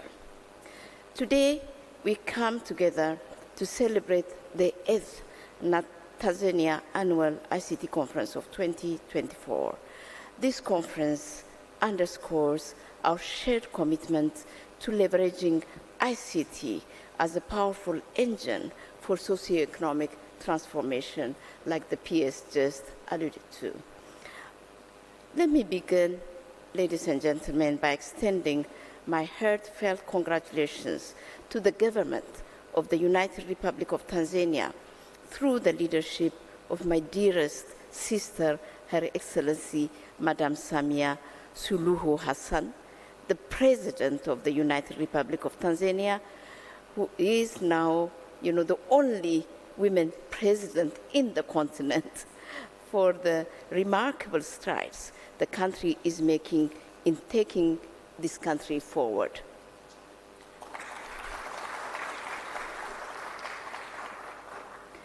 From the launch of the high-speed electric train system to the ongoing expansion of connectivity across the country, Tanzania is an example of what is possible when there is a clear vision, strong political will, and strategic investment. And Mr. Prime Minister, I want to say thank you very much for your result-oriented leadership, for focusing on results and making sure that the future is bright for Tanzania, through Tanzania, to the rest of the continent. Tanzania's achievements set a benchmark not only for the Eastern African region, but for the entire African continent. And it is an inspiration to see how the nation is using technology as a key enabler of sustainable development. By spearheading innovation, you have placed Tanzania on the global map as a trailblazer in digital transformation. It is with this solid foundation that we now turn to the exciting prospects ahead. The theme of today's event, Unleashing The power of artificial intelligence and robotics for socio-economic transformation resonates well with a series of groundbreaking initiatives we are launching today. I'm truly impressed, Prime Minister, and excited what I saw about the Tanzania Jamii Exchange, the African AI and Robotics Center, and the Tanzania Technology Stack. I am confident all these and other initiatives are set to reshape the technological landscape of not only Tanzania, but the entire African continent. I would like to seize this opportunity to also thank the young minister that we have here for his leadership, and the PS and all his team. Really, it's so wonderful to see you in action. Notwithstanding the progress we're making, however, as a continent in advancing our AI and tech capabilities, Africa still lags other regions in the domain of fourth industrial revolution, particularly in AI development, due to several, as you know, critical challenges.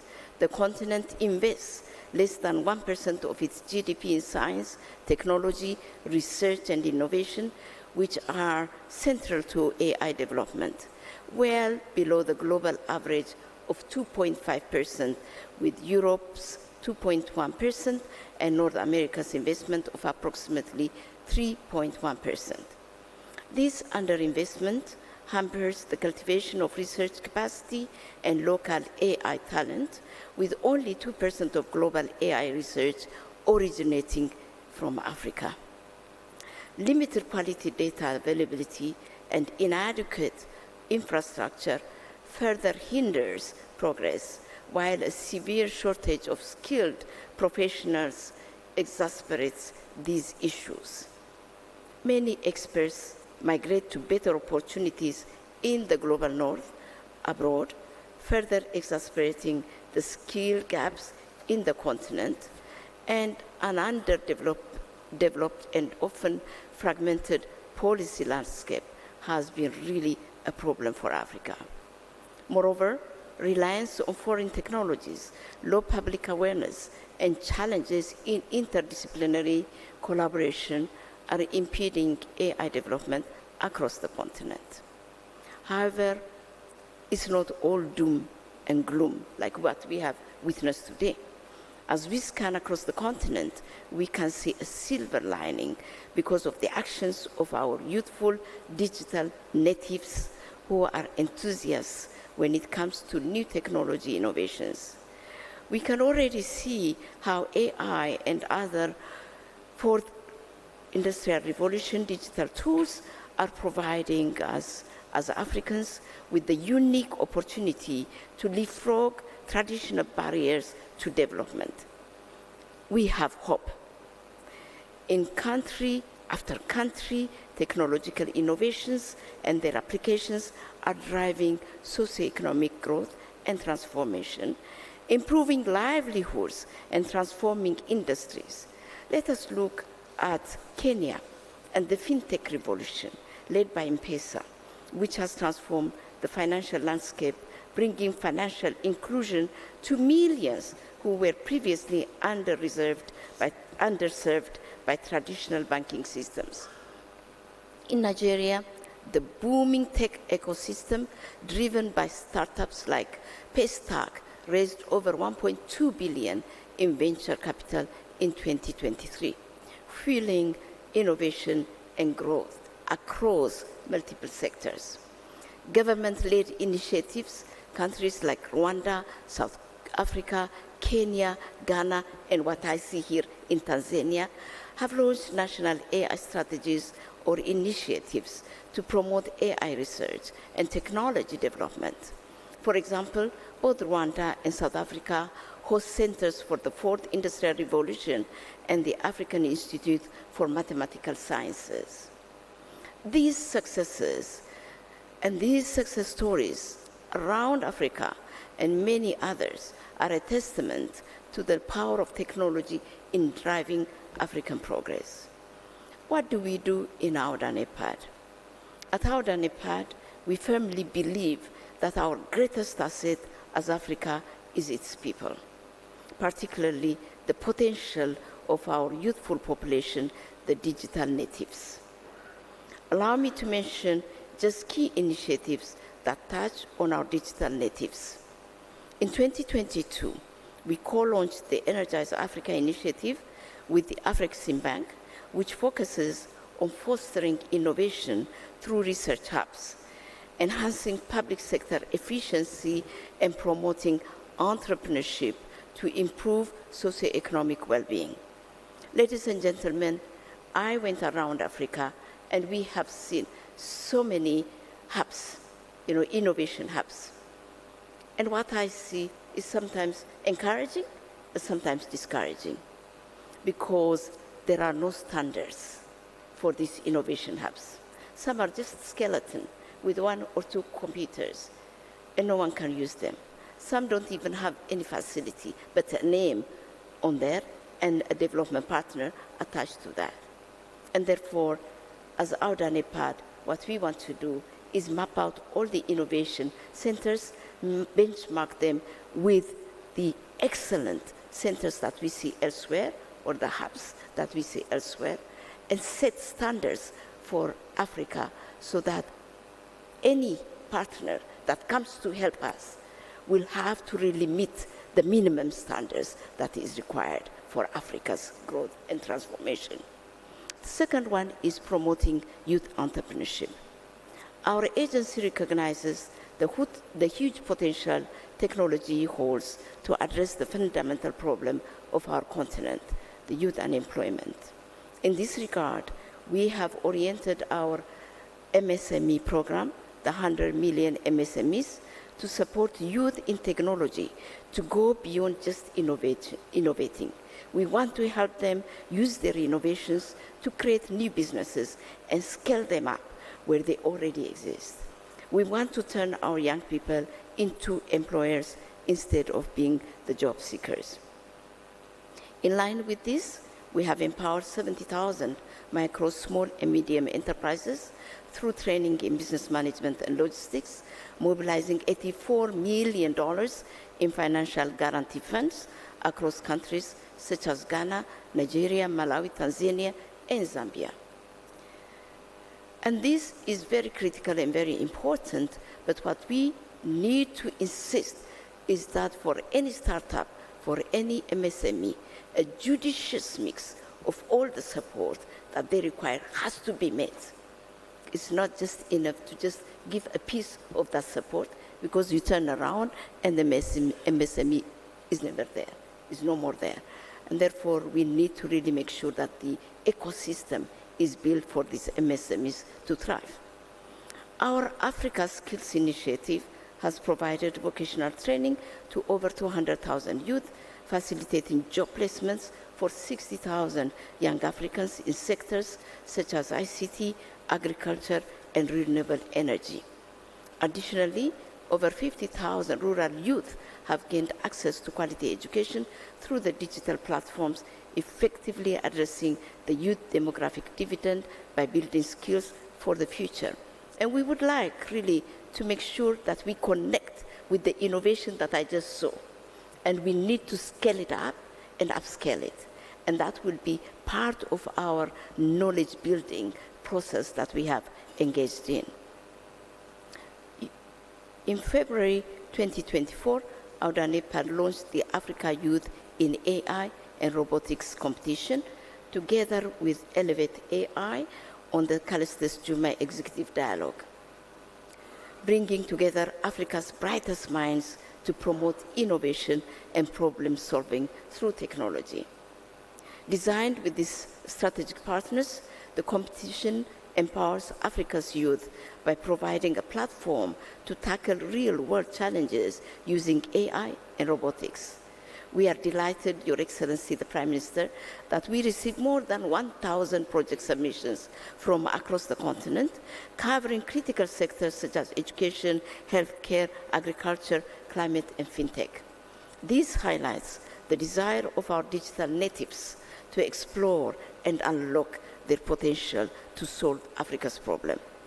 I am impressed by the quality of innovations we have seen here, such as the robotic-assisted solution for elderly care and an AI-powered water purification system for improving access to clean water in rural communities, which highlights the potential of applied AI and robotics in Africa. One of our latest programs, which we recently initiated, is the Africa Demographic Dividend and Sexual Reproductive Health Program, wherein we work with member states and regional economic communities in harnessing Africa's demographic dividend potential by advancing the sexual and reproductive health interventions to improve health outcomes and promote sustainable development. And this is part of the ecosystem that we build around the young ones. All these elements align with Tanzania's ongoing efforts, as demonstrated through the ICT conference, and present a great opportunity to adopt Energize Africa initiative to its own national context. And therefore, I am here actually to launch a program, and Tanzania is one of the beneficiaries, and we would like to give $1 million in support of the health sector, and I'm glad that the Deputy Minister is here, and we'll be signing a memorandum of intent today. And this will be scaled up as we go on. It is just a 5-year program, and this is just for the first 1 year, and then we will see and expand it. Over the past couple of days, our technical teams, as you know, have been discussing how AUDA NEPAD can expand our support to Tanzania on the work you are currently doing to advance AI, robotics, and other technologies. In this regard, I would like to share 7 specific areas for immediate action. The first one is the development of a national AI strategy and sector-specific AI guidelines and application, and we will be working with the ministry. The second one is establishment of a comprehensive AI governance and legislation mechanisms. The third one is the development of a digital readiness index to enable us to mobilize resources for countries that are ready. And the fourth one is domestication of the AU data governance framework. The fifth one is strengthening AI policy and regulatory capacity and oversight mechanisms. The sixth one is launching of advocacy and public awareness campaigns all over the country and in the continent. And the seventh one is introducing platforms such as the African Panel for Emerging Technologies and the Callistus Jema Executive Dialogue to a wider community. Distinguished guests, ladies and gentlemen, comrades and friends, as we gather today, let's draw inspiration from our past to forge a brighter future for all with the energies of our young ones. Innovation is not just essential, it is the very lifeblood of our progress, and our most valuable resource lies within our youth. Young minds, your creativity, energy, and ambition are pivotal in unlocking Africa's vast potential in this digital age. And like I said, you are our hope. By harnessing your talents, we can drive an inclusive and sustainable digital transformation where groundbreaking AI-driven products are developed in Africa by Africans and for the world. Together, your innovative ideas and hard work will shape our continent's destiny and create a future filled with opportunity for all Africans.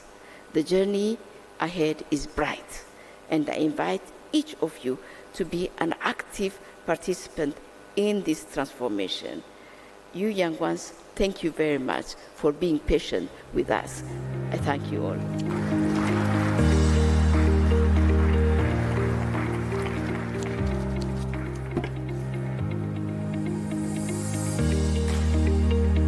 Tuongeze tena makofi mengi kwa Mheshimiwa Nardos Bekele Thomas, mtendaji mkuu wa AUDA NEPAD. Sasa wakati si rafiki nasi, Tuna wazungumzaji watatu, baadaye tutamkaribisha Mheshimiwa Waziri. Naomba sasa tupate salamu kutoka Badea, Bwana Cedric Montecho, mkuu wa maendeleo ya biashara. 2 minutes. Okay? Yes, 2 minutes. Remarks and a note to speech. Good morning, Your Excellency. As I'm a messenger, I have to read the full message of His Excellency, Dr. Sidi Ulta, the President of Badea. Your Excellency Kassim Majaliwa, Prime Minister of the United Republic of Tanzania. Your Excellencies, Honorable Ministers, Her Excellency Bekele Thomas, CEO of Auda NEPAD, distinguished guests, member of the ICT and Artificial Intelligence community, dear winners of the competition of the Africa Intelligence and Robotics, all protocol duly observed. Since I have 2 minutes, I will be obliged, Your Excellency, to speed up the pace and convey the apologies of His Excellency Dr. Sidi Ulta, the President of Badea, not being able to attend this important gathering.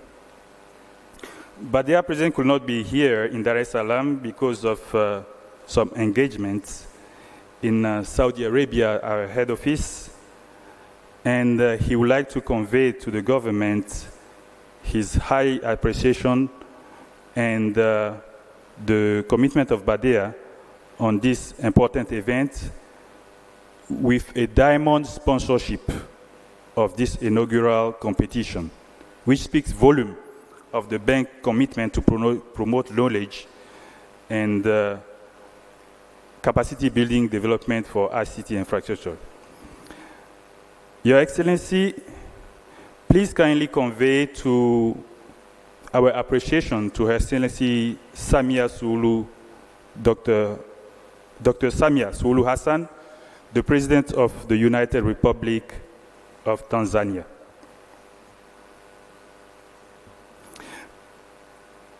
Badea,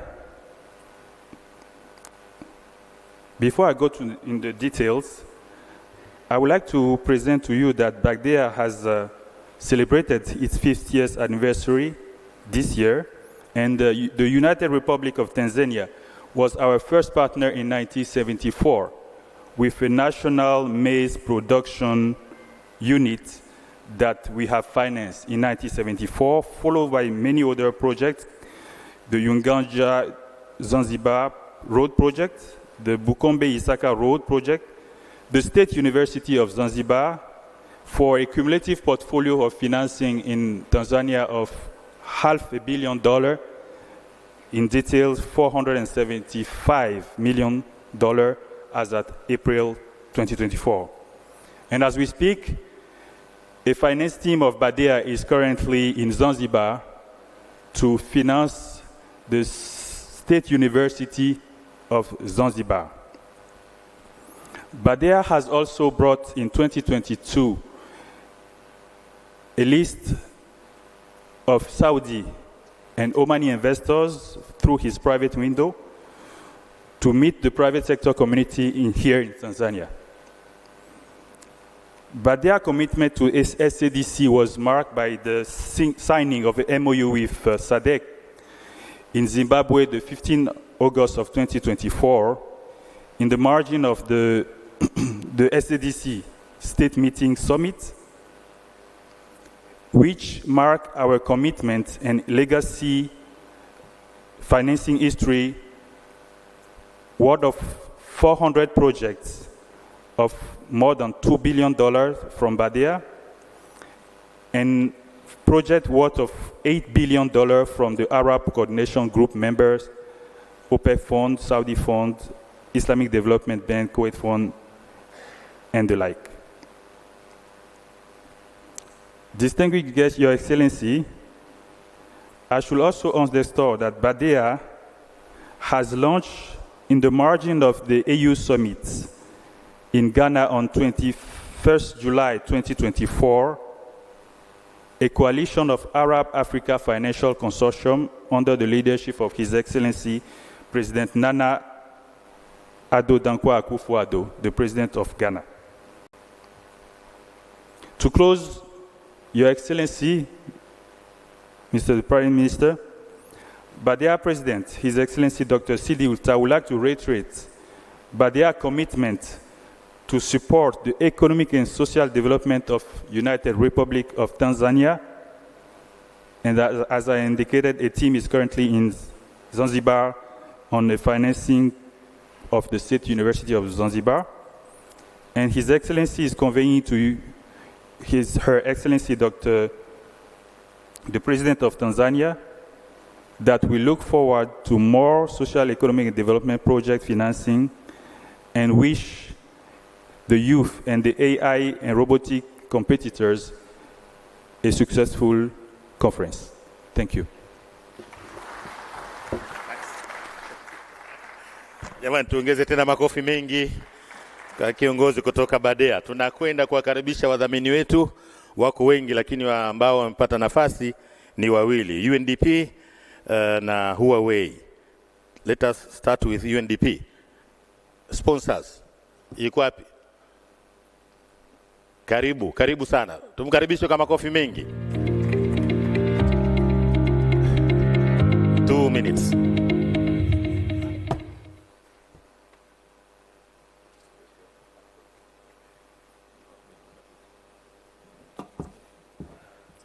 Thank you, Director of Ceremonies.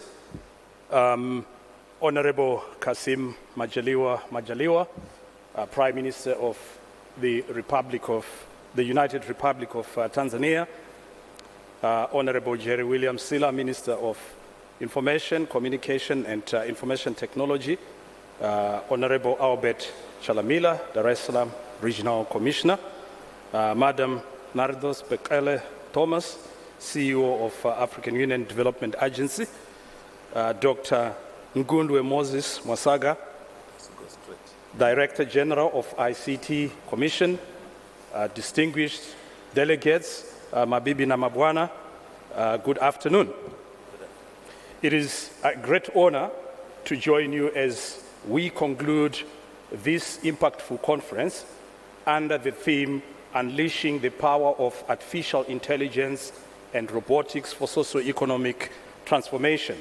This conference comes at a time when Tanzania is shaping its development trajectory through the development formulation of the Tanzania Vision 2050, whose realization will need to harness the power of emerging technologies, including artificial intelligence and robotics, for its success.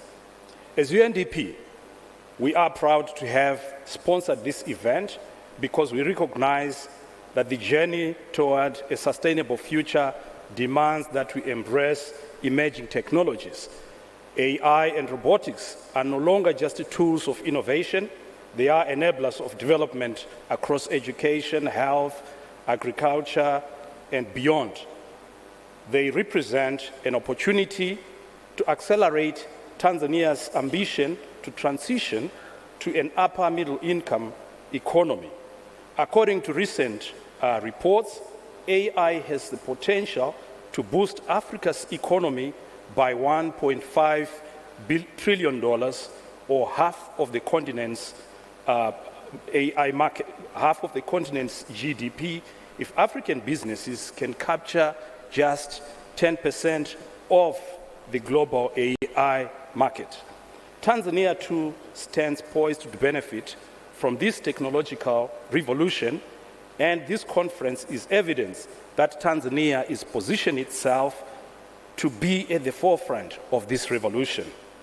As Tanzania's development partner, we are delighted to contribute to this endeavor. As we come to the end of this conference, let us reflect on some of the main messages and takeaways emerging from the presentations, discussions, and best practices showcased over the past few days. I will pick just a couple of them. it has been extensively discussed during the past few days that in order to fully benefit from artificial intelligence revolution, there is need to continue investing in robust digital infrastructure and expanding internet access in order to close connectivity gaps, which is already happening in Tanzania and in many places. More importantly, the country must foster AI skills and talent development through education and training to enhance local innovation and entrepreneurship. It is also crucial to ensure inclusiveness and responsible AI use by adopting appropriate governance frameworks, which, fortunately, the government of Tanzania is already putting in place. Tanzania could also benefit from leveraging AI for key sectors that I've mentioned, including tourism, to improve productivity and service delivery. Finally, establishing partnerships and collaboration with players in the private sector and academia in Tanzania and in other countries will be essential to sustain innovation. I'm glad that this conference has brought many delegates from outside Tanzania to learn and share experiences from their own countries. And as I conclude my brief remarks, let me emphasize that this conference has only provided a platform for engagement and exchange of ideas and partnerships, but real action lies ahead and outside this conference room. In this regard, Honorable Prime Minister, UNDP stands ready to continue working with all partners and the government to ensure Tanzania reaps and the full benefits of these technologies through implementation of real initiatives on the ground, building on the work that we are already doing in the country. For instance, with the support of our partners at the European Union, UK, FCDO, UNDP through its Funguo program is enabling innovative ventures to refine their businesses, their business models, and scale them up. A few of these, Mtabe and SmartCore in education, Kilimo, Maendeleo, and Mazao Hub in agriculture, are leveraging the power of AI to accelerate development in their respective sectors. Our accelerator lab in Zanzibar is applying AI to analyze tourist sentiment data in real time, helping the tourism sector to make data-driven decisions for better resource management. Our goal is to foster inclusive, responsible, and impactful digital transformation where AI empowers everyone, leaving no one behind. I therefore look forward to continuing this journey with all of you as part of UNDP, building a future where AI and robotics drive Tanzania's socio-economic progress. Asanteni sana kwa kunisilikaza. Kazi iendelee. Kunisikiliza. Okay. Thank you. Makofi tena mengi mwakilishi kutoka UNDP. Asante sana. Sasa tupate salamu kutoka kwa wadhamini wengine. Huawei, you're most welcome. 2 minutes. Okay? Karibu.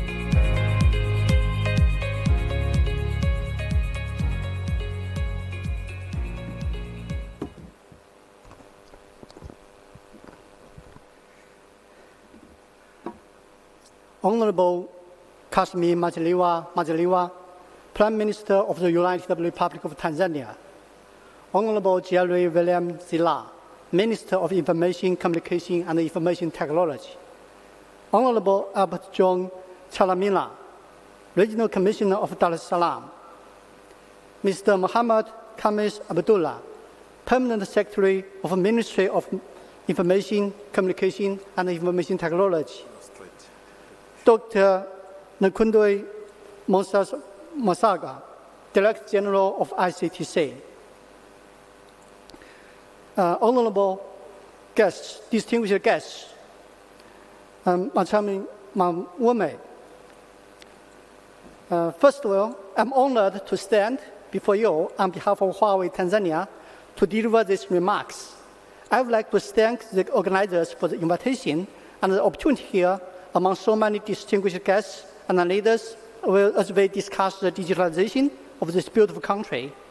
Over the past few years, we have witnessed huge progress in Tanzania's journey towards digitalization. On behalf of Huawei Tanzania, I would like to commend the government of Tanzania and the leadership of Her Excellency Dr. Samia Suluhu Hassan for its vision of fostering innovation, inclusion, and sustainable development through digital technologies. For over 15 years, Huawei has been privileged to be a partner in Tanzania's remarkable digital transformation journey. Our contributions span across various sectors, which has brought connectivity to millions of Tanzanians and bridged gaps in cities and the most remote corners of this beautiful country. Among many areas, we can mention some. Firstly, we help to upgrade of Tanzania's network from 2G to 3G and 4G, and even 5G. And we help to construct the national ICT broadband backbone, connecting all 26 regions and the neighboring countries. We have to provide high-speed network coverage on the mountain Kilimanjaro together with TTCL. And the most important is the launching of the DigiTruck program in collaboration with our partners. And hereby, I would mention that in February this year, we had the honor to present the program to the Honorable Prime Minister. And today, as we have visited, the DigiTruck has already launched and already on operation. It will cover the regions of Tanzania in the coming several years. And also, Huawei has established about 19 ICT academies with the universities and the institutes. We have trained over 6,000 students in the university on ICT skills. Honorable Prime Minister, as we look to the future, Huawei has determined to continue our work in supporting Tanzania's digital transformation agenda.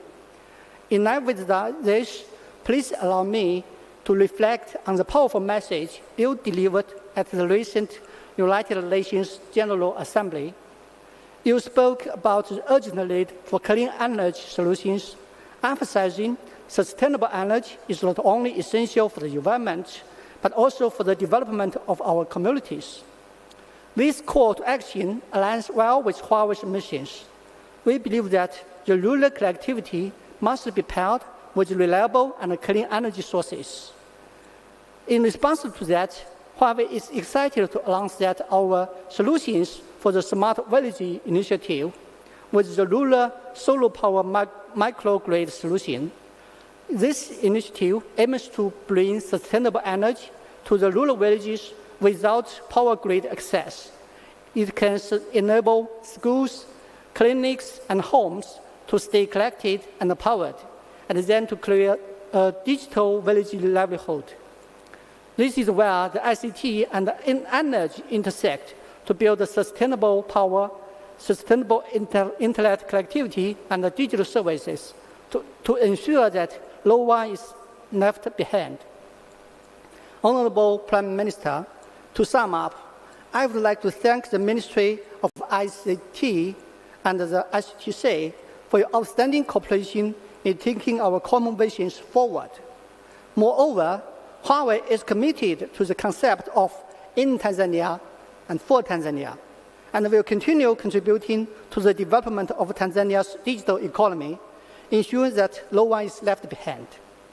As the famous African saying goes, if you want to go fast, go along. If you want to go far, go together. So together, let's digitalize Tanzania, heading to a bright future.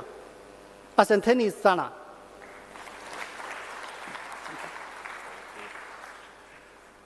Naam, tunakushukuru mwakilishi kutoka Huawei. Sasa nayo furaha kumkaribisha Mheshimiwa Jerry Silaa, Waziri wa Habari, Mawasiliano na Teknolojia ya Habari, ili aweze kutoa maneno yake hapa. Hapana shaka baadaye kuna tukio la tuzo na zawadi. Karibu Mheshimiwa Waziri. Kuna mtu amesahau mawani hapa.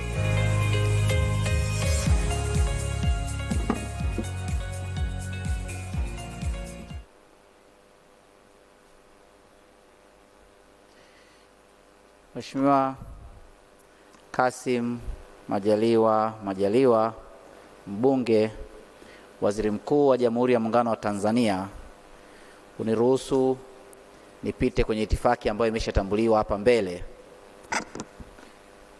Mheshimiwa Waziri Mkuu, kabla sijaanza kutoa hotuba fupi, naomba kwa ruhusa yako nimkaribishe Mheshimiwa Moshi Kakoso, mbunge, mwenyekiti wa kamati ya miundombinu, ili aweze kutoa salamu kwa niaba ya kamati yake.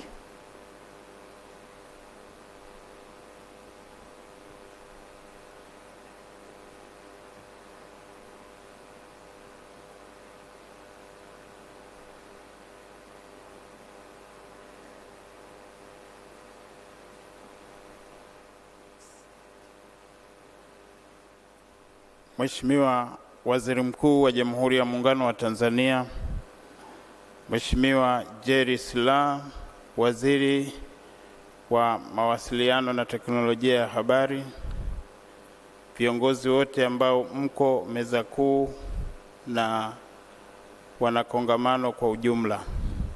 Mheshimiwa Waziri Mkuu, kwa niaba ya Bunge la Jamhuri ya Muungano wa Tanzania kupitia kamati ya Bunge ya miundombinu, tunayo furaha kubwa sana kuungana na wewe kushuhudia kongamano la TEHAMA ambalo linafungwa leo hii.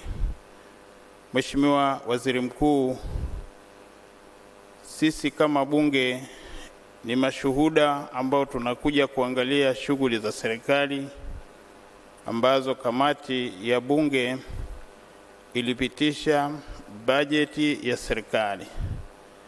Tunaipongeza sana serikali ya Jamhuri ya Muungano wa Tanzania chini ya Mheshimiwa Rais Dr. Samia Suluhu Hassan kwa kazi kubwa na juhudi kubwa ambazo zimefanywa za mapinduzi ya sekta hii ya Wizara ya Habari na Mawasiliano. Yapo mabadiliko makubwa sana ambayo yamefanywa na serikali. Wizara hii ilikuwa ikipata fedha kidogo, lakini dhamira ya dhati ya Mheshimiwa Rais miaka mitatu iliyopita, wizara hii imeongezewa fedha nyingi ambazo ni wizara miongoni zilizovunja rekodi, zilizopata fedha na matokeo yake ya uwekezaji yameanza kuonekana.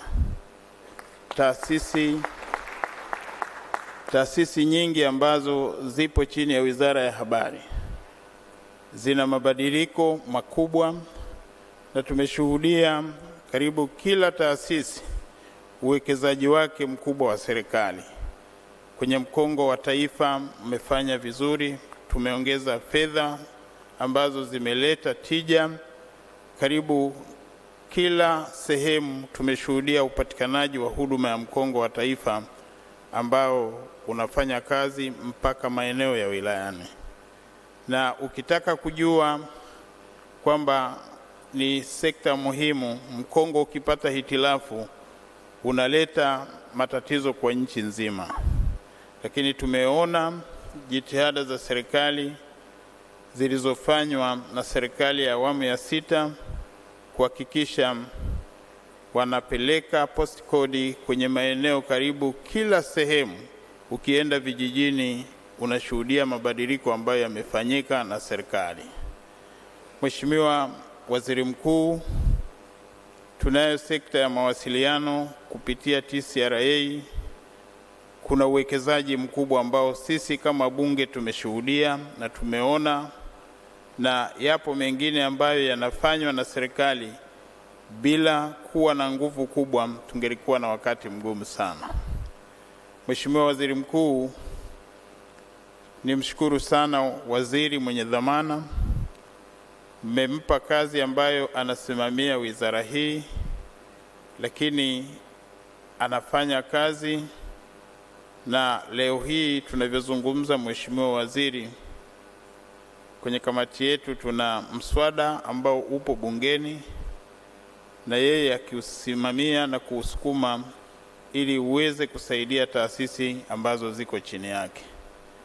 Tunaishukuru sana serikali, na sisi kama bunge tunaahidi kuipa sapoti serikali, kwa sababu tunaona maendeleo makubwa ambayo yamefanywa na serikali na dhamira ya serikali. Na wizara hii, kwa wale ambao wanaweza wakaiona kama wizara ndogo, lakini imebeba karibu kila kitu ambacho kinategemewa na serikali. Tunakushukuru sana Mheshimiwa Waziri Mkuu kwa kushiriki pamoja na sisi. Asante sana.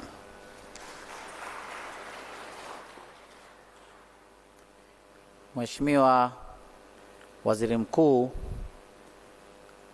viongozi wa meza kuu, washiriki wa kongamano, mabibi na mabwana, Jamhuri ya Muungano wa Tanzania.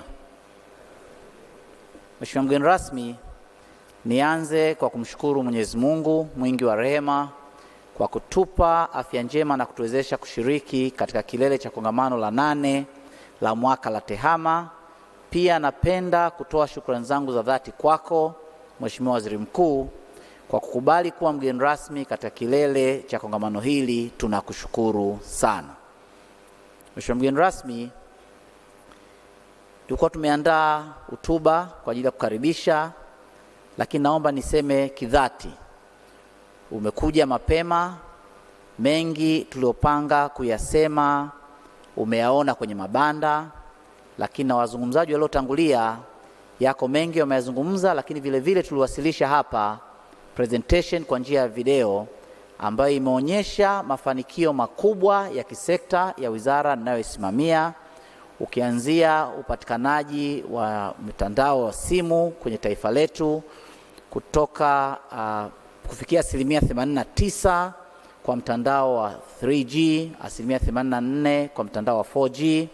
Lakini Mheshimiwa mgeni rasmi, kusambaa kwa mkongo wa taifa wa mawasiliano kufikia kilomita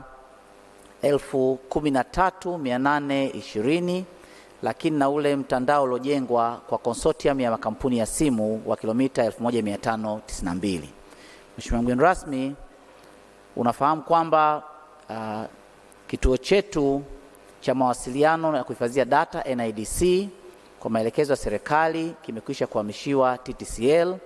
Lakini Mheshimiwa mgeni rasmi, naomba pia kukutaarifu kwamba wizara imeanza maandalizi ya urushwaji wa satellite, ambapo mpango mkakati wa miaka 5 ya program ya anga za juu umeanza kuandaliwa. Maandalizi ya utungaji wa sera, sheria na uridhiwaji wa mikataba ya kimataifa masuala ya anga za juu inaendelea.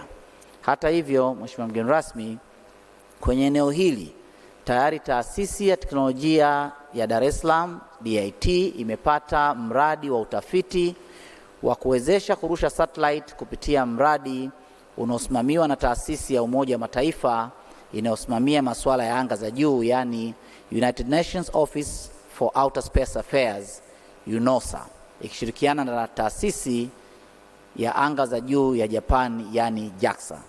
Mheshimiwa mgeni rasmi, umejionea pale nje kwenye banda la wizara juu ya mfumo wa anuali za makazi za NAPA na faida zake ulivyoweza kusaidia taifa letu.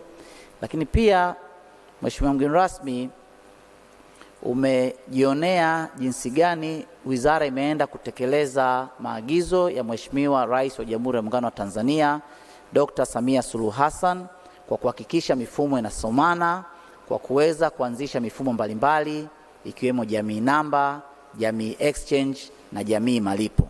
Mheshimiwa mgeni rasmi, kongamano hili la 8 kufanyika tangu kuanzishwa kwa tume ya ICTC likiwa na kauli mbiu isemayo kutumia uwezo wa akili mnemba na robotic kwa mapinduzi ya kiuchumi na kijamii, limefanyika kuanzia siku ya Jumapili kama ulivyopewa taarifa, na leo hapa tumekualika kwa ajili ya kulifunga.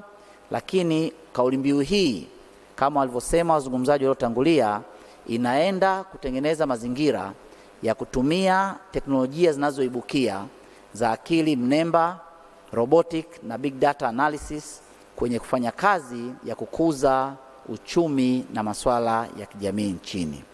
Mheshimiwa mgeni rasmi, vile vile katika kilele hiki utatoa tuzo kwa washindi wa shindano la vijana wa Afrika kuhusu masuala ya akili mnemba na robotic, yani African Youth in Artificial Intelligence and Robotics Competition, pamoja na vijana wa Kitanzania waliofanya vizuri kwenye mashindano ya kimataifa kuhusu teknolojia hizo. Hii ni fursa kubwa kwa taifa kwa kuwa mashindano haya yanafanyika kwa mara ya kwanza Afrika na Tanzania imechaguliwa kuwa mwenyeji wa kilele cha mashindano haya yaliyoratibiwa na Taasisi ya Maendeleo ya Umoja wa Afrika, yani African Union Development Agency.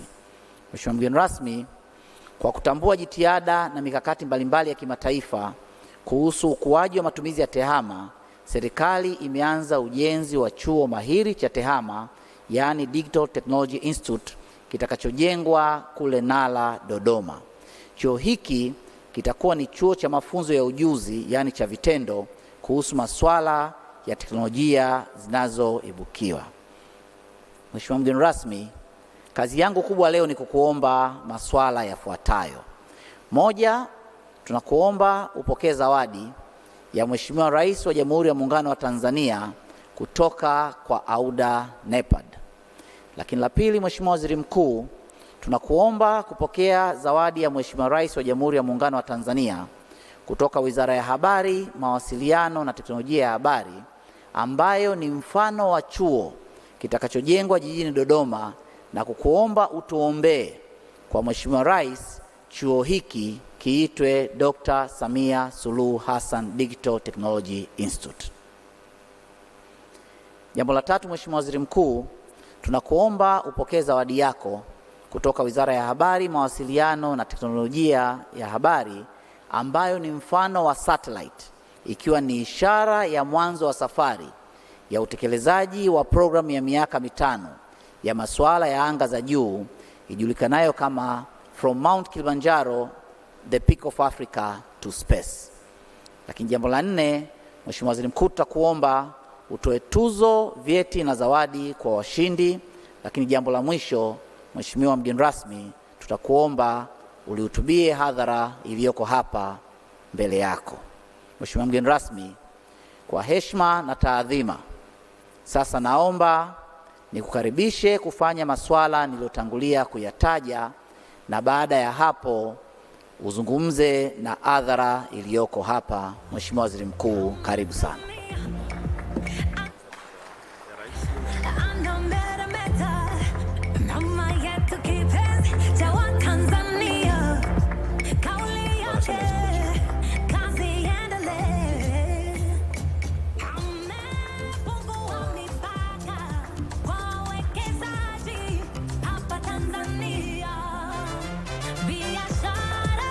Naam, kama mlivyomsikia Mheshimiwa Waziri, kuna zawadi kwa Mheshimiwa Rais.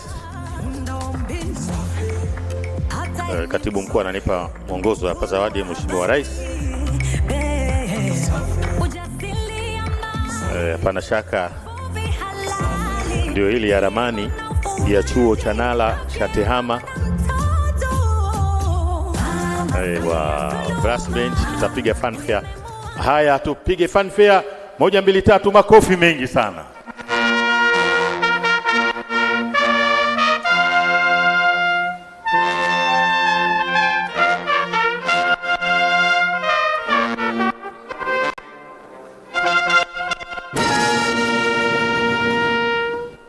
Naam, Katibu Mkuu Wizara ya Habari, Mawasiliano na Teknolojia ya Habari anampa maelezo machache Mheshimiwa Waziri Mkuu. Hiyo ni ramani ya mfano wa chuo cha tehama kitakachojengwa Nala. Halafu kuna zawadi sasa kwa ajili ya Mheshimiwa mgeni wetu rasmi. Si ndio Mheshimiwa Waziri? Haya, asante. Ni satellite.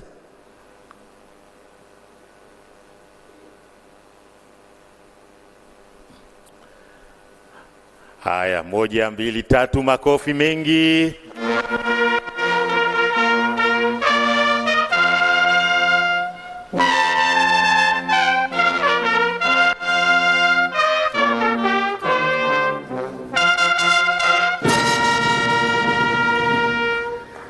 Mambo ni makubwa kwelikweli. Hiyo ndio satellite kama unavyoiona muonekano wake. Anapokea tena makofi mengi kwa Mheshimiwa Waziri Mkuu wakati anapokea zawadi hiyo kutoka kwa wizara. Naam, kama tumekamilisha eneo hilo, tunakuomba urejee ukae sasa Mheshimiwa Waziri Mkuu, kwa sababu kuna maelezo kuhusiana na zawadi ambazo zimetolewa na AU. Nimkaribishe dada Yvonne atuongoze kwenye hili. Naomba tukae.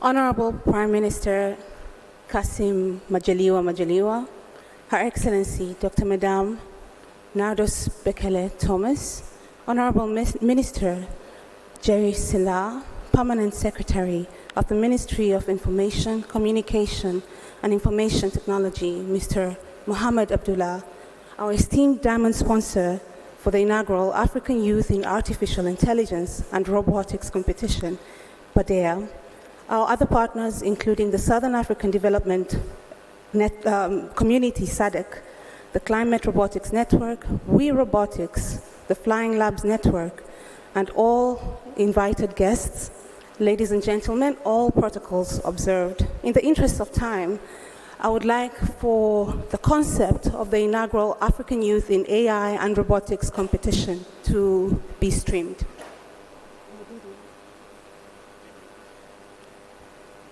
Just a moment.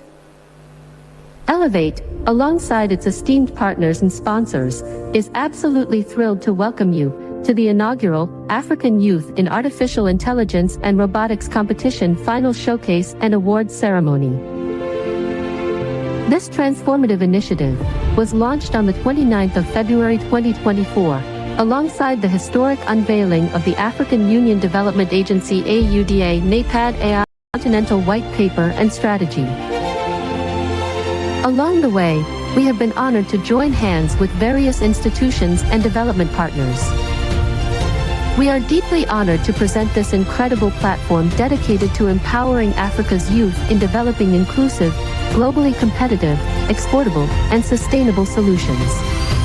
From over 1,000 submissions across the continent, representing 10 crucial carefully selected categories.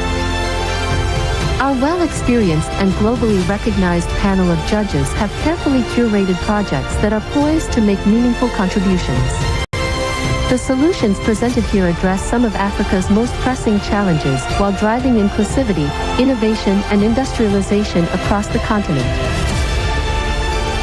We take this opportunity to thank and encourage all our participants. Africa's youth is the continent's most valuable resource. This week marks a celebration of African brilliance leveraging the power of emerging technologies to tackle society's most pressing challenges and unlock Africa's untapped potential in a manner that will fuel our continent's industrialization, boost intra-African trade, and further integrate Africa into the global value chains. With the hopes of addressing inequality, advocating for inclusive and sustainable development, shaping the narrative of a prosperous and globally competitive continent. Welcome to the African Youth in Artificial Intelligence and Robotics competition. Madam President of the United Elevate. Thank you so much. I would like to take this opportunity, which I am deeply privileged to have, to introduce to you the top 4 solutions of the African Youth in AI and Robotics competition in order of achievement and impact. The first position goes to Cerebral Project from Democratic Republic of Congo. Can we please screen their work? Madam President of the United Republic of Tanzania, with my respectful regards. Dear committee members of the African Youth in Artificial Intelligence and Robotics competition, ladies and gentlemen, distinguished guests, I'm honored to speak to you today as one of the top 3 winners in the inaugural African Youth in Artificial Intelligence and Robotics competition. On behalf of myself and my team members, I express my gratitude for the award you have bestowed on us today. Our work on brainwave control of robotic devices using advanced AI represents a major hope for millions of disabled people across Africa. Thanks to brainwave control, we can now revolutionize the lives of people living with severe disabilities, enabling them to control a robotic arm or an exoskeleton to walk again. By this cutting-edge technology that we are developing in low-cost mode to fit our socio-economic environment. Today I'm thinking of this lady in Congo-Brazzaville who has regained hope for her severely disabled child thanks to our work. I'm thinking of my friends in Kenya where I went in 2023 to share knowledge about these kind of systems. I think of this young man in Cameroon whom I guided to create his own similar system for controlling devices by mind. This is the evidence that young Africans can develop local skills, share knowledge, and learn from each other to solve the problems we face.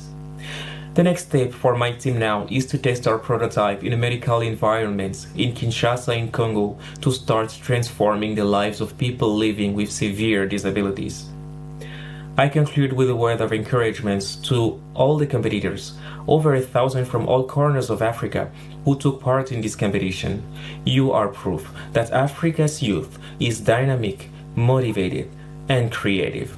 Thank you. Thank you. The second winner, the overall winner in the agricultural solution is from Tanzania, and the solution is Tokomeza PPR. Could we please screen their work?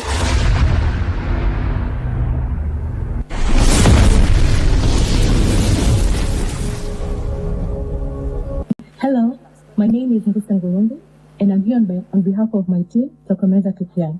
The team comprises of Dr. Devota Nyambo, Dr. Neema Mdema, Dr. Magani Kunda, and I, Dr. Ngurungu. Tokomeza PPR means eliminate PPR. This is a research that we have undertaken for 2 years now under the AI for D multidisciplinary research lab. PPR is a very fatal and contagious disease that affects sheep and goats.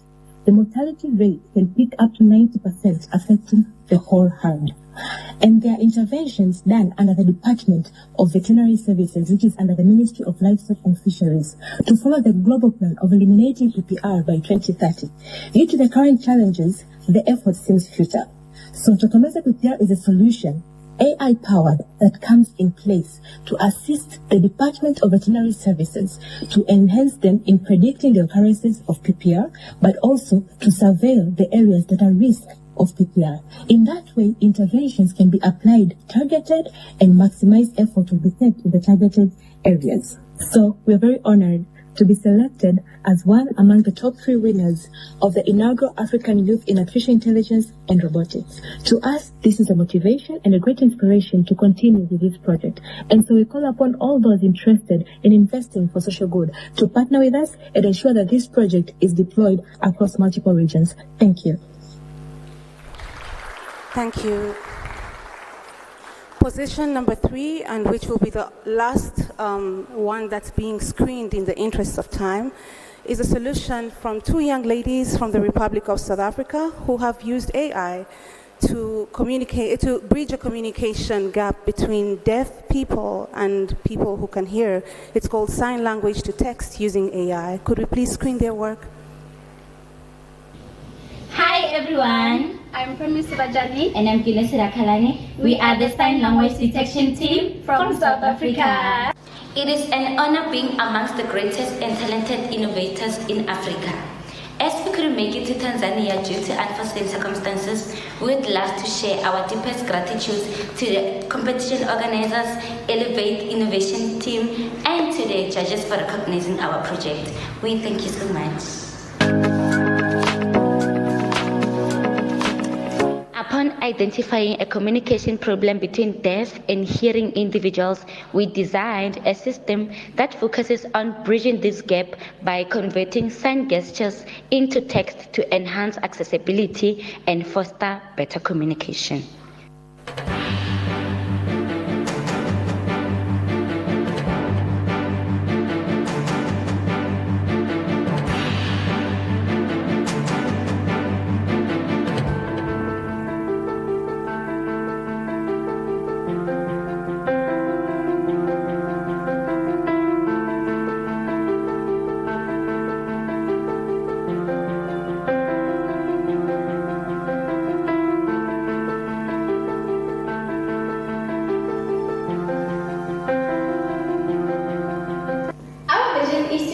expand and fine-tune this project so that it can recognize commonly used words, build up a sentence, or even more be used as a learning tool for people who are eager to learn sign language. With that being said, thank you so much for the opportunity, and we hope that this solution can hold a significant impact and change for better and equal world for everyone. Haya, asante. Kwa heshima na taadhima na kuomba sasa Mheshimiwa Waziri umuongoze Mheshimiwa Waziri Mkuu hapa juu pamoja na Mheshimiwa Nadon Bekele Thomas kwa ajili ya kukabidhi zawadi.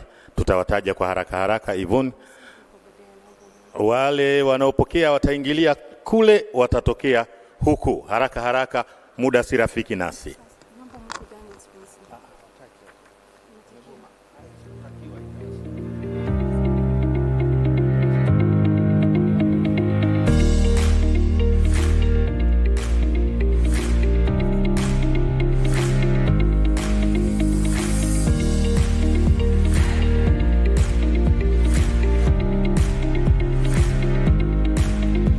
Mr. Cedric, could you please join?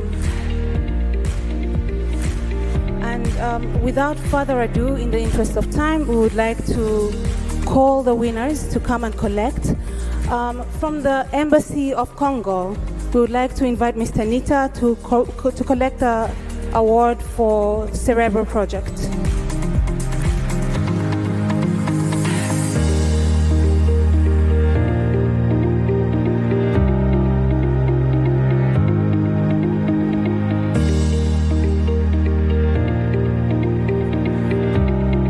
Tokomeza PPR from the United Republic of Tanzania.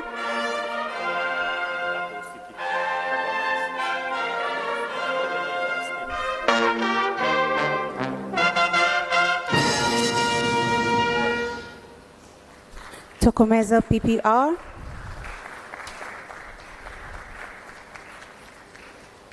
Mr. Emmanuel, could you get ready to collect for the sign language solution on behalf?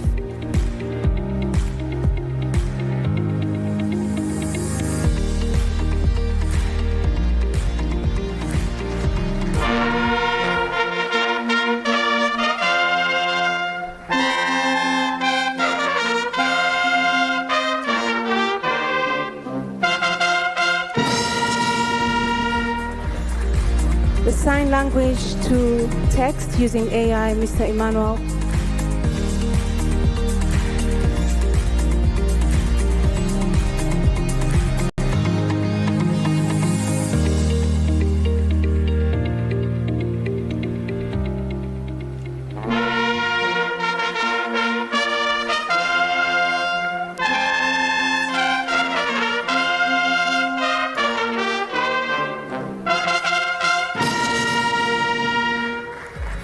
And last but not least is Mkono 1 by Mr. Atish Shah and his team. Unfortunately, they did not screen a video in the interests of protecting the dignity of people with disabilities. They have a bionic arm, and you can read more about their solution. It will revolutionize prosthetics across Africa.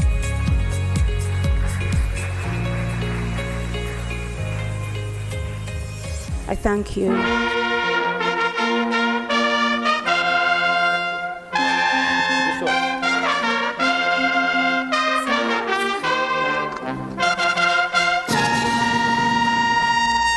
Haya, asante Mheshimiwa Waziri Mkuu. Kuna tuzo zimetolewa na tume ya TEHAMA. Imetolewa kwa Dickson Grayson Mram, James Amos Magesa, Matimu Charles Mahimbo, Engineer Jumanne Ali. Mwalimu huyu atapokea kwa niaba yao. Yuko wapi? Engineer Jumanne Ali, mwalimu yule pale, atapokea kwa niaba yao. Ni kwa kutambua kuwa washindi wa tuzo kuu katika shindano la kimataifa la Huawei lililofanyika China mwaka 2024. Imetolewa na ICT Commission sponsored by Huawei. Makofi mengi kwao.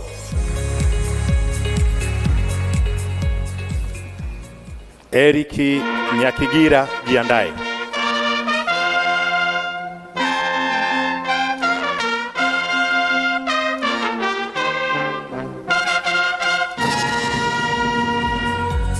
Asante, utatokea huku. Anayefuata Mheshimiwa Waziri Mkuu ni Eric Nyakigira, mshindi wa pili kwa kutambua ushiriki kwenye shindano la kwanza la Global Robotics Challenge lililofanyika Septemba 2024 Athens, Ugiriki. Imetolewa na tume ya TEHAMA na imefadhiliwa na Huawei. Makofi mengi sana kwa Eric.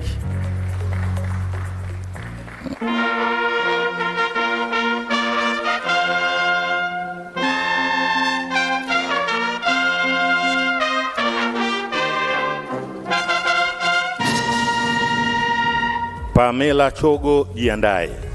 Huyu ni mshindi wa tatu, Mheshimiwa mgeni rasmi.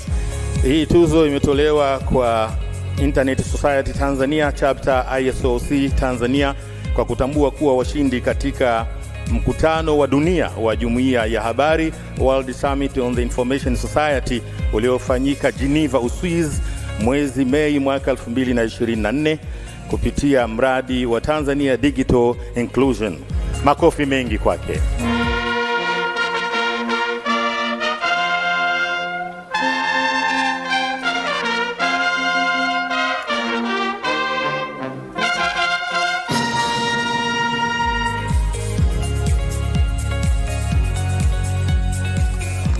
Mheshimiwa Waziri Mkuu, mambo manne yote umeyamaliza, tunakushukuru sana. Sasa na kuomba kwa heshima, taadhima na unyenyekevu mkubwa uzungumze na hadhara hii ambayo iko tayari sasa kusikiliza. Mheshimiwa Waziri Mkuu, karibu sana. Naomba tusimame kwa heshima na taadhima. Hebu tupige makofi mengi kwa mgeni rasmi. Makofi tena, makofi mengi. Watu wa TEHAMA tuko na afya njema. Makofi mengi kwa Mheshimiwa Waziri Mkuu. TEHAMA oye! Tanzania oye! Mheshimiwa Waziri Mkuu oye! Jamhuri ya Muungano wa Tanzania. Tanzania oye! Haya, tukae.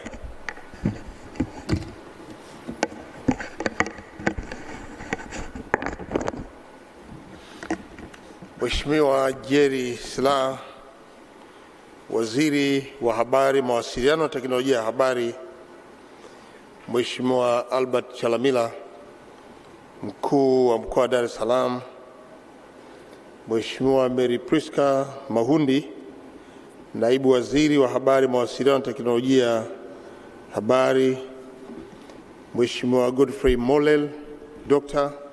Naibu Waziri wa Afya, ndugu Mohamed Hamisi Abdullah, Katibu Mkuu wa Wizara ya Habari, Mawasiliano na Teknolojia ya Habari, ndugu Nicholas Mkapa, Naibu Katibu Mkuu Wizara ya Habari, Mawasiliano na Teknolojia ya Habari. Natambua uwepo wa makatibu wakuu kutoka wizara mbalimbali na naibu makatibu wakuu, wakuu wa vyombo vya ulinzi na usalama mlioko hapa. Dr. Nkundwe Mwasaga, mkurugenzi mkuu wa tume ya TEHAMA ambaye pia tuko naye, management na wawakilishi wa wizara na taasisi mbalimbali za serikali. Mheshimiwa Suleiman Kakoso, mwenyekiti wa kamati ya kudumu ya Bunge ya miundombinu, waheshimiwa wabunge, wajumbe wa kamati ya kudumu ya Bunge inayoshughulikia miundombinu, waheshimiwa mabalozi kutoka nchi mbalimbali, Bwana Tobias Makoba, mkurugenzi mkuu wa habari na msemaji wa serikali, uongozi na wakilishi wa makampuni mbalimbali ya TEHAMA, wawekezaji wa miundombinu na huduma za TEHAMA mlioko hapa ndani, wataalamu mbalimbali wa TEHAMA ambao pia tuko nanyi, wabunifu wa huduma za kidigitali mliopo, tumeona kwenye mabanda pale nje, viongozi wa madhehebu ya dini, tunashukuru kwa dua zenu. Wanahabari, mabibi na mabwana, Jamhuri ya Muungano wa Tanzania, ndugu washiriki, na mimi niungane na viongozi wa dini kwa kumshukuru Mwenyezi Mungu mwingi wa rehema aliyetupa afya na kutuwezesha kukutana jijini Dar es Salaam, Tanzania, tukitoka maeneo mbalimbali ndani ya nchi na nje ya nchi kwa ajili ya kuhudhuria kongamano la 8 la mwaka wa TEHAMA hapa jijini Dar es Salaam. Lakini tumie nafasi pia kumpongeza sana Mheshimiwa Jerry Silaa, mbunge Waziri wa Habari, Mawasiliano na Teknolojia ya Habari, kwa kusimamia vema dhamana ya habari, mawasiliano na teknolojia na habari, pamoja na maandalizi ya kongamano hili muhimu. Ninafahamu ya kwamba mafanikio katika sekta unayoisimamia Mheshimiwa Waziri yanatokana na ushirikiano mzuri uliopo kati yako, timu yako ya wizara, lakini na viongozi mbalimbali kutoka sekta binafsi. Nami nitumie nafasi hii kuwapongeza sana sekta binafsi kwa ushiriki wenu kwa kuiunga mkono serikali yetu kwenye maandalizi ya kongamano hili muhimu. Niendelee pia kuwapongeza washiriki wote kwa kutenga muda wenu na kuja kushiriki katika kongamano hili la kipekee. Ninatambua hapa ndani tunao wageni walioshiriki kutoka nchi mbalimbali, na nawakaribisha wote na niwasihi kuendelea kushiriki nasi katika mambo mbalimbali huko baadaye. Kipekee kabisa natoa shukrani za dhati kwa AUDA NEPAD ambao wenyewe ndio walipendekeza Tanzania kwa wenyeji wa kwanza wa mashindano ya vijana wa Afrika na kuonesha bunifu zao katika matumizi ya akili mnemba na roboti. Nakiri kwamba fursa hii ni muhimu sana, na mimi nimepata nafasi ya kupita kwenye mabanda ya maonesho kuona namna vijana wa Tanzania na bara la Afrika walivyoweza kubuni njia mbalimbali hasa kwenye matumizi ya akili mnemba na roboti. Hongera sana. Ndugu washiriki, ni matarajio yangu kwamba wataalamu wote wa TEHAMA mliopo katika mkutano huu wa 8 mmejadili mambo mengi katika kipindi mlichokaa hapa, na yote mliojadili ni katika namna ya teknolojia hizi zinavyoweza kutumika katika kuleta mapinduzi ya 4, 5 na 6 ya viwanda na hatimaye kuondoa mitazamo kinzani iliyopo kwenye jamii yetu. Ndugu washiriki, kama ambavyo mnafahamu kwamba Mheshimiwa Dr. Samia Suluhu Hassan ndiye alikuwa amealikwa kuwa mgeni rasmi kwenye kongamano hili. Kutokana na majukumu yake mengi ya kitaifa, ameniagiza kuja kumwakilisha. Kwa pamoja na kuniagiza kumwakilisha, amenituma pia kuleta salamu nyingi sana kwenu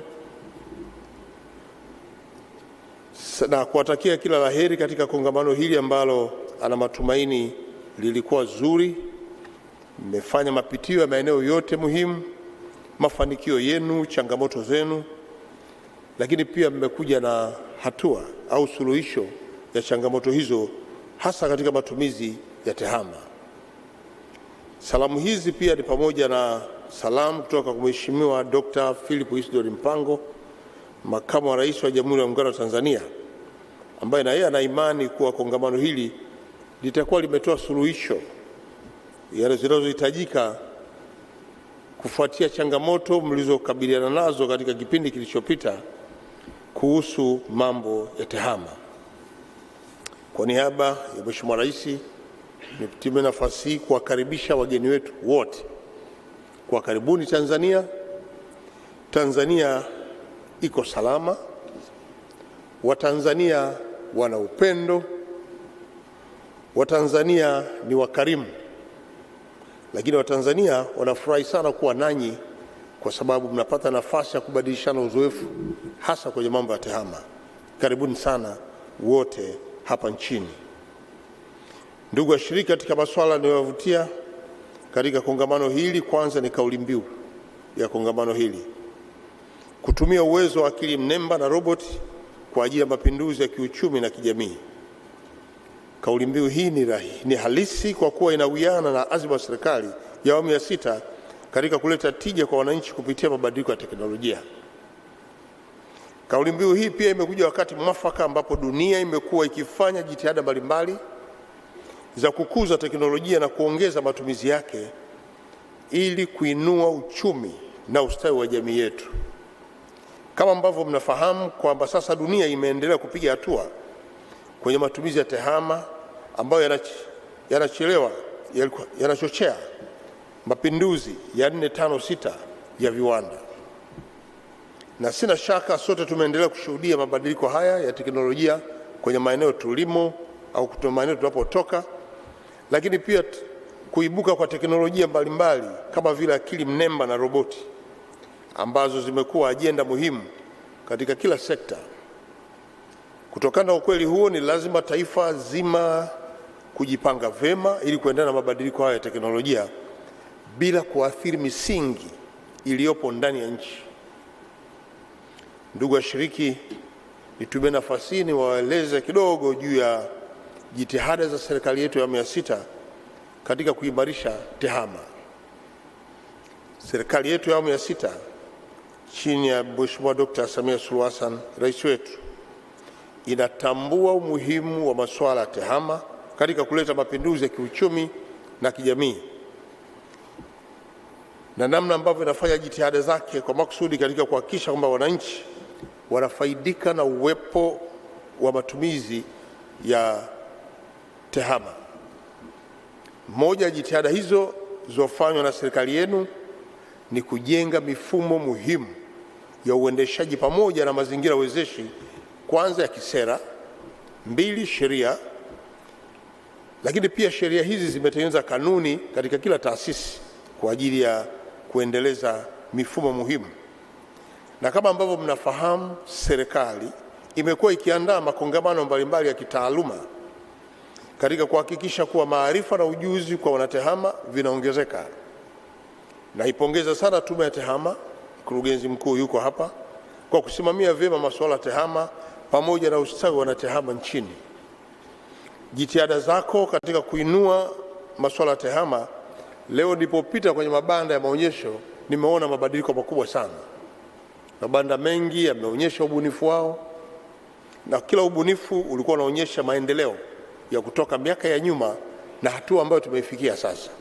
Hongera sana mkurugenzi wa tehama na taasisi yako. Ndugu washiriki, sambamba na haya, serikali tayari imeanzisha bodi ya ithibati. Imeandaa mpango mkakati wa miaka 5 unaoanza mwaka huu wa fedha 24-25 mpaka mwaka 2020-29-30.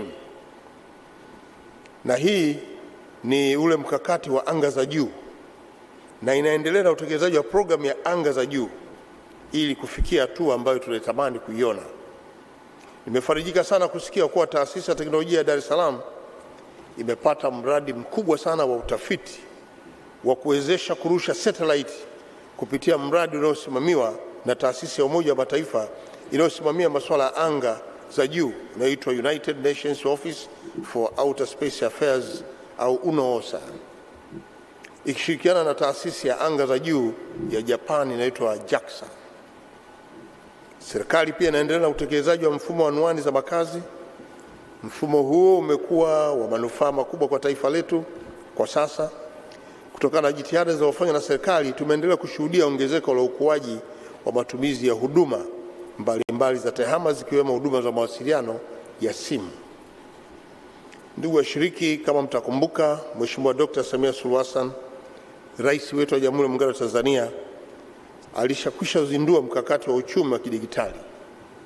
Moja ya nguzo kuu katika mkakati huo ni utambuzi ambao utawezesha na kurahisisha utoaji wa huduma kwa njia za kidigitali.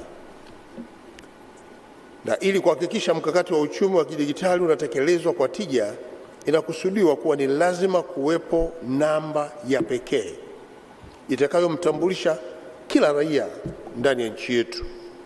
Namba hiyo itamwezesha kupata huduma mbalimbali za kiuchumi na kijamii kutoka serikalini hata pia kwenye sekta binafsi.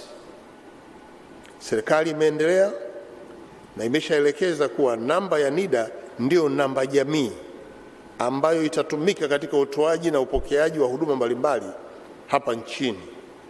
Kwa msingi huo, ni wahimize Watanzania wenzangu kuhakikisha kwamba mnajiandikisha ili kupata namba ya NIDA ambayo ndio namba ya jamii. Ndugu washiriki, lengo la mwelekeo wa serikali linataka kila mmoja atambulike sambamba na kuzitambua sekta zilizoko rasmi, ikiwa ni njia ya kufikia matumizi ya kidigitali katika nyanja mbalimbali hapa nchini na namna ambavyo zinaweza kuchangia katika pato la taifa letu. Na kwa upande mwingine, hatua hii itachochea kupunguza matumizi ya fedha taslimu, kwani watu watakuwa wakilipa kwa namba hiyo hiyo badala ya kuwa unalipa fedha cash kwenye manunuzi, kwenye maduka, maeneo ya biashara, namna ambavyo tutakuja kuiweka vizuri ili kupunguza athari za kiusalama, unyang'anyi wa fedha, wizi na vitu vya namna hii. Na tutaweka utaratibu wa kuscan QR code na hivyo kuchochea ukuaji wa uchumi wa kidigitali. Kwa hiyo wasihi sasa wa Tanzania jitahidi kupata chombo cha kidigitali, kadi, lakini ukiwa na simu itasaidia pia kufikia hatua ambayo tunahitaji. Ndugu washiriki, hii namba jamii matokeo yake ni kuifanya mifumo ya tehama kusomana na kubadilishana taarifa. Mifumo ikisomana inarahisisha utoaji wa huduma za kijamii, kiuchumi na kiusalama vile vile kwa watumiaji wote, kwa sababu ukiwa na namba hii na kadi yako ambayo inasoma hiyo namba na ina taarifa zako, ni rahisi kufanya mawasiliano kwenye sekta zote, iwe ni za fedha au huduma nyingine zozote zile. Ununuzi wa bidhaa, tiketi za usafiri, utakuwa unatumia namba yako. Kwa ni muhimu sana sasa kujiandikisha NIDA ili tufikie hatua ambayo tunahitaji. Kutokana na umuhimu huo, taasisi za umma na taasisi binafsi kwa dhana ile ile ya utambuzi zihakikishe kwamba mifumo yao yote ndani ya taasisi inasomana, na lazima mbadilishane taarifa na NIDA ili muweze kufikia hatua mzuri. Serikali kwa upande wetu tunaendelea na maboresho ya mfumo na ubadilishana taarifa unaoitwa Jamii Exchange, ambao pia uko kwenye wizara yetu ya mawasiliano, habari, mawasiliano na teknolojia ya habari. Hivyo wote tuhakikishe ukomo wa utekelezaji wa maelekezo ya Mheshimiwa Rais kuhusu kuunganishwa kwa mifumo ambayo yote inatekelezwa ndani ya muda ifanywe. Kwa hiyo wizara, hakikisheni kwamba maelekezo yale yanatekelezwa katika kipindi kinachohitajika kwa lengo la kuhakikisha kwamba tunafikia hatua ya mifumo yetu yote kuwa inasomana ndani ya taasisi, lakini pia na nje ya taasisi. Tunaposema nje ya taasisi, sio tu za serikali, pamoja na sekta binafsi. Wewe ni mtumishi wa umma, lakini unaweza kuwasiliana na kampuni inayouza bidhaa mbalimbali. Unaweza kuwasiliana na mabenki, hizo ni taasisi binafsi, na maeneo yote ambayo yanahitaji kupata taarifa, kutoa taarifa kupitia hiyo namba ya jamii. Kwa ndugu washiriki, mabadiliko ya kidigitali ni lazima kwa sasa. Hivyo basi, safari ya mabadiliko haya ya kidigitali haipaswi kumwacha yeyote yule nyuma, hasa kwenye mfumo wa kifedha jumuishi. Ni muhimu sana. Na kama mtakumbuka, serikali katika mwaka wa 2020 ilizindua mfumo wa N-card ambao hadi kufikia sasa imefanikiwa kuwaunganisha wananchi wasiopungua milioni 4.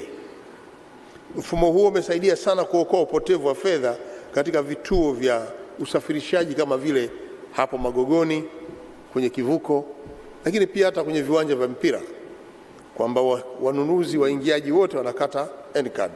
Na hiyo ndio unakuta baadhi ya michezo tiketi zake hutangazwa wiki 2 kabla na watu wananunua.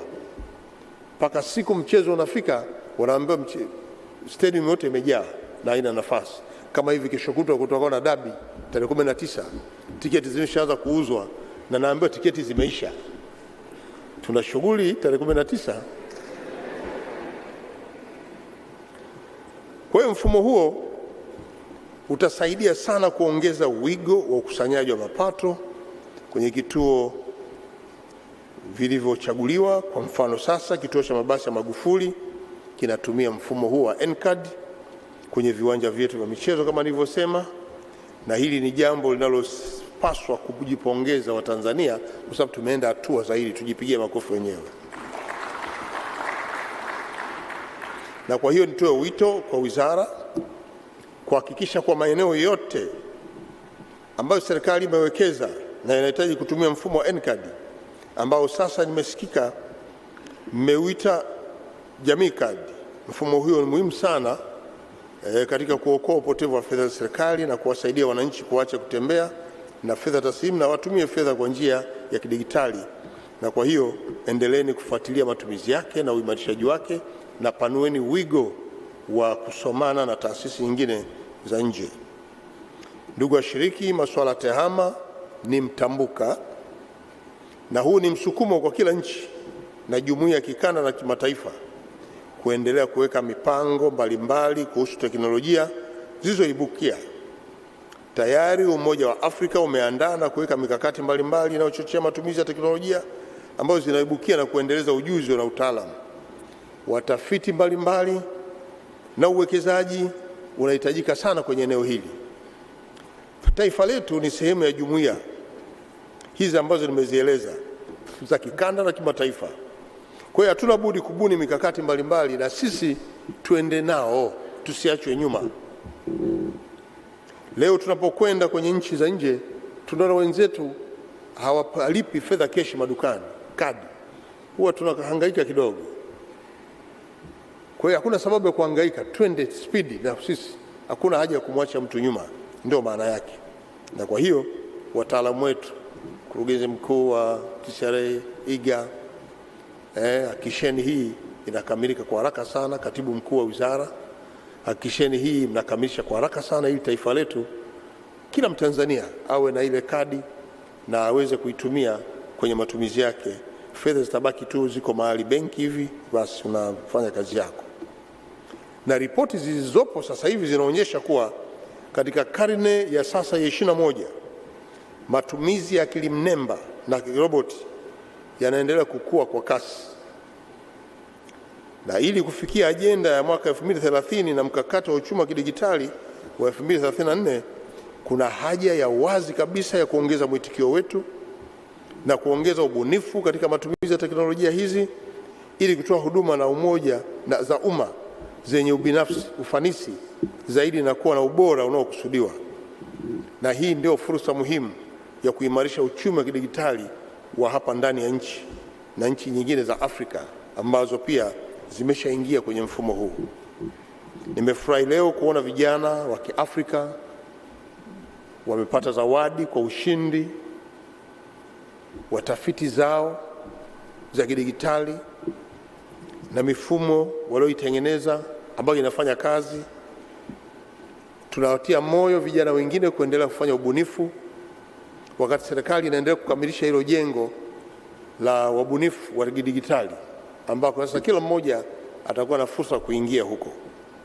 Lakini nimefurahi pia kuona wizara imetengeneza mfumo ambao wewe na ubunifu wako unaweza kwenda ukauweka kwenye app, halafu vijana wengine wakaona ubunifu wako na ukapata mchango, mtu akachangia kwamba eneo hilo boresha hiki, weka hiki, ili uweze kupata kitu bora zaidi. Haya ndio mambo ambayo tunawahitaji. Na hii mifumo ambayo tumeanza sasa ya N-card na mingine imetengenezwa na Watanzania wenyewe. Nataka niwaambie kitu, mwaka 2017 nilienda nchini Kenya na mwaka 2019 nilienda Rwanda.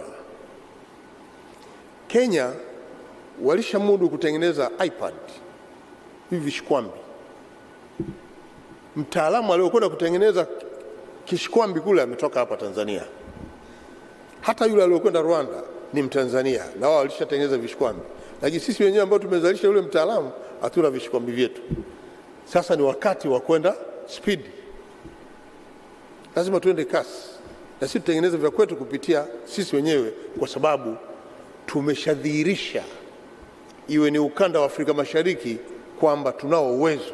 Kama tumetoa mtu kenda katengeneza huko, kwa nini sisi tusitengeneze? Kwa wizara, tengenezeni mpango mkakati wa kuwapata hawa vijana ambao ni wabunifu wana uwezo wa kubuni jambo ambalo linaweza kuleta tija, lakini simamieni hizi tafiti zinazotafitiwa na zinatoa matokeo, waendelee kupewa fursa ya kutengeneza kazi hizo ili zianze kuingia kwa jamii, zianze kufanya kazi. Sawa Mheshimiwa Waziri, kwa hiyo muhimu zaidi. Kwa ndugu washiriki, mimi natambua kwamba jitihada mbalimbali zinazofanywa na nchi zetu za Afrika katika kupanua wigo wa kutumia teknolojia zinaleta mfano mzuri wa nchi nyingine ambazo hazijaanza kuiga, na mfano mzuri wa utoaji wa kitambulisho cha kidijitali, ujenzi wa miji janja smart cities, uboreshaji wa huduma za afya, usalama, kilimo na nyinginezo, kama ambavyo leo tunashuhudia washindi walioibuka kidedea katika bunifu zilizogusa maeneo hayo. Na nikiri kwamba uwepo wa teknolojia zinazoibukia unatoa fursa serikali pamoja na wadau wengine kupanga mikakati mipya namna kuwahudumia wananchi wetu. Ndugu washiriki, kama tafiti zinavyoonyesha, hadi mwaka 2030 shughuli nyingi zinazofanywa kwa mkono, yani manyo, zitaboreshwa na kuwa za kidigitali. Kwa matumizi ya teknolojia hizo yanaweza kuathiri uaminifu pamoja na masuala ya kiutamaduni, kimaadili yanayozunguka faragha, umiliki na uwazi, lakini hatuwezi tukabaki nyuma kwa hofu hii. Muhimu ni maboresho ya sera yetu, sheria na kanuni ili kuzuia mianya ya watumiaji wa digitali kuitumia vibaya na kukiuka misingi yetu tulionayo, utamaduni wetu, desturi zetu na mila zetu. Hili ni jambo muhimu.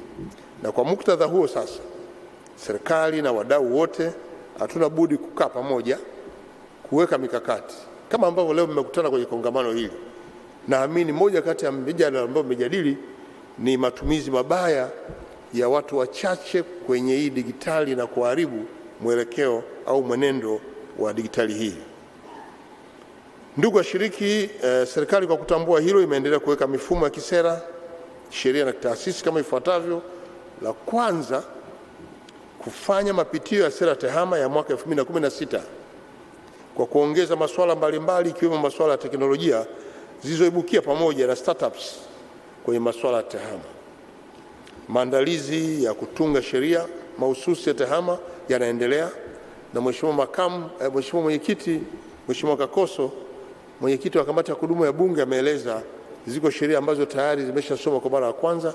Tunaendelea kusoma ili kupata sheria kamili kwenye eneo la tehama.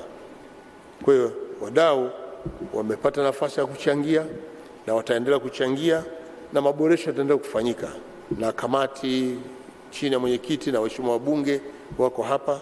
Hili nalo ni jukumu letu pale ndani ya Bunge.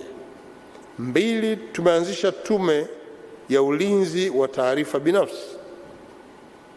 Hatua hii ni muhimu sana, hususan katika nyakati hizi ambazo uwepo wa teknolojia hizi unaweza kusababisha masuala ya faragha au utumwaji wa taarifa kupata athari. Kwa hiyo tumejiimarisha kwenye eneo hili, na ile tume inaendelea kufuatilia kwamba taarifa za binafsi zote zinapata ulinzi. 3, kwenye maboresho ya kisera na sheria tumeandaa mkakati wa uchumi kidigitali, yani Tanzania Digital Economic Strategy Framework kwa miaka 10 kuanzia mwaka 2024 hadi mwaka 2034. Mkakati huo umeainisha malengo mbalimbali ambayo kama nchi tunatazamia kuyatekeleza ili kufikia uchumi wa kidigitali.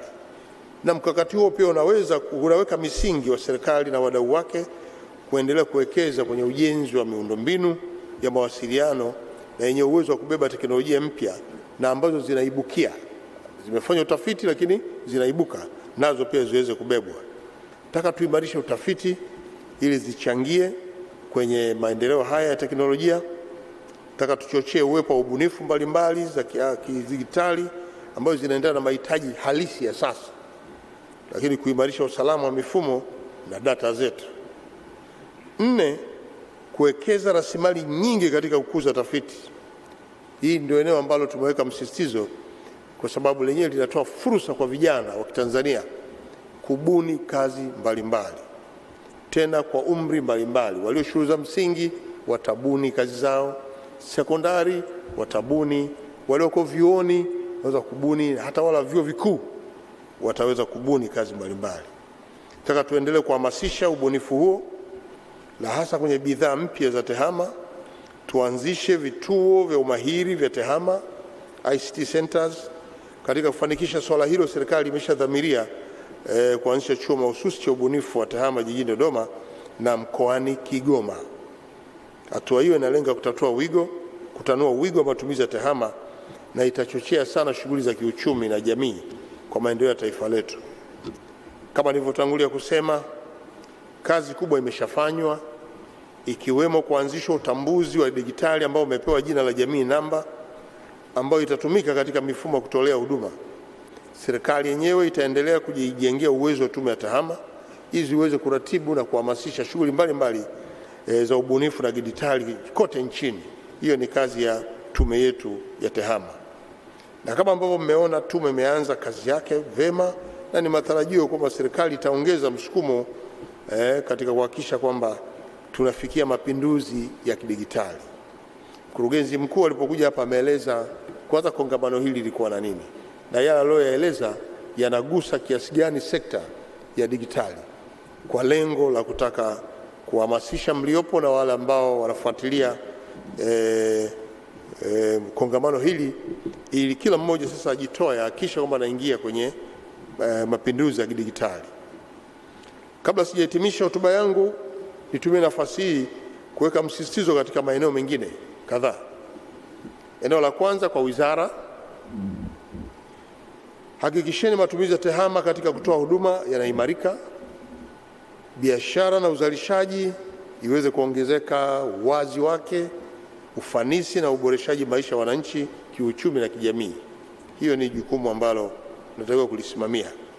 Lakini ya pili, vile vile, wizara pamoja na wadau wote, tekelezeni maelekezo yaliyotolewa na Mheshimiwa Rais kuhusu kuunganisha mifumo yote ya TEHAMA. Kwa hiyo kuna haja ya kufuatilia sasa kila taasisi, je, imeunganisha mifumo na serikali? Na taasisi hizi ni zile ambazo, tuanze na zile ambazo tunafanya nazo kazi wakati wote. Hiyo ni mahali pa kuanzia, ili msie mkasita mahali pazuri pa kuanzia. Kwa kufanya hivyo, basi tutakuwa tumejiunganisha vizuri. Tatu, wizara vile vile, mkishirikiana na wizara ya nishati, tekelezeni kwa wakati ujenzi wa chuo cha TEHAMA mkoani Kigoma ili kianze kazi yake. Sasa chuo cha nishati, wizara ya nishati nayo ina mpango wa kuimarisha chuo hicho kwa pamoja na nyie. Wizara vile vile tena, simamieni na kuhakikisha ujenzi wa vituo vya ubunifu innovation hub katika mikoa iliyokubalika kuanzishwa, kujengwa, ili ujenzi uanze mara moja. Kama bajeti zinatoka kwenu, mtenge bajeti. Kama mnashirikisha mamlaka ya serikali za mitaa, mfanye hivyo ili kujenga hizo hub kwenye mikoa yetu. Hili litaweza kuharakisha kupakwa na majengo mara moja. Kwa tume ya TEHAMA, kamilisheni mchakato wa kuanzisha kituo cha kutengeneza na kuboresha vifaa vya TEHAMA, ICT refurbishment and assembly center. Hizo hakikisheni sasa hiyo, na programu mnayo, kwa hiyo nendeni mkaisimamie. Kwenu tume tena, muendelee kuboresha mfumo wa kuwatambua na kuwasajili wataalamu wa TEHAMA nchini. Lazima tuwe na mfumo wa kuwatambua. Hawa walioko hapa wengi hawatambuliki kama ni wataalamu wa TEHAMA. Kwa hiyo lazima mbuni hiyo. Kama mlishaanza vizuri, kama mjaanza, anza sasa. Na mwanze tu na hawa walio kwenye kongamano. Wataweza usajili hapa, mnawafahamu, pamoja na wale washindi wetu wanapata nafasi ya kutafuta viongozi wao kuanzia, lakini kama mmeshafanya basi muendelee. Lakini muhimu waandikishwe, tuwatambue wako wapi, wanafanya nini. Na mweke mkakati wa kutembelea kwenye mashule huko, kuhamasisha vijana walioko shuleni, vyuo vikuu, vyuo vya kati, kwenye ngazi ya sekondari ya juu na ile ya chini ya kawaida, alafu pia na shule za msingi. Hii itasaidia sana kuhakikisha kuwa tunawatambua na kuwaibua wengine, lakini pia kutembelea maonesho yanayoandaliwa na Wizara ya Elimu, yale ya ubunifu, makisatu, ambako pia vijana wengi hutengeneza kazi zao. Kwa wananchi ambao hawajapata namba za NIDA, mwende mkajiandikishe sasa. Namba hii ni muhimu sana. hususani katika wakati huu tunapoanza kutumia mifumo ya kidijitali ambayo inasomana na NIDA. Ni muhimu kwenda kujiandikisha ili nawe pia usiachwe nyuma. Kwa hiyo ndugu washiriki, kwa haya ambayo nimeeleza hapa ni muhimu yasimamiwe, na tunataka tuone matokeo wakati wote tunapokuwa tunataka mrejesho, tupate mrejesho. Natambua mmejisikia, mmejifunza mengi, mmejadili kupitia kongamano lenu. Sisi kwa upande wa serikali kupitia wizara tunasubiri mapendekezo yenu ambayo mmeandaa. Kupitia hotuba yangu nitakuwa mchoyo wa fadhila kama sitawashukuru kipekee kabisa wadhamini wote wa kongamano hili kama ambavyo walitamkwa na katibu mkuu, na mimi nawapongeza kwa sababu kongamano limefanikiwa. Kuwa na idadi kubwa ya washiriki ni mafanikio, na naamini nyinyi ni wataalamu. Kwa hiyo kukusanyika kwenu hapa kumeweza kusimamia utaalamu wenu na mmejadili mambo mengi. Kwa hiyo baada ya kusema haya, sasa nataka kutangaza rasmi kwamba kongamano la 8 la mwaka la TEHAMA nchini Tanzania kwa mwaka 2024 limefungwa rasmi. Asante sana.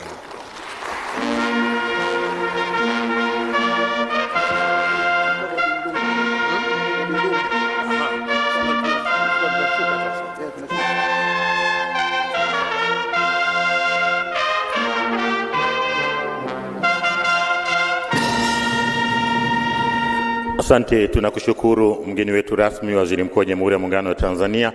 Na sasa tunakuruhusu Mheshimiwa Waziri Mkuu ili uweze kuondoka kwenda kuendelea na majukumu mengine ya ujenzi wa taifa. Brass band, naomba tumsindikize kiongozi wetu, wengine tubaki kuwa watulivu.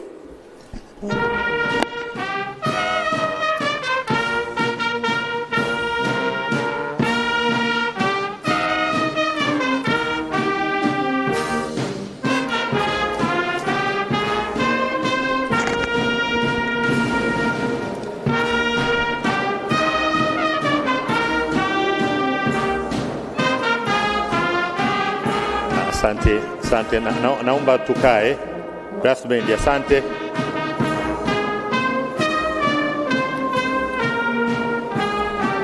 Sunglass. Over there, to the end of the table.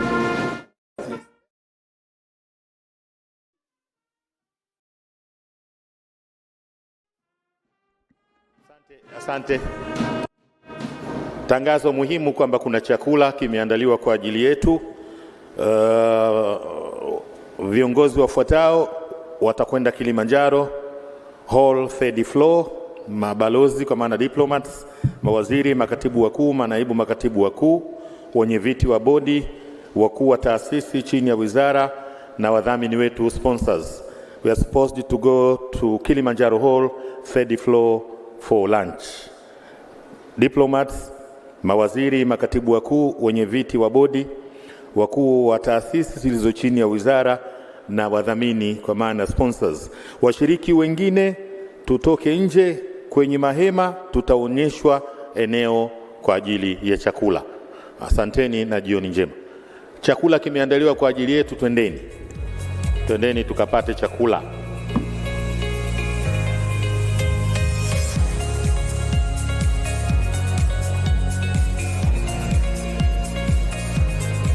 Ambassadors and the diplomats, you are supposed to go to the 3rd floor, Kilimanjaro Hall for lunch. Mawaziri pia, makatibu wakuu na manaibu makatibu wakuu, wenye viti wa bodi, wakuu wa taasisi zilizo chini ya wizara na wadhamini wetu. Wengine wote twendeni pale nje kuna mahema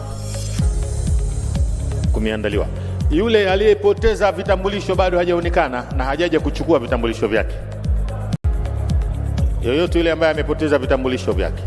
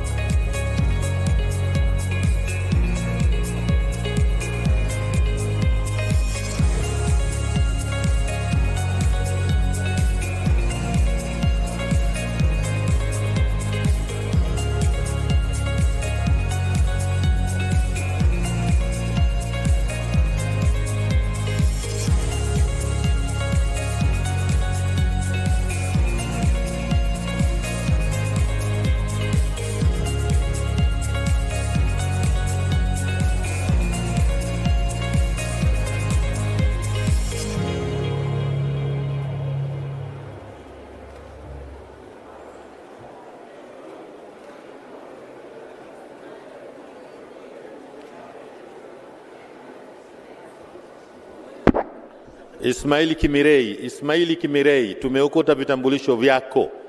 Ismaili Kimirei ama anayemfahamu bwana Ismaili Kimirei? Ismaili Kimirei.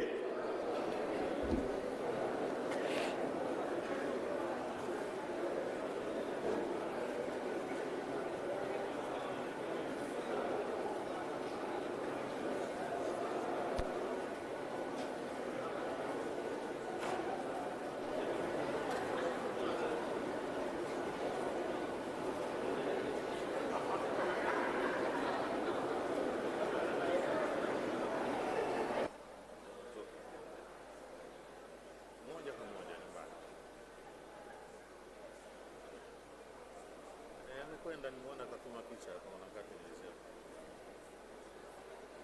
Wewe umeziona?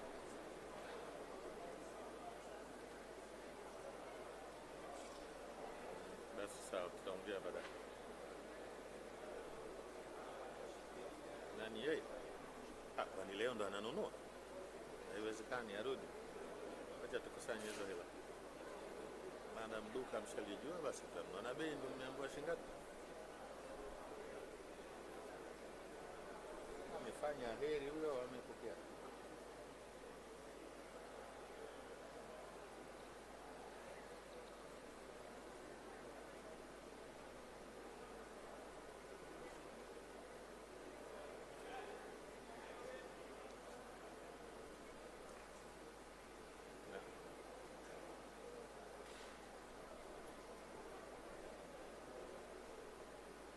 Na mtu anakata basi.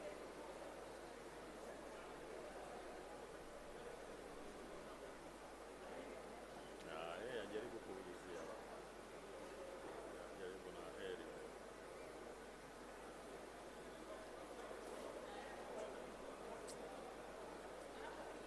Basi sawa. Kama sasa jarudi.